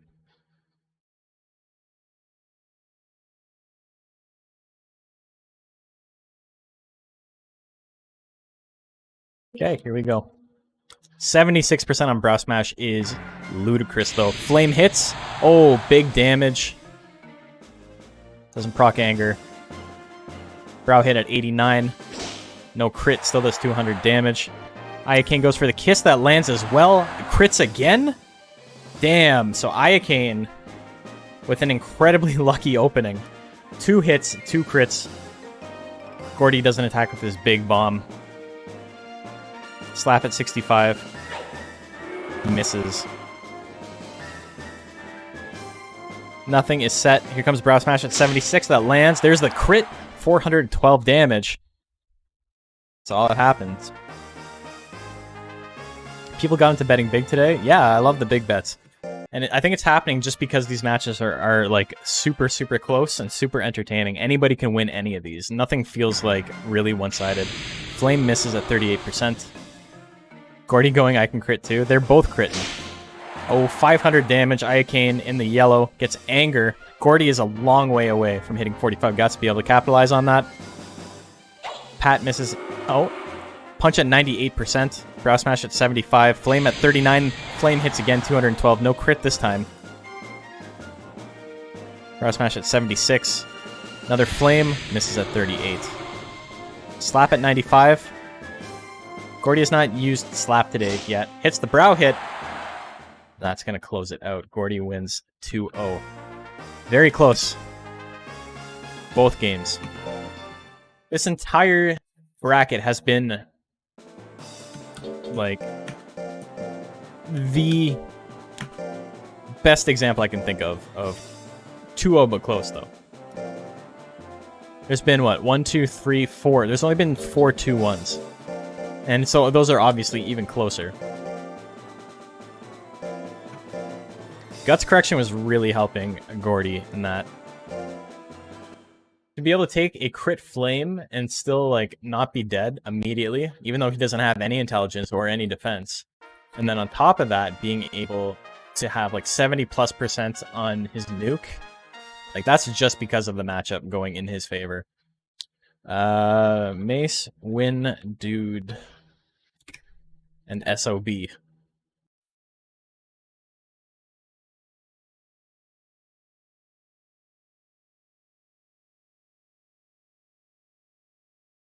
What do you like? Do you like Mace Windu? Do you like SOB? This is interesting. Very similar builds. Son of Blonic has a little bit more life, a little bit less speed, and a little bit more offensive potential. But they both are going to rely really heavily on those sharp techs, on the high chance to crit.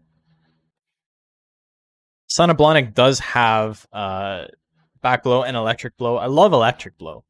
It's so sick because he like spins out, right? There's so much torque that he like he can't stop spinning in place after he hits it.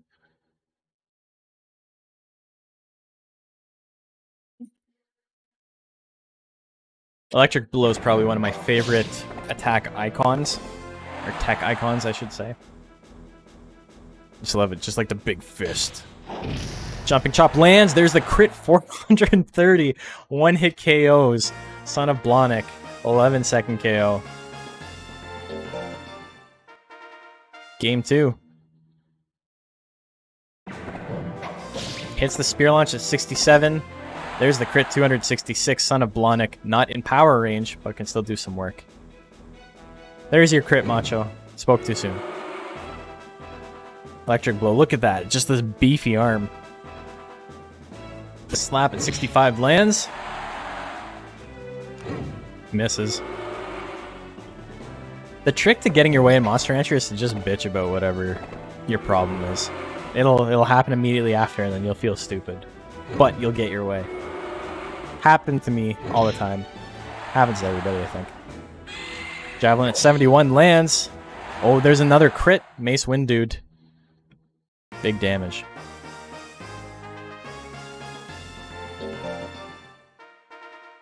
Game 3.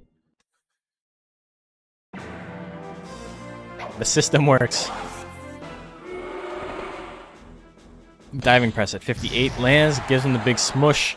Mace Wind Dude with less than 200 health left. And anger. Oh, maybe not the time to get angry. Unless your opponent... Oh, you know, maybe Son of Blonic decides he doesn't want to attack. Another crit.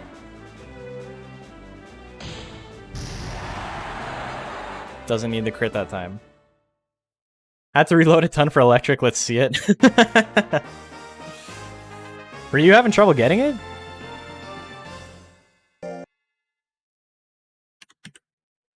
He hasn't used it, though. He hasn't needed to use it yet. So, SOB with the win. Let's take a look. Not sure if you're digging 399 life. It is pretty low. His power was too high, really. Wait, oops. That's the wrong thing. But if his power was too high, what were you having trouble? Oh, because you were going to get the next thing, right? You were going to get straight. Damn. Yeah, that's a big difference between maybe getting straight, or Mach Punch, I suppose, and getting electric blow. Like, one of those moves has utility and one of them is straight. So Powder Fresh beats the Eyeball. Gordy beats Iacane.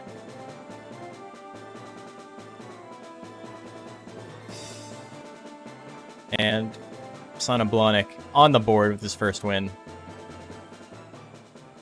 Beats Mace Wind Dude. So Power, Garden Fresh, and Gordy kind of running away at the moment, but everyone else is still in contention. We got Glassworks at 2 and 1. Iacane at 1 and 2, Drunkenstein at 1 and 2, Mace Wind Dude at 1 and 2, Son of Blonic at 1 and 2, Pirito with no wins on the board yet. Next up. Next match, we got Glassworks, we got Drunkenstein.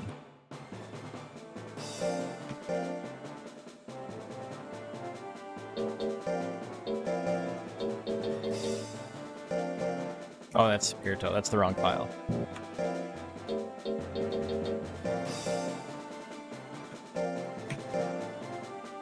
At least one of your monsters win a set today. That's true.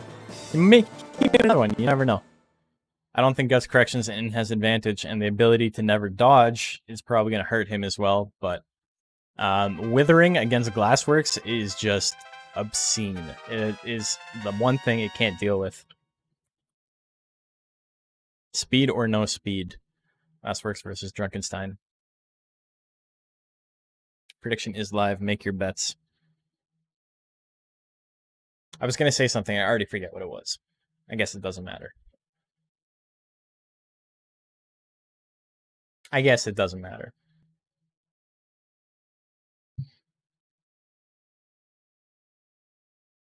Oh, yeah. I just want to say thanks. I forgot I wanted to say thanks. But yeah, I appreciate it. It's the first time we've had a doubleheader in a little while.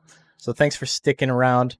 I appreciate it. I'm always worried, right? Because I notice my viewership always peaks around noon, 1, and things get a little bit slower in the afternoon because, you know, people are like, all right, I've watched 6 hours of Monster Rancher. I'm done with this shit. I got stuff to do this weekend. But yeah, numbers have been good today. Everybody's been enjoying it. This has been a crazy bracket. Guess it doesn't matter. Yeah, exactly. Ooh, IB misses.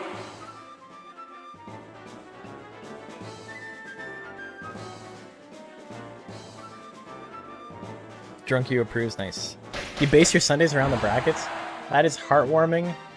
And also, I don't know. I appreciate that. That's really nice of you to say.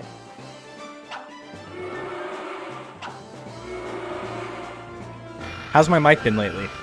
I haven't noticed any spikes in my CPU. I had noticed that my bitrate dropped a couple of times. I'm not sure why that was, but we're not hitting 100% CPU and GPU usage anymore, so I think we're doing okay. Ooh, Rapid Beaks is going to land. Nothing odd you noticed? Cool. Well, I appreciate letting me know. There was lag for a sec. Like, as I was saying that, it's always going to, like, occasionally, like, cut out. There's nothing I can do about that. But as long as I'm not, like, roboting for, like, 4 or 5 seconds in a row, you know, it's the best I can do until I get a dedicated studio.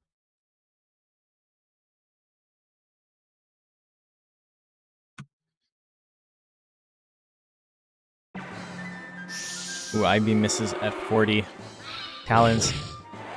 A little bit of damage. Drunkenstein has to slowly build up those guts. Rapid Beaks at 96.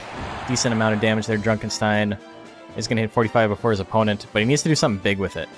Maybe Wither? Liquid do a huge, not so much chunk to damage, but a huge chunk to Glassworks guts, but it misses. Goes for it again. He knows. Look at that. Doesn't matter if you have the guts advantage or not. Withering's always going to do the same amount. That's the one advantage low damage Withering techs have over some other techs, is that if your opponent has a massive guts rate, or a massive guts advantage, sometimes it's not best to like use your nuke at that time. That's when you use the cheap Withering tech to get them back under control, and then you can use your nuke. But either way. Very hard to plan that out when it's AI versus AI. Glassworks wins 2-0. I think that's the longest 2-0 of the day. Took a very long time.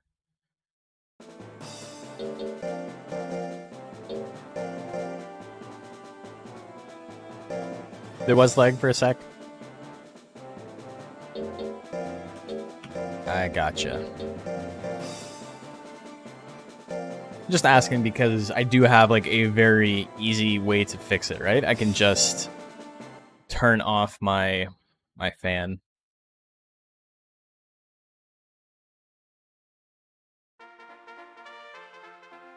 God, I really should have shaved. This is so itchy. Okay, Power Garden Fresh and Gordy. That was a 50-50 bet on that one. Glassworks and Drunkenstein. So Gordy, Power Garden Fresh. Neither of these monsters have lost yet. One of them has to lose now. Will this be the first match that Power Garden Fresh loses in the entirety of the Monster Rancher Battle League? Or will it stay undefeated?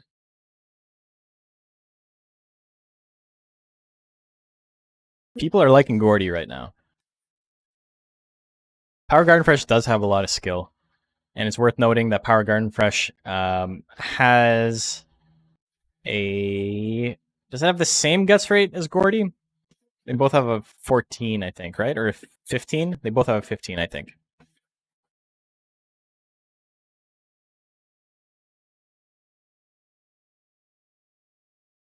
$19 seconds left. Get your bets in.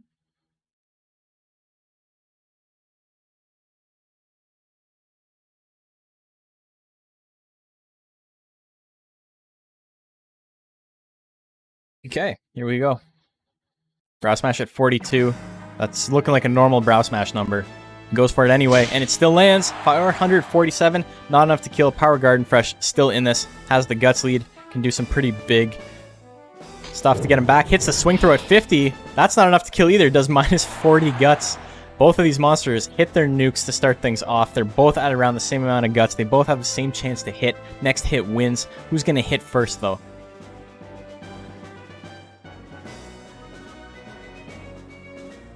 I was born with nothing, so I don't mind losing it all. Let's go, Gordy. Damn. Who's going to attack first? 64 on Slap. Goes for Thwack at 57. It lands. It's a KO. Do we see a grit? We do see a grit. Gordy has enough guts to attack right off the hop. Punch at 54. Is he going to do anything? Brow Smash at 45. He goes for it. That is not necessary.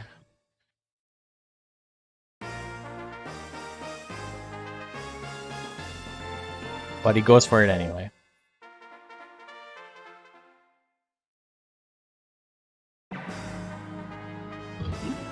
Roll Assault lands. Neither of these monsters know how to dodge.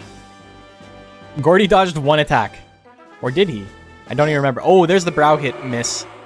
Power Garden Fresh realizes I can actually get out of the way of this stuff. I have a decent amount of speed. Punch at 51.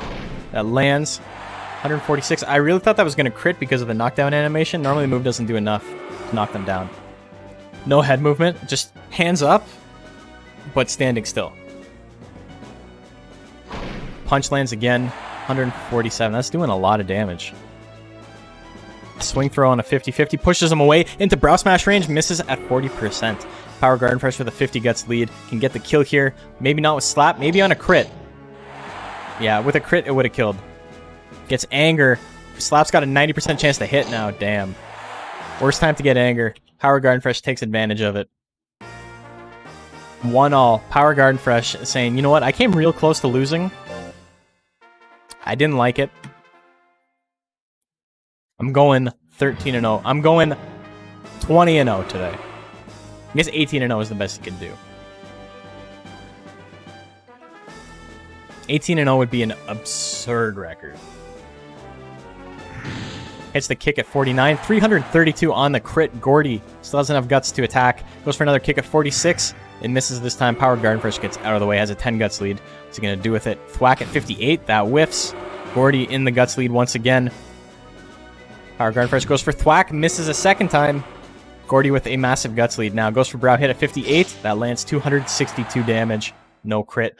Gordy, the first monster in the entirety of the Monster Hunter Battle League to beat Power Garden Fresh. He was 10-0 in his first tournament. 7, 8, 9, 10. Yeah, that makes sense. So yeah, 20-0 is the best you can do. I don't know why I thought 9 was the best you could do, but 10 is the best you can do. Not so much anymore, though. That dream is off the table because Gordy does not like fun. Dodging some clutch thwacks to make it happen. Next up, we got Ayakane. And we got Mace Wind Dude. Grit really helped in round 1, 100%. 100%. Would not have won the set without it. Would have been a quick 2-0 and a handshake.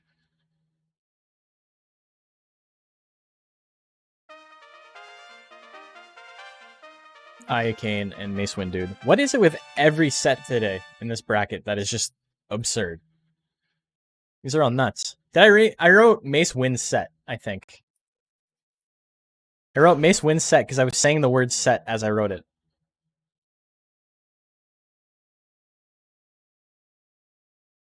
That's pretty funny. I love it when that happens. When you're talking about something and you write down the thing you're talking about. Okay, you like Ayakane, you like Mace Wind Set.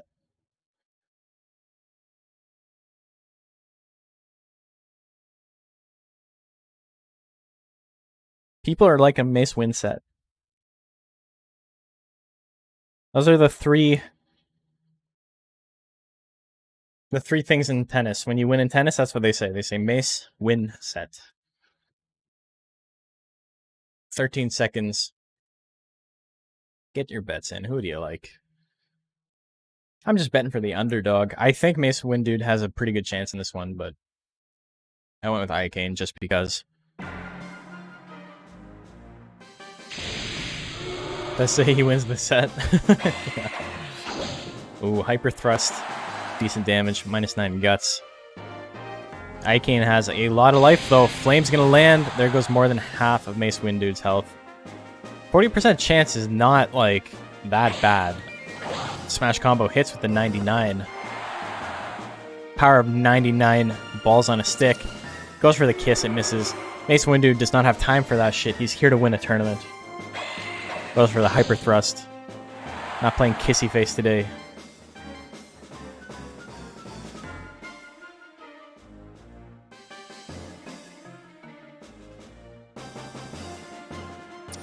Ooh, Kiss hits. Big damage. 70 guts lead on Kiss. Flame at 51. It misses. Pixie can keep attacking. Mace Wind Dude needs to dodge the gauntlet here, and he doesn't. Too many attacks. Too many chances. Doesn't have lips to kiss with. I kiss, but I have no lips. I scream, but I have no mouth. Okay, I gotta re-enter them. I made a mistake. Call the cops if you don't like it. Whenever Kiss misses, and the monster that the Pixie is trying to kiss is like very, very stoic looking, or whatever the hell Bazoo is. I guess stoic's not the right word. But it just looks like he's uninterested.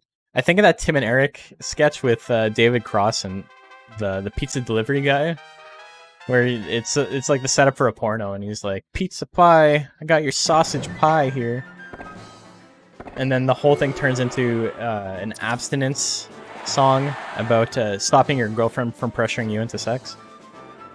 So if she wants to have a touchdown there, just slap her hand and say, "Hey, I ain't no ho-ho."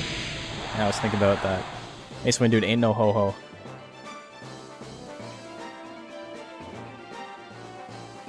Which for Flame, 43% misses.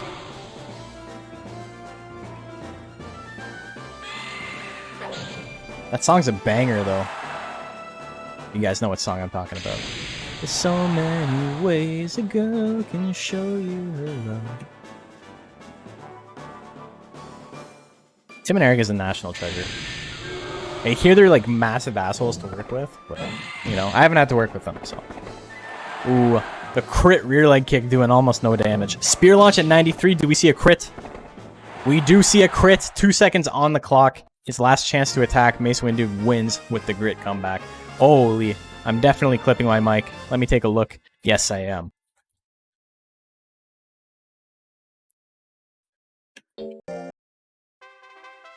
Too much clipping.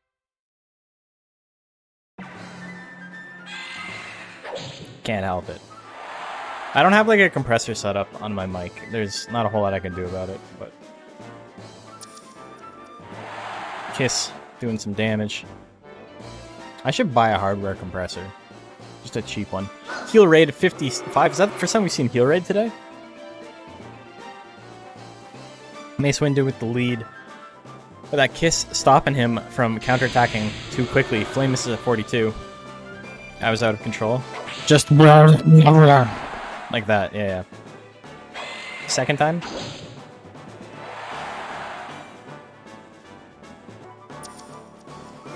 Kiss misses.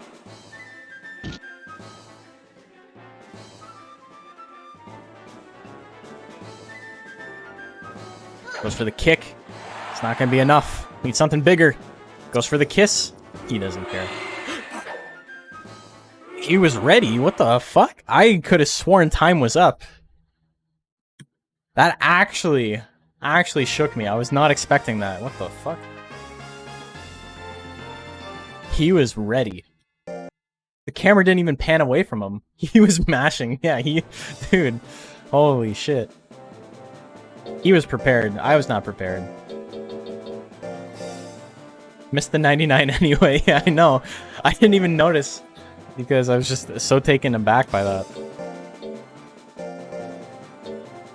No kisses, Madge. Not today, doll. Pirito, son of Blahnik. Last match of round 4.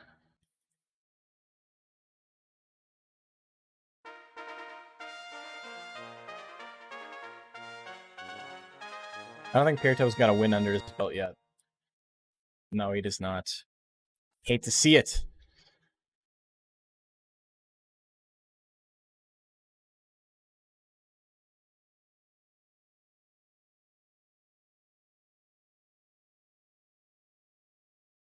So a little bit of a difference from Tarf's other monster, Lontar, who almost went undefeated today. And then got manhandled in grand finals by Cepheus. Sorted up now, let's go Pirito.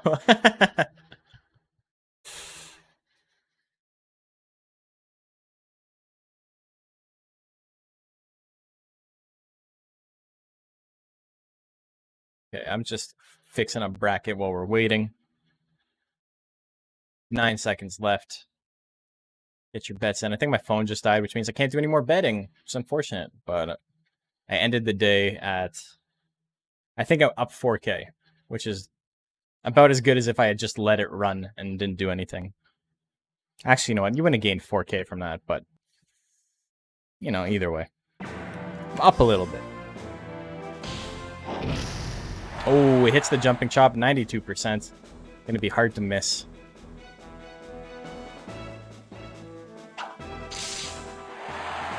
Hits the electrify, goes for it again. Second time, it whiffs.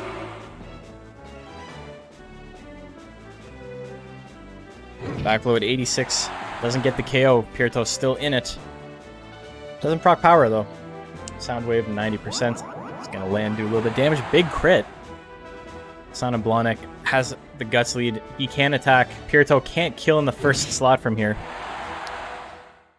Wanted to vote for Pirito, but couldn't. Couldn't in the sense that you don't think he has what it takes. Or couldn't as in, it literally wouldn't let you.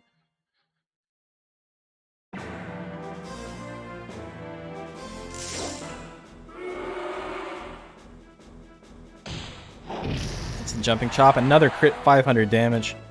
God damn. Don't think he has what it takes. Severe shock at 65 is really scary. There's the electric blow. Misses. Finally see it. Strangely feeling Pirito on this one. As long as he gets out of that first slot, I think he's got a shot. Severe shock is pretty solid. He can land it. Sound wave at 91 is going to push him back into the severe shock range. He can combo it if he wants. He decides not to. He decides to get hit with the diving press. The big squeesh, if you will. Son of Blahnik wins 2-0.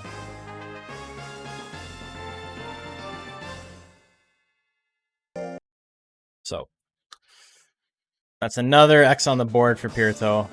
Only L's right now. Let's take a look. We've got Gordian first with 4-0. We've got Glassworks, Power Garden Fresh with 3-1 each. We got Mace Windude, Son of Blahnik at 2-2.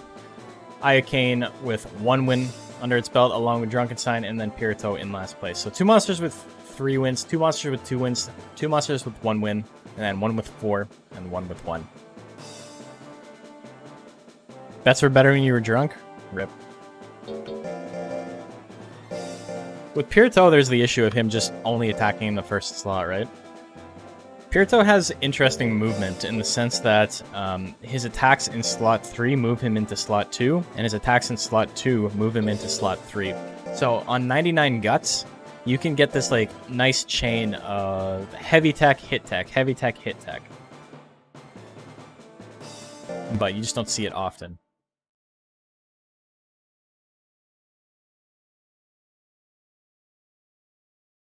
Okay, here's one where Guts Correction is actually going to hurt Gordy. Not often you'll see Guts Correction hurt Gordy.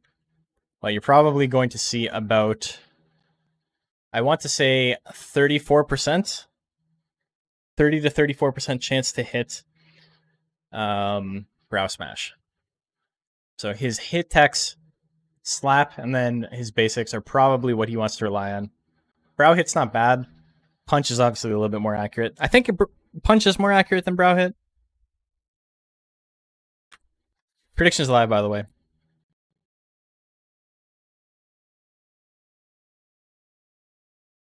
Brow hit's actually more accurate. Okay.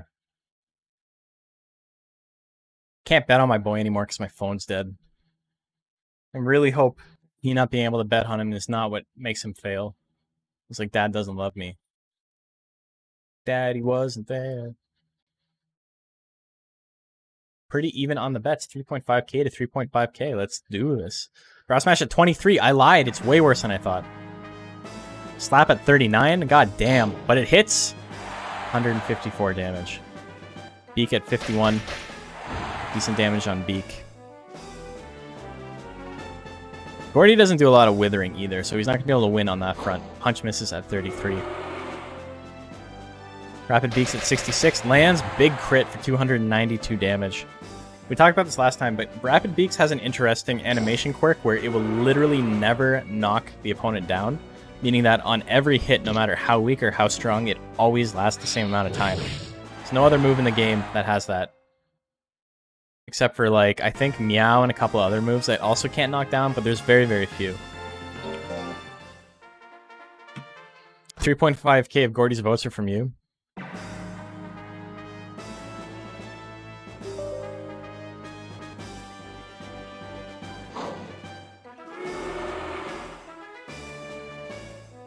Rapid Beaks misses. Neither monster has landed a hit yet. Slap, 42 hits. 186. Glassworks down to half health. Where did I get the 0.5? Saying 3.5k to 3.5k. There's 2 voters on one side. Lag a sec? It might have been because I was trying to open another app.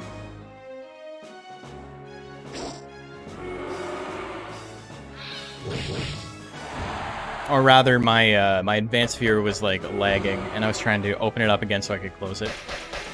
Beak lands. Gordy is in a little bit of trouble here. He needs to land one more attack. He will have one shot. One opportunity. Goes for a Brow Smash at 23%. It hits!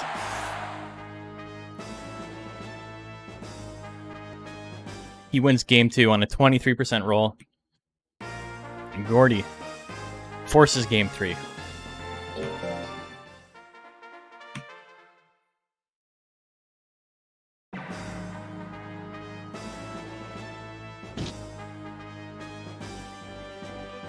$33 on brow hit, misses. Oh, Beak with the crit. 238 damage on 53. Slap at 38. That whiffs. Glassworks with a 30 guts lead. Goes for Beak. Lands again. A lot of hits in this set, despite neither monster having a very good chance to hit. Slap misses again.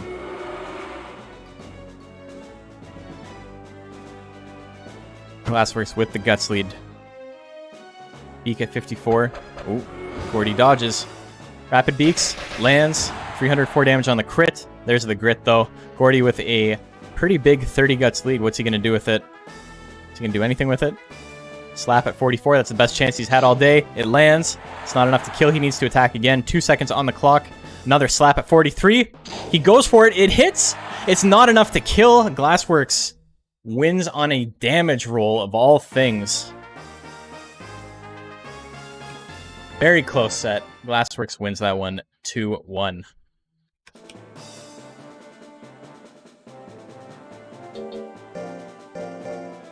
Damage roll rolled in Glassworks' favor.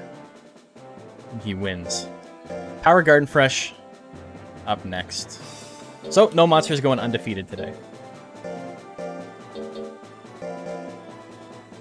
Power Garden Fresh and Iocane.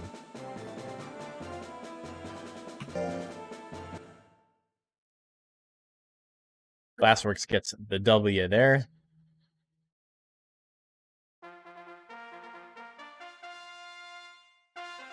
Okay, Power Fresh and Iocane is live. Make your bets.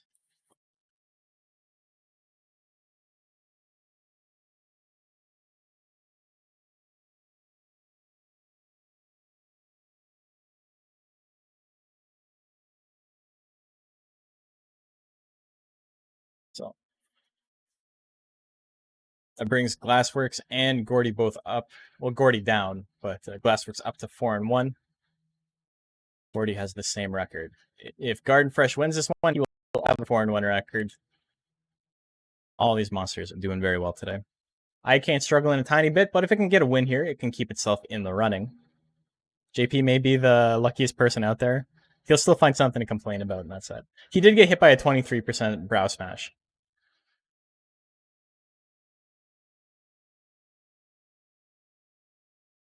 I think he missed like 3 techs the entire set. It was just both monsters were lucky when they needed to be and were unlucky when it did not suit them, you know?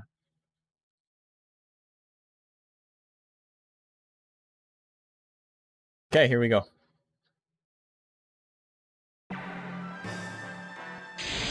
It's the Flame big 300 damage crit to start things off. Power Garden Fresh, just slowly walking forward. He's like, okay, you know what? Fine. You want to hit me? Okay, whatever. 421 damage, minus 41 guts. Iocane has an insanely fast guts rate in comparison to Power Garden Fresh. So he got about as much damage as he could. That's the most damage he could have expected. Oh, there's the kiss, though. Sorry. It's going to be another 20 seconds before you're able to attack again. Power Garden Fresh. Another Flame at 55. That lands. Every attack Iocane shot has landed. Here comes Power Garden Fresh with the grit, trying to pose a comeback here. Iocane's going to be able to attack first. Has a pretty good shot at actually landing some of these attacks. Kiss at 70. It hits. All he needs to do 1 damage. Does 85 times that. Minus 40 guts. Power Garden Fresh. If he had not got hit by that first flame, I think that would have been game over for Iocane. But that makes such a big difference. Flame's pretty good damage.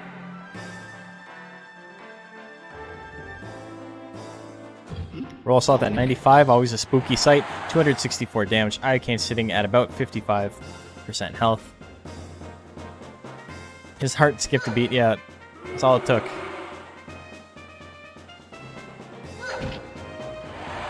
Kick lands. Kick lands again, and just like that, they're about tied up. With the kick, Power Garden Fresh is now losing. Iocane with the 4th kick in a row, 4th one misses. Power Garden Fresh trying to move back. He's like, you know what? I can't move back. I'm going to move forward. Thwack at 99%. Hits for 365. There's the grit. Iocane, one of the only special breeds that can get grit. There's the thwack. Power Garden Fresh with the double thwack. The double decker. And here's game 3.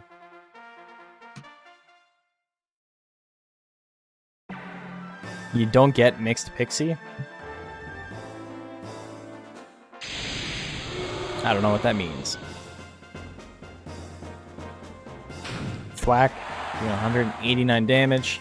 A little bit of damage. Iocane, it gets anger though. Building that guts lead. Gonna waste it all on kick though. Comes the slap. A little bit of damage. You get heal rate, but what else? Oh, you mean mixed attacker. Yeah, I don't know.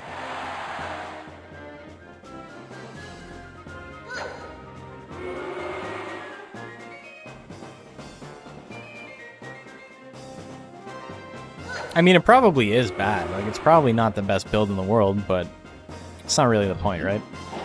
Roll Assault lands 310 damage, powered Garden Fresh. 8 seconds left on the clock. Realized we were talking about something else and was like, you know what? I gotta make this interesting again. It does spend a lot of time in slot 1. For a tournament like this, mixed attacker Pixie's probably stronger than just going straight intelligence. Icane's struggling a little bit today, but her C rank build was significantly better than my Pixie's C rank build. I just didn't want to have to deal with power. So I was like, you know what? I'll struggle a couple of weeks, maybe eventually make it out, you know?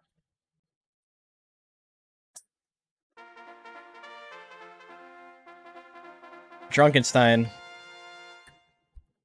SOB. What do you like? Prediction is live. Make your bets.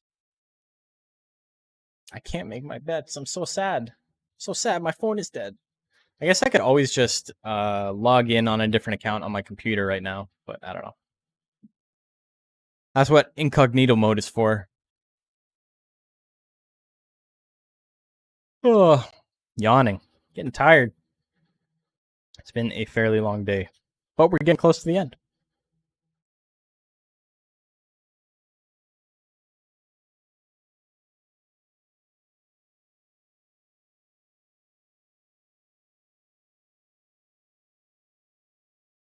That's what you use it for? Yeah. Yeah, that's the only thing to use incognito for. It's definitely not what incognito is for. I mean, I don't know what you degenerates are doing. But in my wholesome Christian Monster Rancher streams, we use it to bet channel points. Jumping shot misses. Spit can do a little bit of damage. Son of Blonic's not liking that. Telepathy lands. Ooh, 200. Son of Blonic not able to attack yet. I-beam at 71. Spooky, that's going to get the KO. Son of Blonic just having trouble. Just can't do anything. He's finally got more guts than his opponent. Can he do anything with it? Slap probably not the best play. Ooh, Telepathy misses at 72. Also looking to the Ray Chain. I don't think the Ray Chain's very good. I think your build is probably the best you could have done.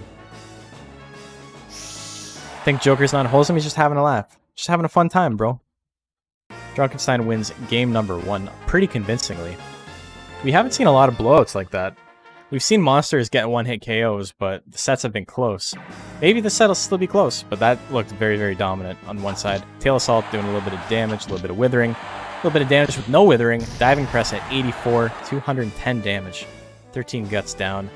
Drunkenstein losing, but gets the anger. This is going to be bad for Son of Blonic. 30 guts, 26 on teleport. Rough. Figured out how to make your controller work? You're getting there. Soon you'll be actually playing the game. Teleport lands again. Another 20 guts down. A third time.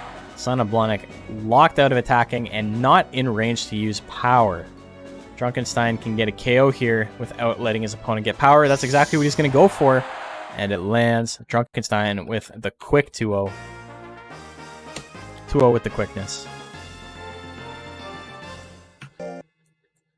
Gonna play Monster Rancher 2 for the first time ever? Well, Godspeed. It's a fun game. I like it. I don't know if you can tell.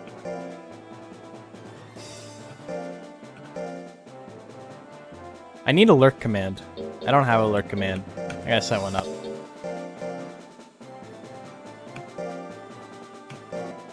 That's what you like to see, him actually doing damage, actually doing the thing. Okay, we got Junkenstein with that win. We got Pirito.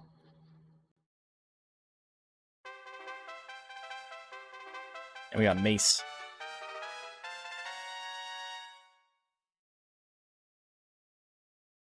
Dude, do I like it? You thought I hated? Love-hate, you know. We have a love-hate relationship. We're on cloud 9. That's got to be one of my favorite gags on The Simpsons. So would you say you have a love-hate relationship? Yes. Yes, I would. Nah, say it. We need it for the sound. For the sound clip.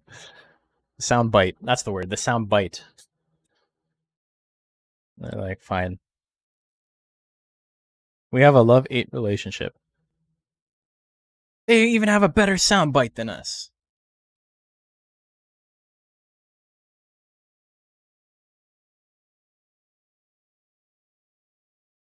Okay, do I gotta mark anything off here? Junkenstein gets the win. The big win. Pretty close today, though.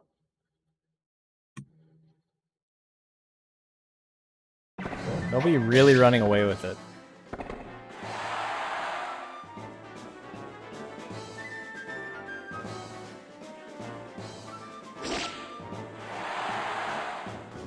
So we have 3 monsters tied for first right now with a 4-1 record, which is kind of crazy. Glassworks, Power Garden Fresh, and Gordy. Power Garden Fresh and Glassworks have not fought each other yet. Glassworks beat Gordy, Gordy beat Power Garden Fresh. If Power Garden Fresh beats Glassworks, then, you know, we call that the Devil's Threesome. That's how that works. Smash lands. Power Severe Shock is scary. That'd kill any monster in this in 1 hit. Keep stabbing. He loves to stab. Lizzie Borden. It's fire, water, grass. Look at that! Except fire beat water and water beat grass. That's the opposite. No, it's fire, ice, and grass. That's what it is. Gordy's ice. And then that works. Fire beats ice beats grass, grass... Fire, you know, perfect.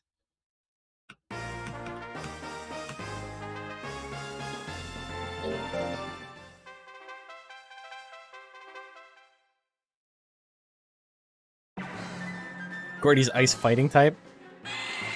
It sounds like an incredibly bad defensive type.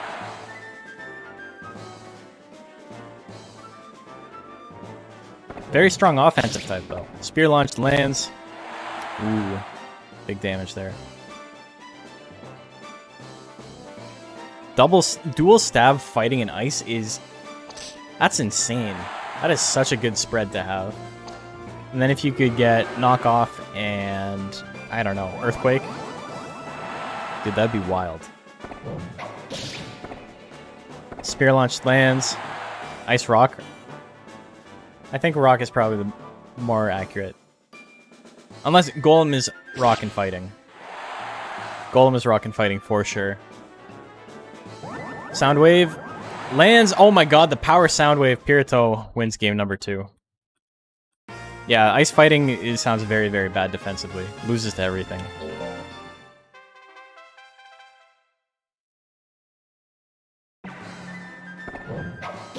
Spear launch. There's the crit. Doing just under half Pirito's health.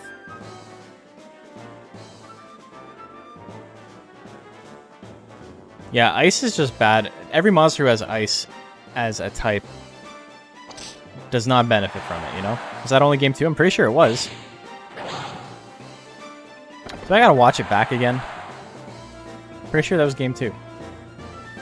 Thought it was 2-1. Well, I'll watch it back after this. We'll see. We'll see. Is it 2-2? Or is it 2-1? Let's take a look. I'm sure it was game 3. Tired of looking tired. Let's take a look real quick. I gotta watch an ad. I have ad block on. Why do I have to watch an ad on my own channel? Get out of here. I got an ad for under eye cream to get rid of the dark circles under my eyes. It knows. It knows.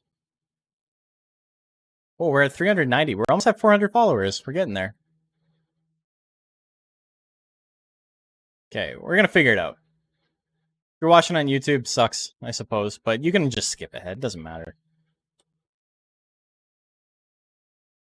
2-2.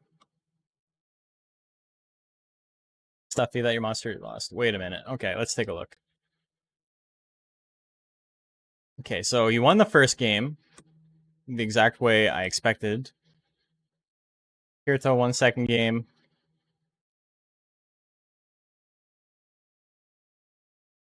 Then he gets the power sound wave. Okay, so it is 2-2.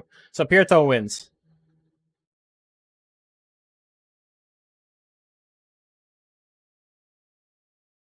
Bro, what is happening? Oh my god. My entire dashboard. Come on. I gotta sign in again? This is nonsense. My stream manager just completely fucked up.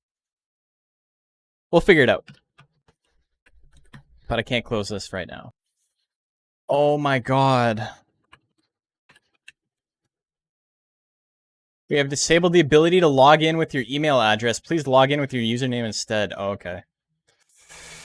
That makes sense.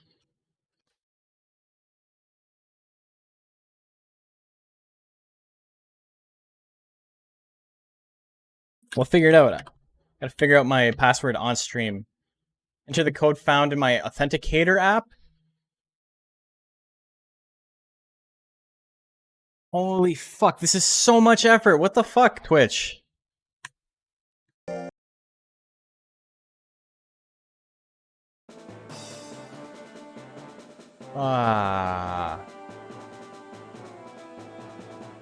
This is so dumb. My phone's fucking dead. Oh my god. The Twitch Authenticator app. I don't know if I'm gonna be able to because my phone's dead at the moment. I think that might be it for betting for the day. It's not just gonna email me the code, like...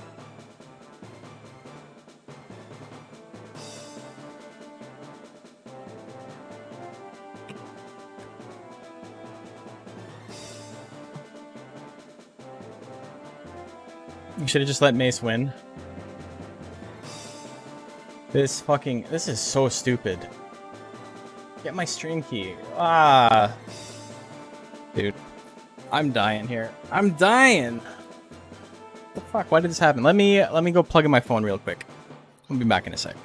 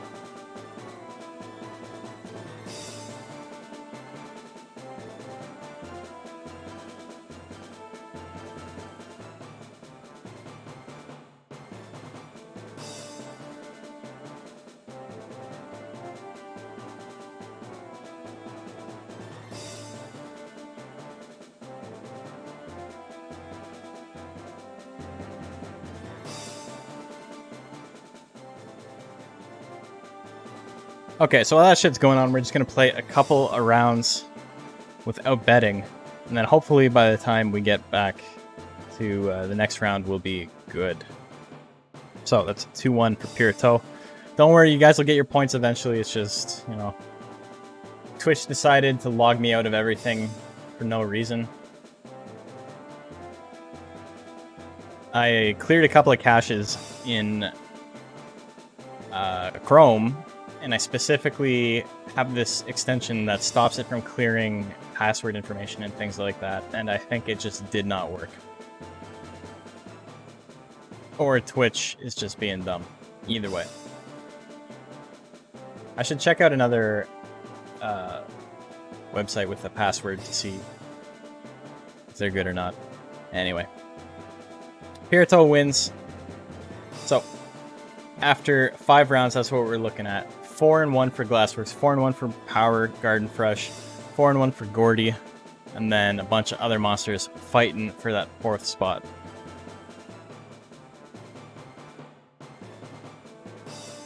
Okay, so we're gonna grind through this a little bit quickly, a little bit more quickly than usual. We got Glassworks and Iacane up next.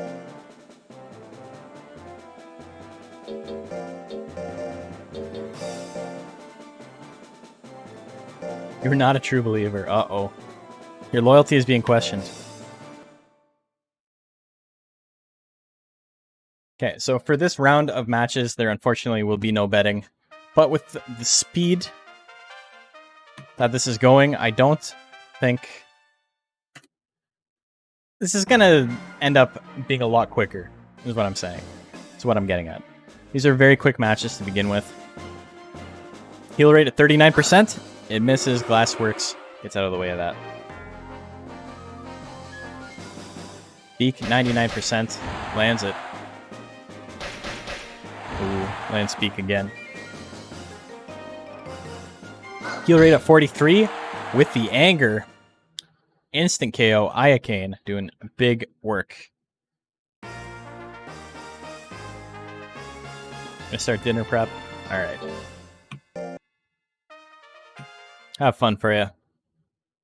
It's because the only one I worship is the goddess of beauty. Jesus Christ. Kick at 49 misses. Flame at 29 misses. Glassworks with a guts lead. Oh, gets hit. Look how little damage that did, though. That's that big guts correction working for Glassworks. 80 guts getting hit by flame, taking less than 200 damage. Oh, the kiss lands, though. All of a sudden, that lead is gone. I mean, it's still there, but it's not as big as it was. A couple of beaks in a row. No, he can only do the one. Hits the flame again. Look at the damage difference between the first time it hit and the second time it hit. With the massive defense bonus versus no bonus at all. Minus 12.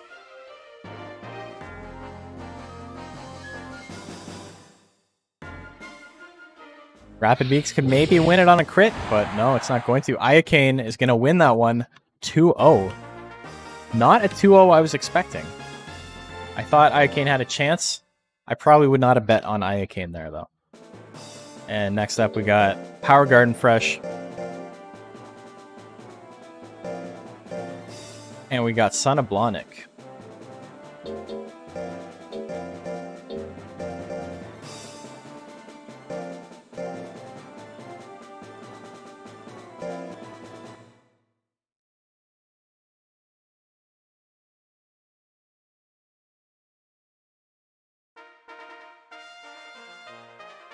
So, who do you like? It doesn't matter. You don't get to vote. You don't get to bet. We'll get back to that quickly. I'll make sure I have it for top 4, guaranteed. But either way, for next round, it should be good. Worst case scenario, it's not, and we'll have it ready for the one after that.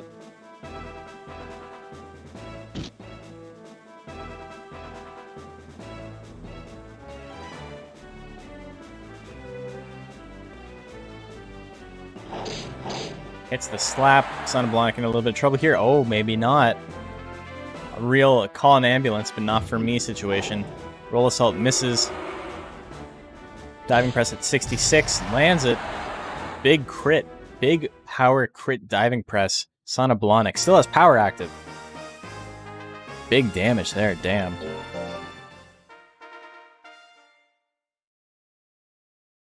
Game 2. Jumping Chop at 59 lands. Oh my god, almost the one-hit KO. Garden Fresh in a little bit of trouble. He can do some big damage. Oh, it looks like he's going to go for the swing throw, but instead just goes for a whack. Pushes him back a tiny bit. 71 on Slap. Slap will kill. Anything Son of Blonde can attack with will kill here. You might as well just use the cheapest tech. Thwack at 78. Big damage. Son of Blonde one hit away from dying, depending on the hit. Not Slap. Just building up a guts lead though. 62 on diving press, goes for it. A little bit risky. Didn't need to really risk it there. Back blow either. You just need to use Slap. Swing throw at 71. Oh my god. Thwack with a guts lead. That's enough. Power Garden Fresh takes it. Game 3, here we go. Close set.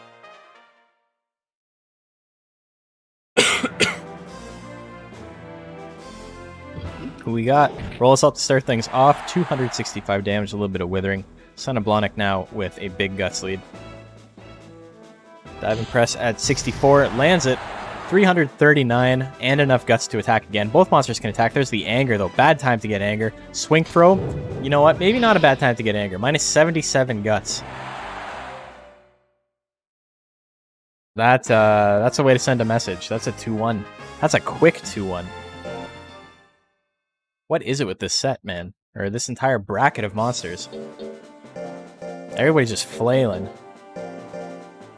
Next up, we got Gordy, and we got Mace Wind Dude. This brings me back to a time before predictions, when matches and my streams in general took much, much less time. Look how fast we're getting through this. But the predictions add such an interesting mechanic, interesting dynamic. I don't like not having them. I'm not gonna lie. Mace Wind Dude and Gordy. Here we go.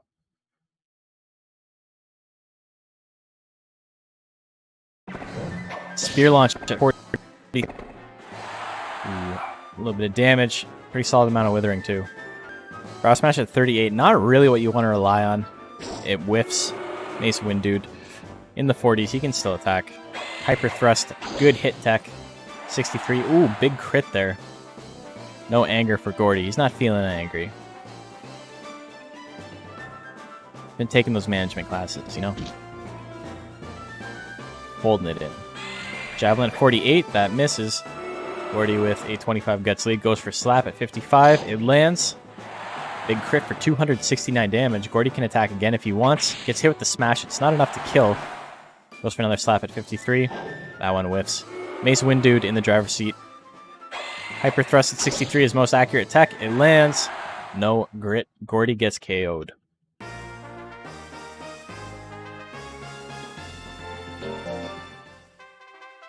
Pure monster fights. Just uncut monster fights, you know?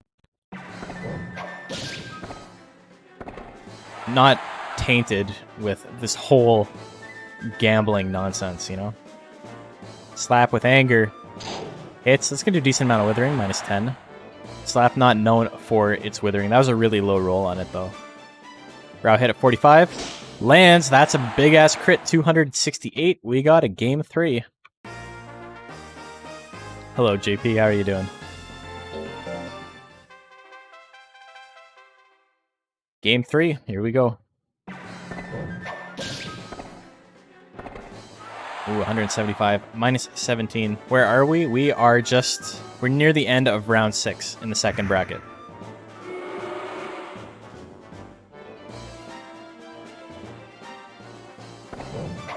Ooh, the double spear launch. And the crit. Quick, say there's no way. Brow Smash at 37. Oh, misses. So, you know, you wouldn't expect Gordy to have 450. Draco Flamestorm is now following. Thank you. Bro, are you fucking with me? What is this? Mace Wind Dude missed like one tech that entire match.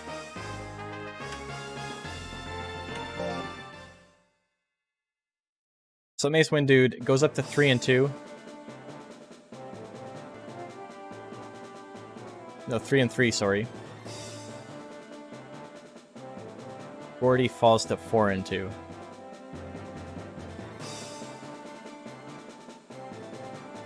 Knight in Shining Armor. And our final match of round 6. We've got Drunkenstein, we got Pirito.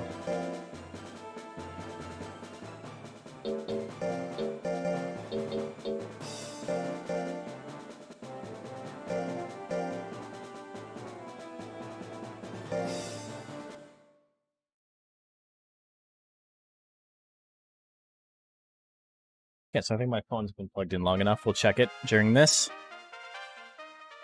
Drunkenstein and Pirito. Here we go.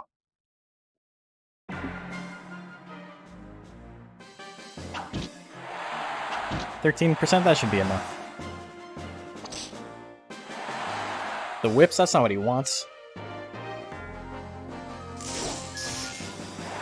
COVID is over in the US, didn't you hear? Bro, he lives in Florida. It never existed.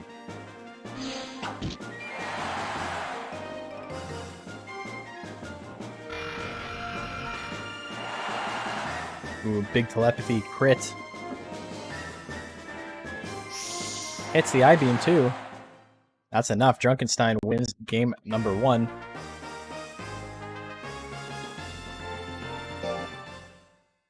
I accidentally hit no. I did not mean to hit no. Okay, we'll re-enter these monsters because they both have a lot of text. We'll make sure they're all set up in the right spots. Make sure they're all in the right spots. Drunkenstein.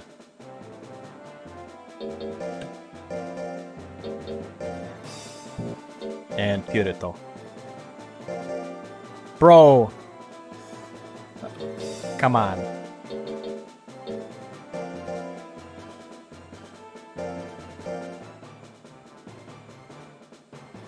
Just like vanilla B rank? Yeah, exactly.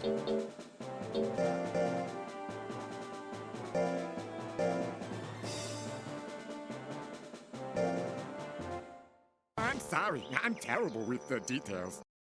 I am sometimes. Anyway, Drunkenstein up game 1. I'm sorry, I'm terrible with the details. Let's close all. My Twitch code is something. Can't say it out loud.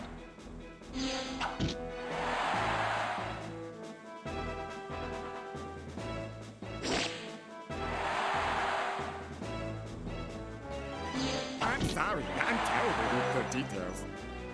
We were unable to? Are you serious?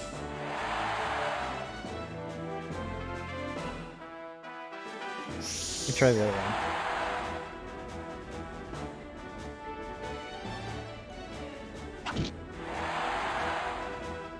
Oh, fuck this. Twitch can suck my nuts. What the hell, man? We're making sure you're not a bot, are you? Because you're not even letting me fucking log in. 6. There we go.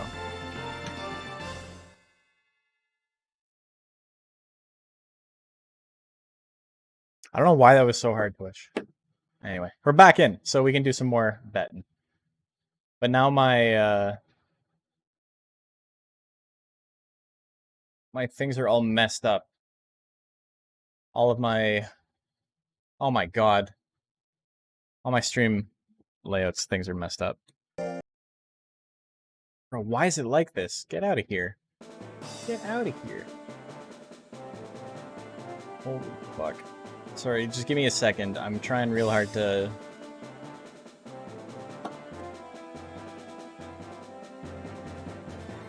Quick actions. Can I not put this on the side? Like...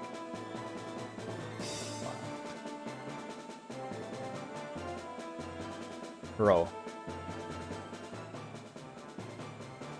I'm dying here. This is terrible. What is happening? And my quick... I can't even edit my quick actions. I just don't have access to them. What the fuck? Everything's grayed out? Oh my god. Ugh. Why is everything grayed out? Why are you like this? This is terrible. I hate everything about this.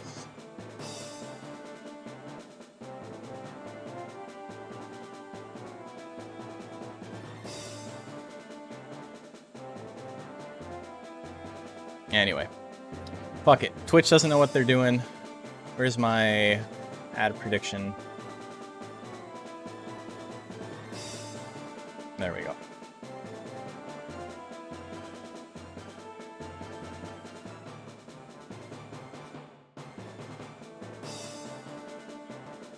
Dude, this is... I hate Twitch. Why are they so delayed? I think that's you, Matt. I don't know what to tell you about that. Twitch only knows hot tub, that's true. Anyway, I'll have to adjust my layout eventually, but it's giving me a hard time. Anyway, so that was... Pirito and Drunkenstein. Pirito got bodied a little bit, I'm not gonna lie. So Pirito, no wins yet. The exact oh sorry, one win. The exact opposite of Lontar. Lontar almost went undefeated. Glassworks and Power Garden Fresh have to fight each other next. Power Garden Fresh in first. Glassworks tied for second with Gordy. Mace Windude right on their tail. So is Drunkenstein. Dude, so many monsters can still make top 4. It's not set in stone. We had 3 monsters that were like running away with it. And now it's starting to fall apart. It's only 1 monster running away with it now.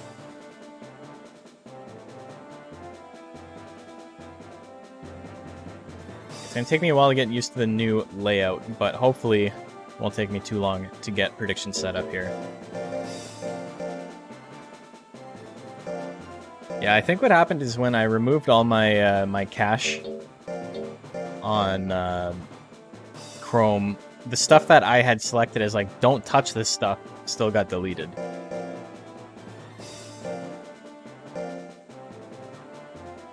So, Pirito versus Mace. Pirito gets the win. And then we had an entire round after that. Next up we got Glassworks. We got Power Garden Fresh. We got PGF. Feel bad deleting cache is my idea. It's a Chrome issue, right? It's not really your fault. I don't like. I specifically check the box, and like I have apps running, not apps, but extensions running specifically to stop stuff like this happening. It's called Save My Ass, and what it is it basically it saves all your preferences and like anything that you have passwords in. But when you clear the cache, it'll clear everything except for that stuff. You can clear all your cookies and stuff. It'll clear everything except for that stuff. It'll clear stuff like if you are using like eBay or whatever, it'll clear the recommended things, but it won't clear that you have your like that you have your password set up and your credit card set up and stuff like that, right? It's usually a tab going crazy. I mean, I had closed everything and I opened it up again and it was using like 70% of my CPU. I literally had no tabs open other than my stream manager, and I closed that anyway, and then I reopened it and it was still shitting the bed. So I think it's just Chrome being dumb. Not much you can do about it.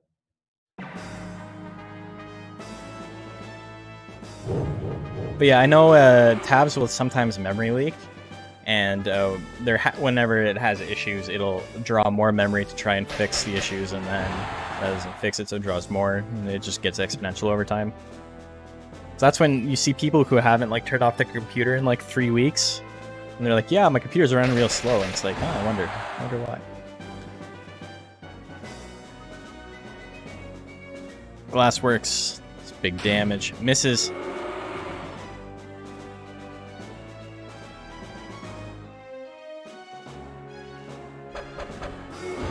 Beak misses. Thwack misses again. Glassworks dodging everything. Here comes another Thwack. It's not going to do enough, even if it does hit, and it does not. Yeah, this has been a goofy stream as far as, like, issues with technical stuff is concerned, though.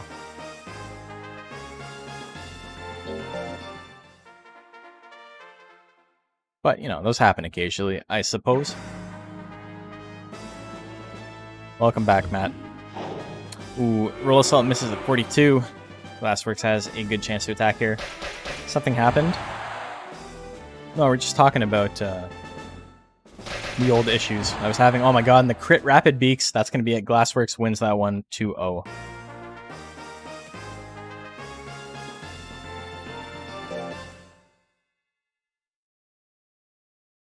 Choose prediction outcome. I mean, everybody was betting on Glassworks there, so. Next up, we got Iacane, we got Son of Blahnik.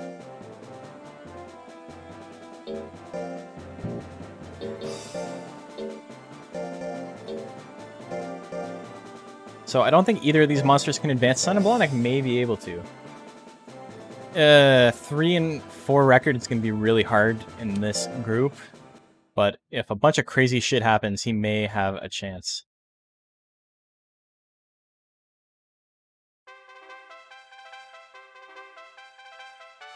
Iacane and SOB.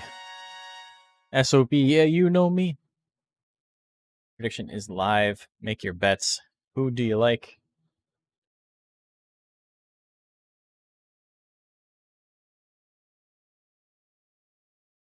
Yeah, I'm testing some other stuff. All my passwords are saved. Special preferences I have are saved. It looks like Twitch itself just was like, you know what? I'm not dealing with that. I know you're trying real hard, but fuck it.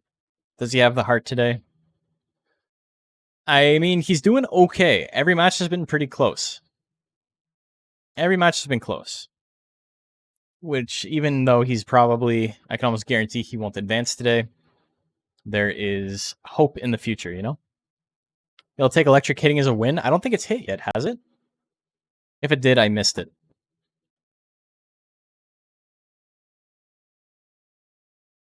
I think he's used it once and it missed. At least he used it the one time. Oh, here it comes!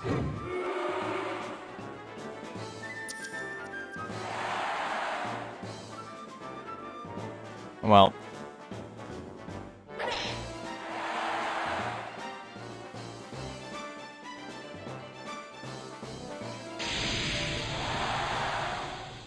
I have no words. We almost saw it. In his last chance to dance.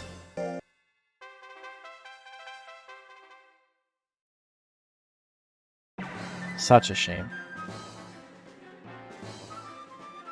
Slap at 99. A little bit of damage there. Kick at 78.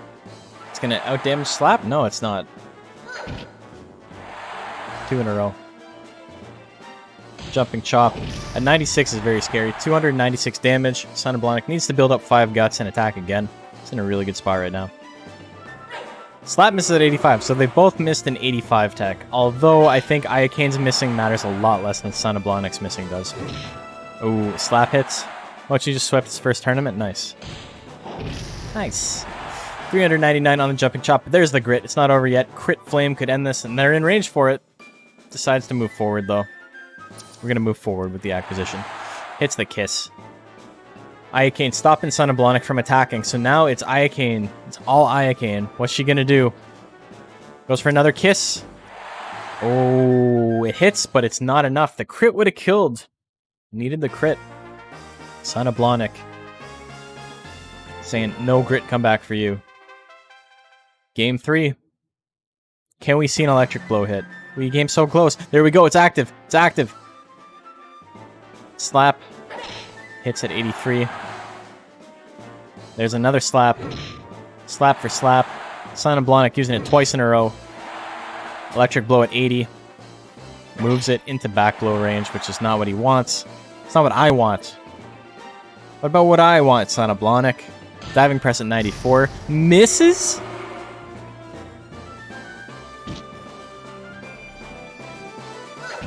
Kick lands at 79. Gets power. Are we going to see power electric blow? No. Just a bunch of kicks in a row. The most boring ass way to win. After lucking your way into that range to begin with.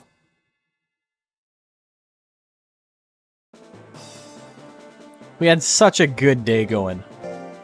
With no unfortunate games. Next up, we got Gordy. Legit salty about that? I believe it. I believe it. That was a guaranteed win. 4% chance to miss. Or 6% chance to miss. Misses. And costs the game. That's garbage. Me stomping out the weird goo in the Burger King freezer? Gross. Sentient secret sauce. Yeah, I'd be salty about that too. I feel ya. Maybe, you know what? Maybe I have a chance to get salty here too.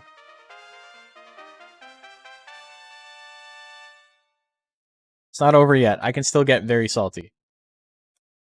Gordy vs. Pirito, make ya bets. Who do you like?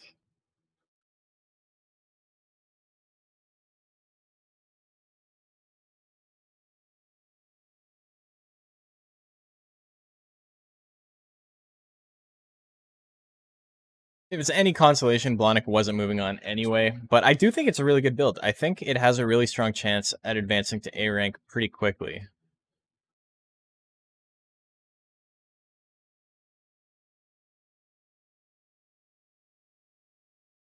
$5K off the bat. What do we got? Let me take a look.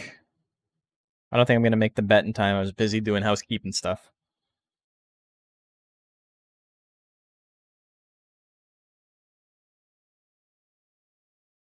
Oh, everyone's voting for Gordy. I can't. Whatever. Who cares?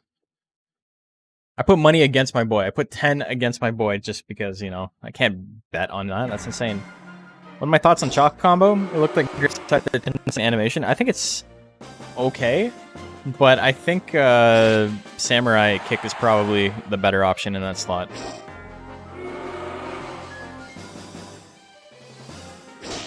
Brow hit. I think Samurai Kick is extremely good. Ooh, Electrify. 2 in a row? Misses the second one. But, I mean, Chop Combo is like... That's a tech with balls, you know? Like... You hit that shit, and it's fucking... Let's go. Off to the races. Kick misses. Oh, look at that. I'm getting a chance to get salty myself.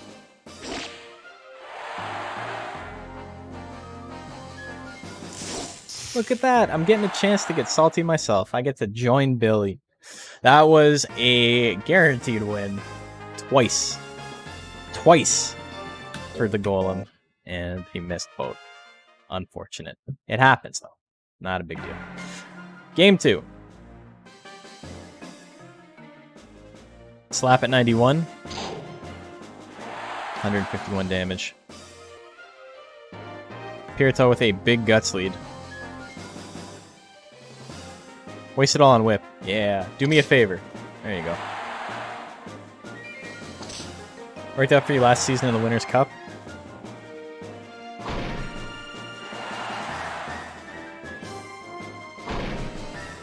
Bro, you didn't make Legend Cup, though. What do you mean it worked out for you? Power Electrify at 52%. Misses. You can just keep swinging if he wants. Brow Smash. Needs to get out of that third range. Soundwave at 72. That misses too. Oh, both monsters have a chance to get salty. Let's go. Electrify. Big damage. Into the stab. Running down the clock on himself. As one does. Brow Smash. Nah, decides against it. What are my thoughts on Ninja Kick? I think Ninja Kick is kind of... it's kind of risky. But I don't know. Got you to top 4 several times. In Winners' Cup?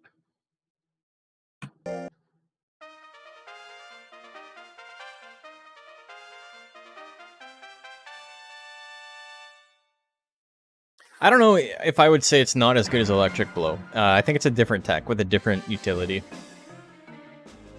Ninja Kick is like a game-ending move.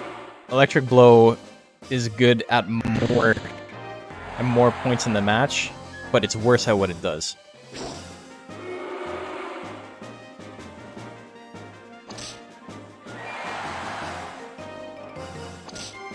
The 2 whips. The 3 whips. The 4 whips. Brow hit at 79. Brow smash, sorry, at 79. 396 damage. Gordy with the win. So, that means we got 3-way tie for first place at 5-2.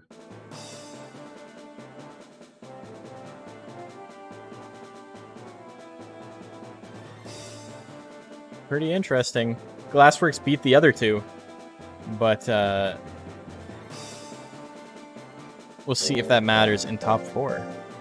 And our final match, we got Drunkenstein and Mace Windude. So this matters a lot. This match absolutely matters because the winner makes top 4. It's that simple. Because of the way everything else rolled, the winner makes top 4. The loser does not make top 4. We already have our top 3 placements. These monsters are tied.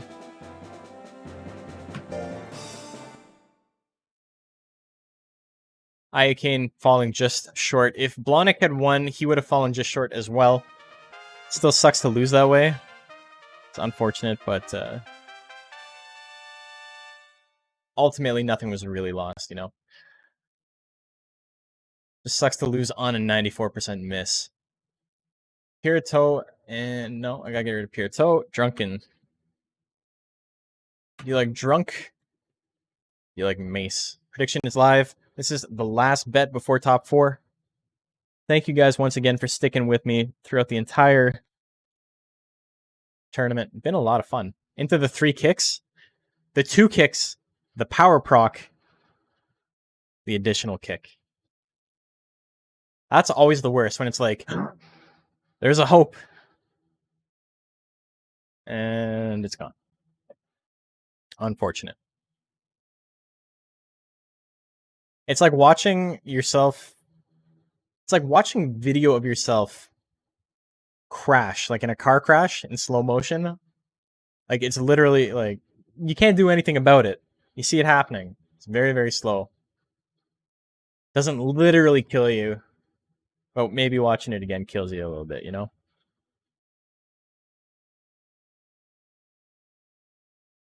Five seconds. Get your bets in. I didn't bet on this one.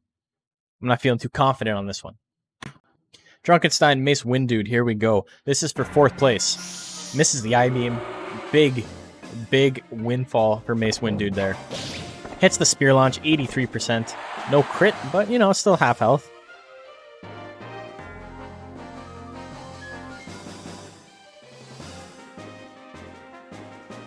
Both monsters can attack. Smash combo. Gonna bring Drunkenstein down to the yellow. 247. Flashing yellow, even. I don't know how they chose the colors for the health bar. You got blue, which means full health. Green, which means not so good. Yellow is caution. And then flashing yellow is super caution. I don't know. I don't get it. Green, yellow, red, I get. Blue, green, yellow. I guess it's a gradient still, technically, from blue to yellow, but it seems like a really bizarre choice. I suppose a lot of the UI is blue, though, right? So, makes sense to make the health bars blue. I don't know. They just like the color blue. Ooh, 297 damage. Big crit there from Spear Launch. See, it doesn't really make that much of a difference, though. Oh, the I-beam lands. We're going to have a game 3, it looks like. Drunkenstein's in a really good spot. There's Foolery? Oh my god. Mace Windude had a chance. He only had 17 guts, but when your opponent does Foolery, you can attack. He goes from cool to uncomfortable. I mean, what if it was flashing at like 30 FPS? Or no, if it was flashing at 30 FPS, you wouldn't see it at all. 15 FPS. Oh, telepathy lands. Game 3.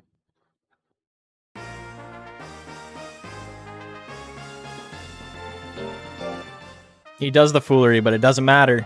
We got a game 3, folks. All it comes down to this. The winner of this will move on to top 4. Loser will have to wait until next rank B, and I don't know when that's going to be. So they'll be put on ice for quite a while. Ooh, big damage. Misses the 80% spear, but here comes a javelin. 204 damage, no crit, but decent damage. They both have the same amount of guts. Telepathy hits at 55. Big damage, no crit though. Anger. Ooh, angry spear launch could be big. Hyper thrust, not so much. Doesn't do a lot of withering. It's a little bit, but he can attack. Oh, his opponent has anger now. 99% chance a crit will kill. No crit. Drunkenstein has a massive guts lead now. I-beam hits at 58. Do we see a grit? We don't see a grit. The 80% spear launch. That's twice. That's 2 times in this last round that the move has guaranteed a win and has missed.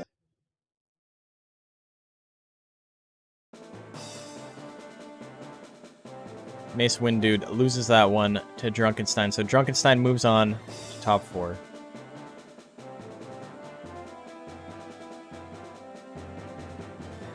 Kirito, I'm just making sure this is all correct. I'm getting it correct, you know. I think I had fucked up the bracket a little bit as I went, but it's okay now. It just wasn't before, because I had Pirito losing to Gordy instead of losing to Drunkenstein earlier. But anyway, let's take a look at the final. All Grandpa wanted was to use his Intex. Yeah, rough day. That's okay, though. I think these monsters are fine. I don't think there's anything wrong with any of the monsters in B rank right now. Some seem a little bit weaker than others, but I think all of them have what it takes to eventually move on. What am I looking for? I'm looking for this.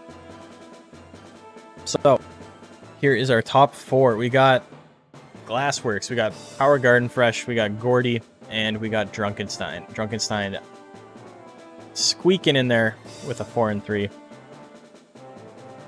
And yeah, let's see who actually got first, who actually got second, who actually got third. Because, well, I mean, it only matters who got first. Because second and third are going to have to fight each other anyway. It's going to be Glassworks versus... no, sorry, it's going to be first place versus Drunkenstein. Maybe it's Glassworks. And then the other 2 will fight each other. So Glassworks has how many wins? 1, 2, 3, 4, 5, 6, 7, 8, 9, 10, 11. And Power Garden Fresh has 1, 2, 3, 4, 5, 6, 7, 8, 9, 10, 11. Also has 11. And Gordy has... what's number 4? Has 1, 2, 3, 4, 5, 6, 7, 8, 9, 10, 11, 12. Yeah, that makes sense. Because he didn't go 2-0 in any match. 0-2 in any match. So, Gordy's first overall, and Glassworks and Power Garden Fresh are going to fight each other. Gordy is going to fight Drunkenstein. Give me a second to set a final bracket, and we will be right back.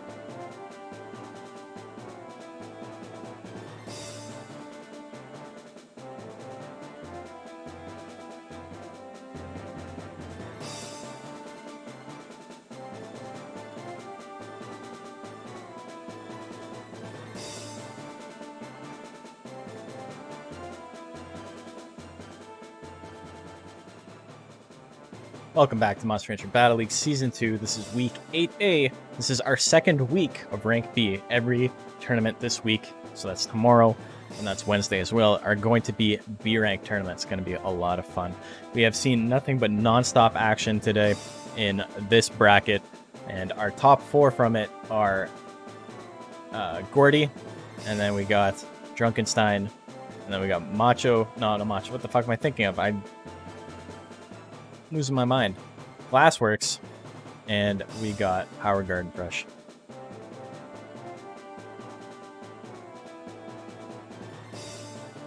There's something in my brain. Maybe it's the 5G in my arm, you know?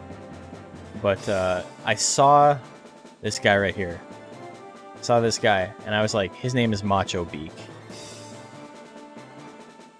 I don't know why I thought that. I was like, this makes Beak.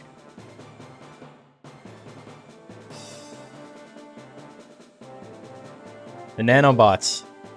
They're rewriting my brain, man. Bill Gates is in there. It's not making things easy for me, you know? So, first up we got Gordy. We got Drunkenstein.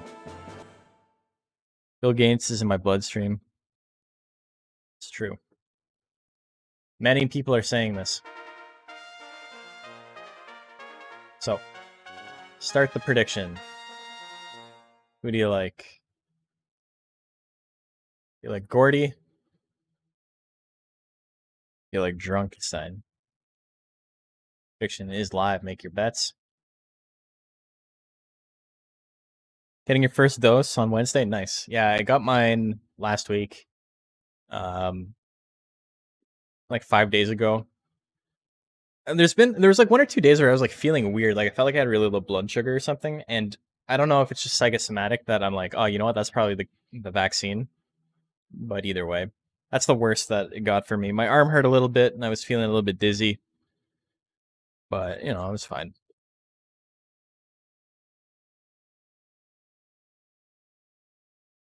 $4K, damn. I can't even bet on my own boy. I'm going to lose so much money if I do. And he loses. Guys are making it hard for me to support my son. My large son.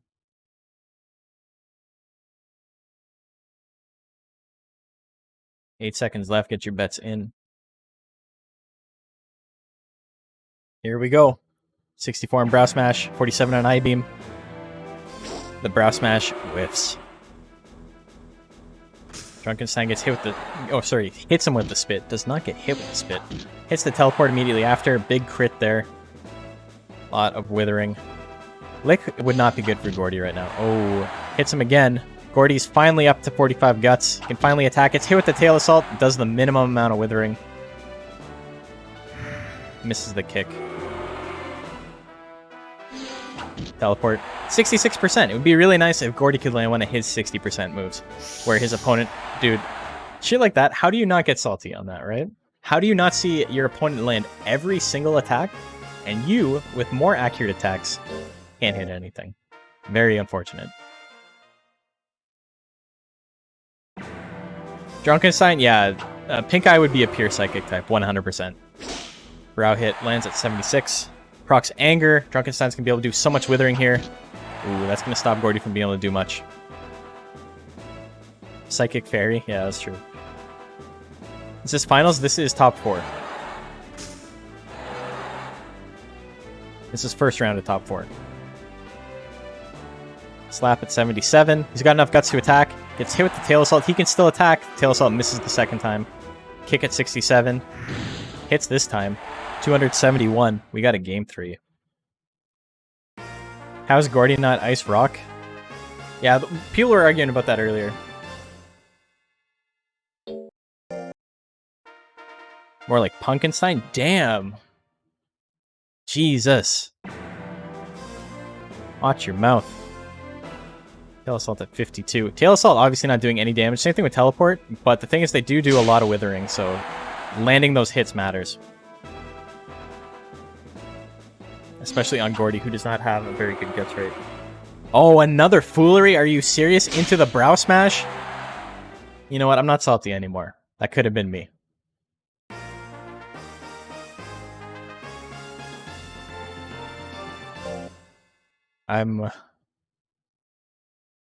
You know, sometimes you gotta be grateful for what you got.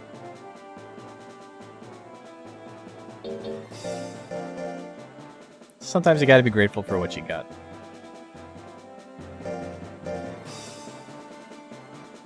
Here I am bitching about missing 270s. Jeez. What a dumb way to win. I'm sorry, man. That sucks.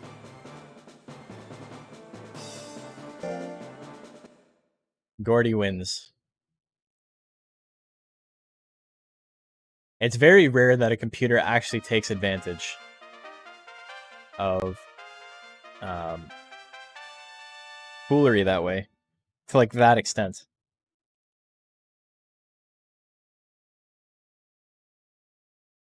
You're just so shocked. I feel you. I feel you.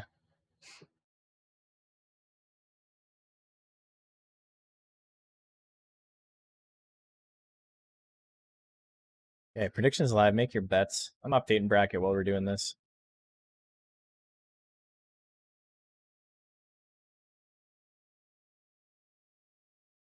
Do it again, do it again, do it again now. Glassworks has beaten, I think, all 3 of these monsters? Yes. I think, wait a minute, it may have lost to, who did it lose to? No, it beat all 3 of these monsters. The 2 monsters it lost to are not in the finals, so Glassworks has a pretty good shot at winning this whole thing. Who would have thought that a Phoenix would have a good shot at winning?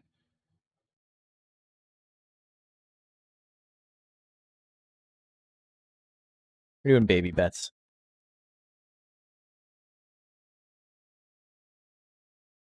2 A rankers? We'll see.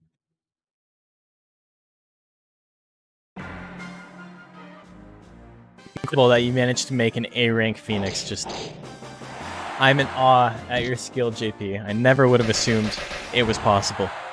Anger immediately. You flush it out. You flush it out. Oh, misses the angry roll assault, but he's still got 45 guts. Both monsters can attack. Here comes another beak. It lands. It's enough to kill. Power Garden Fresh does not get back up.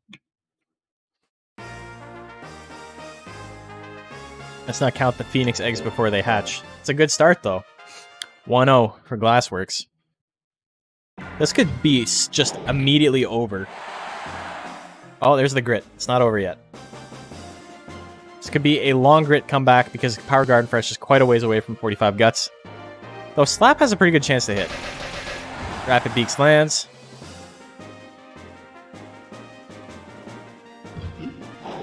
Roll Assault again. That's not what you wanted. Power Garden Fresh. Oh my god. Glassworks also like doesn't actually have the best chance to hit. It just literally never misses. It almost rarely breaks 70%. But the little help from his opponents, he can win.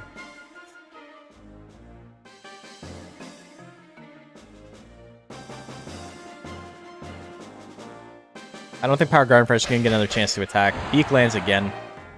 He tried to swing throw and roll assault his opponent on 1 life. JP, luckiest man in Monster Rancher. I think he's living up to that title today. So Glassworks gets the win there. That means we got Drunkenstein and we got Power Garden Fresh.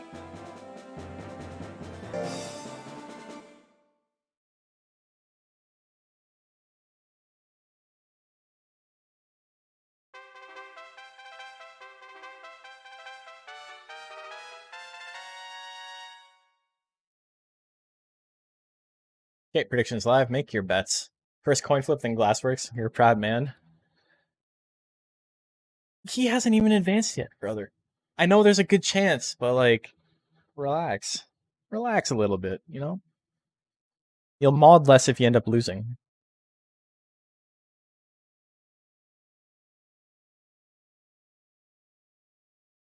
This is an interesting one. Drunkenstein does do that heavy withering. Power Garden Fresh has the one-hit KO potential, though. Or maybe not exactly one-hit KO, but just enough. Just halfy, and your mon's got to B rank? Yeah. I mean, there's a difference between being like, I'm going to be an A rank, and I'm happy I got the bare minimum. It's funnier if you do this and then lose. To who? To who? What I say to that. Okay, submission's closed. I got a big bet in at the very end. It doesn't say I did, but I did. Oh, it does say I did. Okay. Ooh, the roll assault off the hop. The angry lick, though, say goodbye to your guts. Damn, minus 65 guts. No, I'm saying it's just funnier if I celebrate now than not advance. I know what you're saying. It's all about the comedy. Drunkenstein gets the win. Drunkenstein needs one more win to stop Power Garden Fresh from advancing. Is this going to be the second monster Drunkenstein knocks out of the tournament? We saw it earlier with Mace Wind Dude by dodging an 80% spear launch.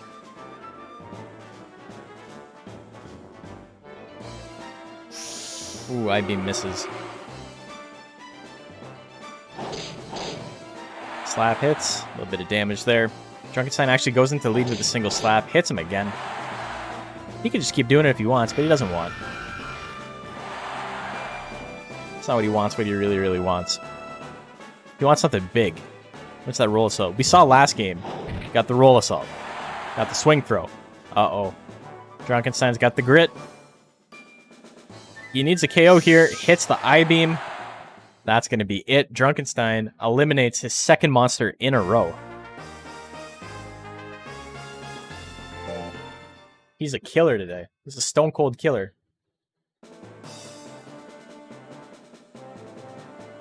So as we move on to our best of fives, or best 3 out of 5s, I should say, let's take a look at the bracket. So here's what we're looking at right now. 2 of these 3 monsters will advance. Power Garden Fresh has been eliminated. The winner of Gordy and Glassworks will automatically move on to rank A. And then the loser will have to fight Drunkenstein. So if Gordy loses, Drunkenstein has a chance to get double eliminated, to not make rank A just because he lost to one monster, which is always unfortunate.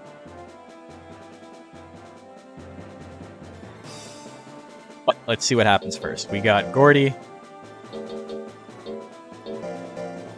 and we got Glassworks. Battle of the G's.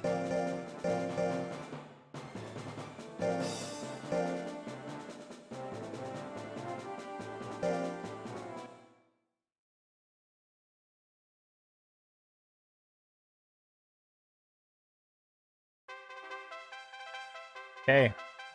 Who do you like? Gordy. Glassworks. Big one. Gordy misses all his brow smashes. He doesn't have a very good chance to hit. Gordy's not very accurate in this matchup. Slap is usually around 40% or less, but he only needs to hit like 2 attacks to get the KO, or 1 attack on a crit. Brow hit on a crit is a guaranteed KO, and it's got like about a 40% chance.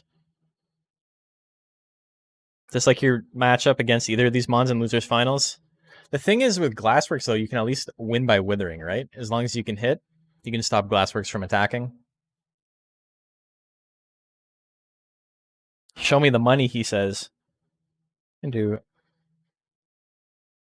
bet a little bit. Okay, 15 seconds left. Get your bets in. Who do you like? This is Winners Finals. There's only 2 matches remaining after this one. We're getting very close to the end for today.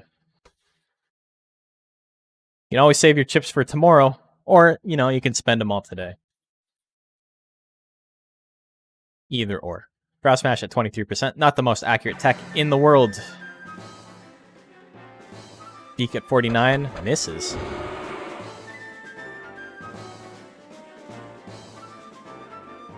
Punch misses. You taking your money? I'm pretty sure Zanaga bet on Glassworks. Slap misses as well. Glassworks up to 62. Another slap. 3 in a row missed. Not that accurate, though. JP's got a victim complex. He just assumes everyone's against him. Beak at 56 misses as well. Rapid Beaks at 64 misses as well. Neither monster can land a hit. 20 seconds left. Brow Smash at 25. That misses. Glassworks with a 20 guts lead. What's he going to do? Pushes him back. 8 seconds on the clock. Brow Smash misses. 4 seconds left. Who's going to attack? Rapid Beaks. It's going to land as time runs out. 1 attack landed. He's very, very lucky he landed that because he would have lost on decision if that attack missed.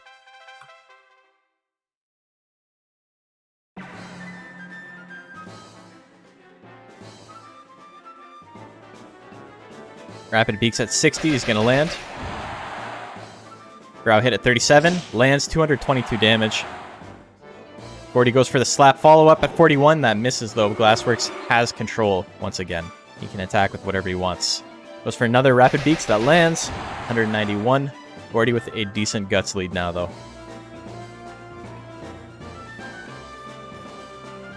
Brow hit at 36.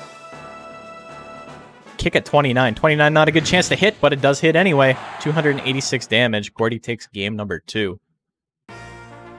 That's the thing. When your opponent only has like a 1 in 4 chance to hit, it may seem like they can't win, but if they only have to land 1 in 4 is not that crazy, you know? JP is high already. He said he was going to go get some booze. Hits the slap. 192 damage. Glassworks just above half health. Hits the beak in retaliation. 125 damage. Brow hit at 37. That misses. Rapid Beaks at 61. That's going to land as well. 182 minus 5. No anger for Gordy. Probably would have liked to get it. Would have built up a huge guts lead. Glassworks a long way away from being able to attack. Kick at 30%. Misses. Glassworks can attack again. Is he going to go for Rapid Beaks again? Brow hit at 35. It lands 198. Not enough to kill. Goes for the kick immediately. The kick misses. Glassworks now has a guts lead. And has Hurry. Oh, hits the beak with Hurry. Gets the crit. And his monster makes me fucking have to reset the bracket. Reset the match.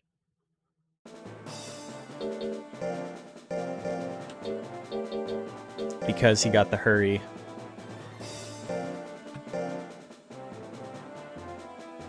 We had a rune in JP. Just complete asshole. Minus 5 style points. Yeah, add that to the record. So, Glassworks up 2-1. He won 2-1 when they fought last time. But now there's one more, potentially one more game. Brow Smash misses right off the hop. Beak lands for some damage, 149 minus 8 guts. He can attack again if he wants. 50-50 on Beak, 63 on Rapid Beaks. Has not used Talons yet. Misses the Beak.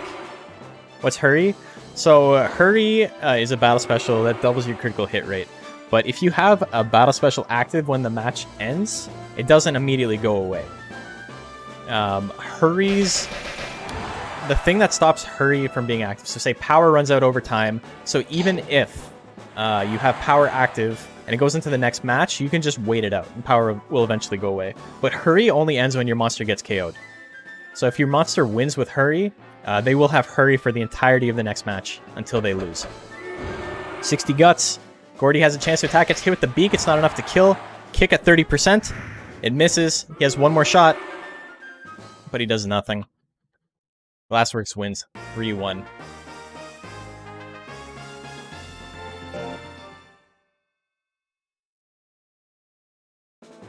So that means we got Gordy and we got Drunkenstein in losers finals.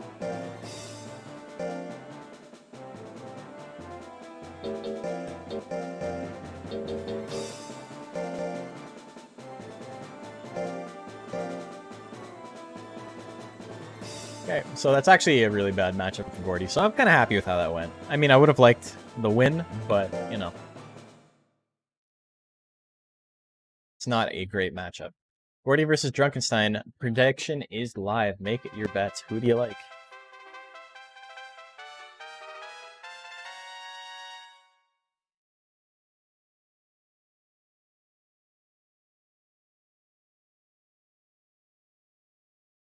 Yeah, that was a 3-1.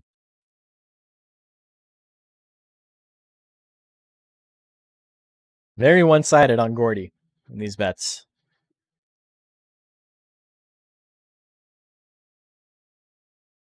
I don't think it's that one-sided of a matchup, though. I think Drunkenstein can do a lot of withering, and it's really spooky for Gordy to come back from that. If Drunkenstein gets anger and lands a couple of teleports in a row, it's over, like, immediately.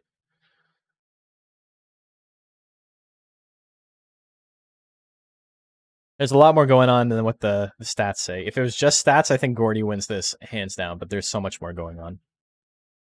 Drunkenstein can't get hit. He's got 494. He's got 549. There we go. 549 life. He can get hit a couple of times. Slap misses at 83. Good start. Doesn't matter that much. Slap's not super powerful, but, you know. Obviously, you don't want to be missing. Brow Smash misses at 64 as well. This is already looking incredibly bad for Gordy.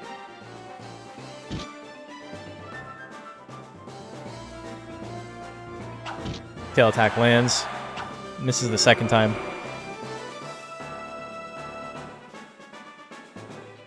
I-beam lands. So he's not dead yet. Lick misses at 50. Gordy with a 25 guts lead. Gotta do more than punch. But, you know, that's all he's going to do. Finally lands an attack with 9 seconds left. And it's punch. And he's going to land punch twice. Damn. So, Drunkenstein wins game 1. Pretty lucky win, but, you know. It's only one game. Drunkenstein up 1-0. Just have to avoid the brow smash. If you hadn't avoided the slap, you would have lost that one. Oh, crit I-beam. Good start for Drunkenstein.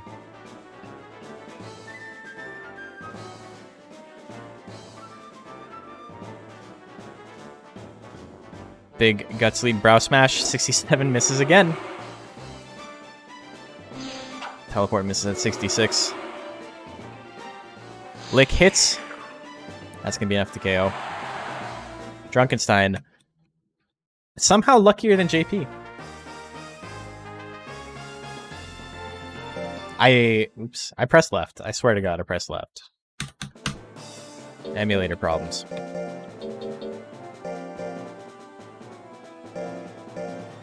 Imagine getting licked to death. I can imagine that. You know what? I take it back. My last win wasn't a bullshit win. It was not a bullshit win. What is speed? I know, right? You can just make a fucking nonsense monster with no speed and no damage output and hit your opponent with every attack and never get hit. Then, you know, you win. Is Drunkenstein going to eliminate 3 out of 4 people in their last rounds? Looks like it. I-beam misses.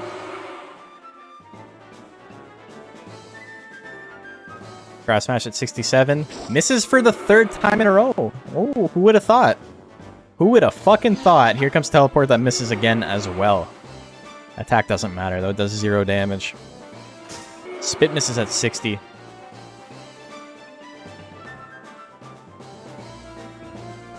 Slap at 82.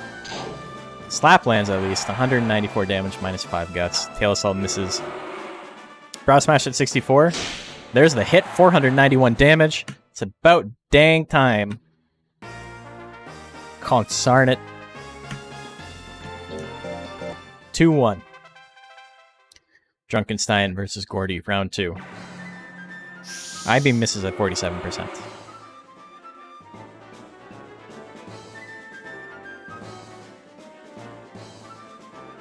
Brow hit at 77. 257 damage. Gets anger. Another brow hit. Oh, teleport misses at 64. Teleport hits there, minus 27 guts. Gets Fury, though. Furious. Is he going to do anything about it? Brow smash with Fury. Just... I cannot believe how lucky Drunkenstein is. This is actually garbage. He gets anger. 10% chance to survive. His opponent doesn't attack. This is... How is this close? This was a guaranteed win for Gordy like 10 seconds ago. Oh my god. There's the grit. It's not over yet. I don't know if he can do enough damage up close, but if he moves back into I-Beam, we got a game 5. That would have been 999. Yeah, because it does like 500 normally, right? That would have been funny. We have had a 999. 1 in 5. I mean, I don't mind. Like, it's 1 in 5 for a move that has over 60% chance to hit is really bad. But Drunkenstein is missing his moves too, right? Like, both monsters are just fucking shitting the bed constantly. Can't hit for shit. I mean, neither of us are hitting anything.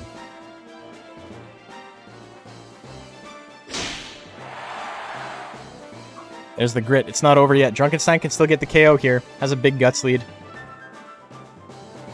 Tail Assault misses at 58, which is probably better for him. Hits the spit immediately after. Another spit. Good damage there from Drunkenstein. I-Beam on a 50-50. Goes for it and misses. Punch at 75. Kick at 68. Brow Smash at 65. Probably doesn't want to use Brow Smash. Kick at 68. It misses. Teleport. Lands. Has enough guts to attack. Has anger. Oh no. This could be bad. Oh, he's going to run down the clock with Punch. No, now he hits his Brow Smashes. Bro, that was a garbage fight for both monsters. Neither of them deserve to win that. They're both eliminated. The Phoenix gets moved up twice. Phoenix is in S rank now. That's my ruling on this. Both monsters lose. Nobody gets money. You all lose money on that. Just nobody wanted to win that. We both played bad. Yeah.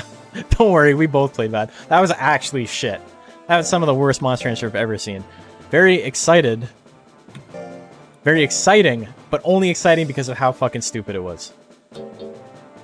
Beg skates for 8 hours, hockey practice for drunk? Yeah, exactly.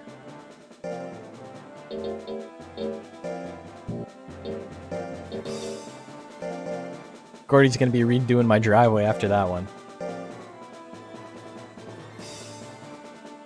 Glassworks versus Gordy. Grand Finals. The Grand Finals you expected, but not the Grand Finals Gordy deserves.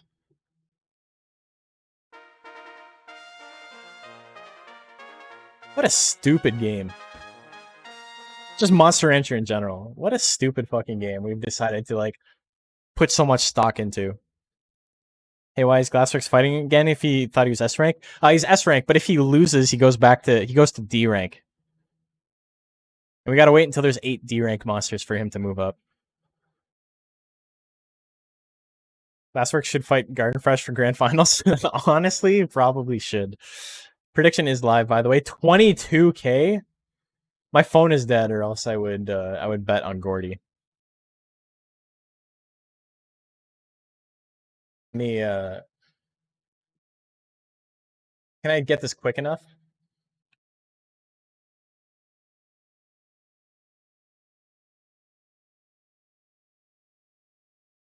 Tired of One looking sec. tired?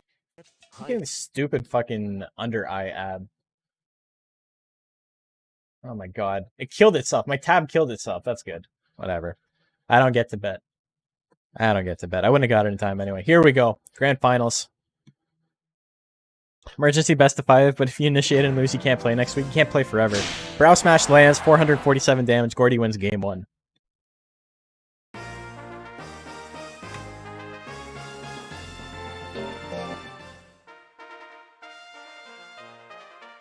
What are the... Patch with 20,000 on Glassworks. I think that's probably a good bet. He's got to win 2 sets. That's very unlikely. Is Gordy looking ahead to this match? It's like when you're like a low-level player in a fighting game tournament, and you're talking to your friends, and they scope out who you got to fight next. They're like, oh, your next opponent plays Link. It's like, dude, don't fucking worry about that. Worry about not getting bodied in the match you're in right now.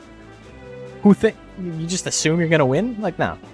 That's what Gordy was doing. He was thinking about, how do I beat Glassworks? And he's just getting his shit kicked in. The double beak, Gordy in a little bit of trouble. Has a lot of guts, though. Kick at 30. It misses, but he can keep swinging. Ooh. Hope Glassworks wins for the ELO. You bet 700 on Gordy. You bet against your boy because you know those odds are in your favor. Anyway, slap at 40%. It misses. Beak at 53. That hits. Not enough to kill, but it knocks him down, which is the longer animation. Gordy does not get a chance to counterattack. 1-all.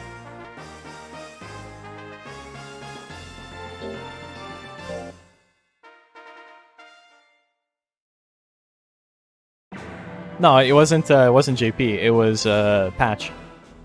Kick at 26, misses.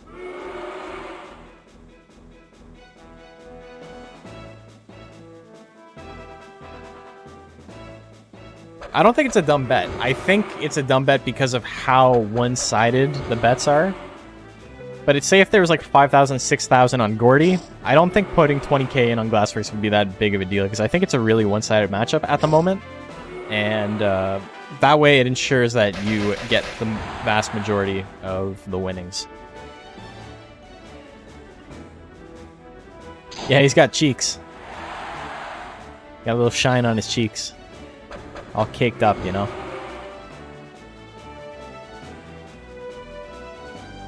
Goes for the kick at 26. It misses. Talons lands. Misses the second time. I think that's the first time we've seen Glassworks use Talon in like the last 4 sets. 2-1 for Glassworks. He's 1 win away.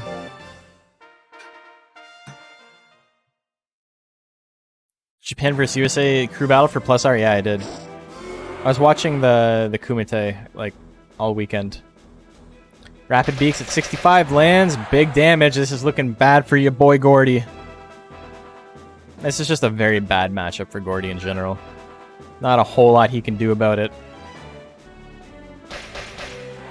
Ooh. He's still alive. Punch, not going to do it. Lands, but not going to do it. 148. Still has enough guts to attack.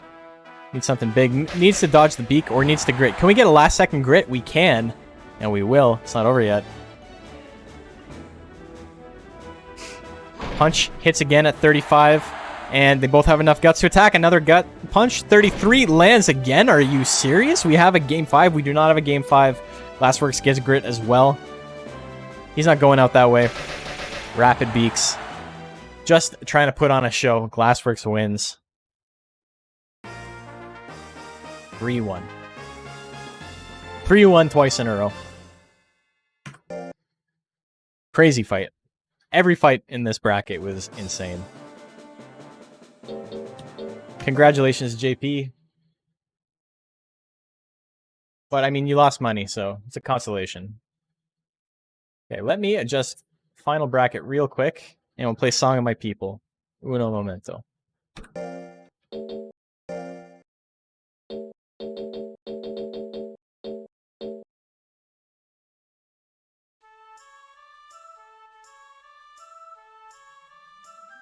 Okay, so this is what it looks like. Pretty quick. Did not get a chance to end things off with a bracket reset. Gordy tried so hard to bring it to game 5, but he just could not do it. I don't have a list like that. I want to say thank you to everybody who watched today. It means a lot. We had great viewership all day, and hopefully you guys were having fun because that second bracket, that shit was nuts, man. That was wild. Okay, let's see who we can raid.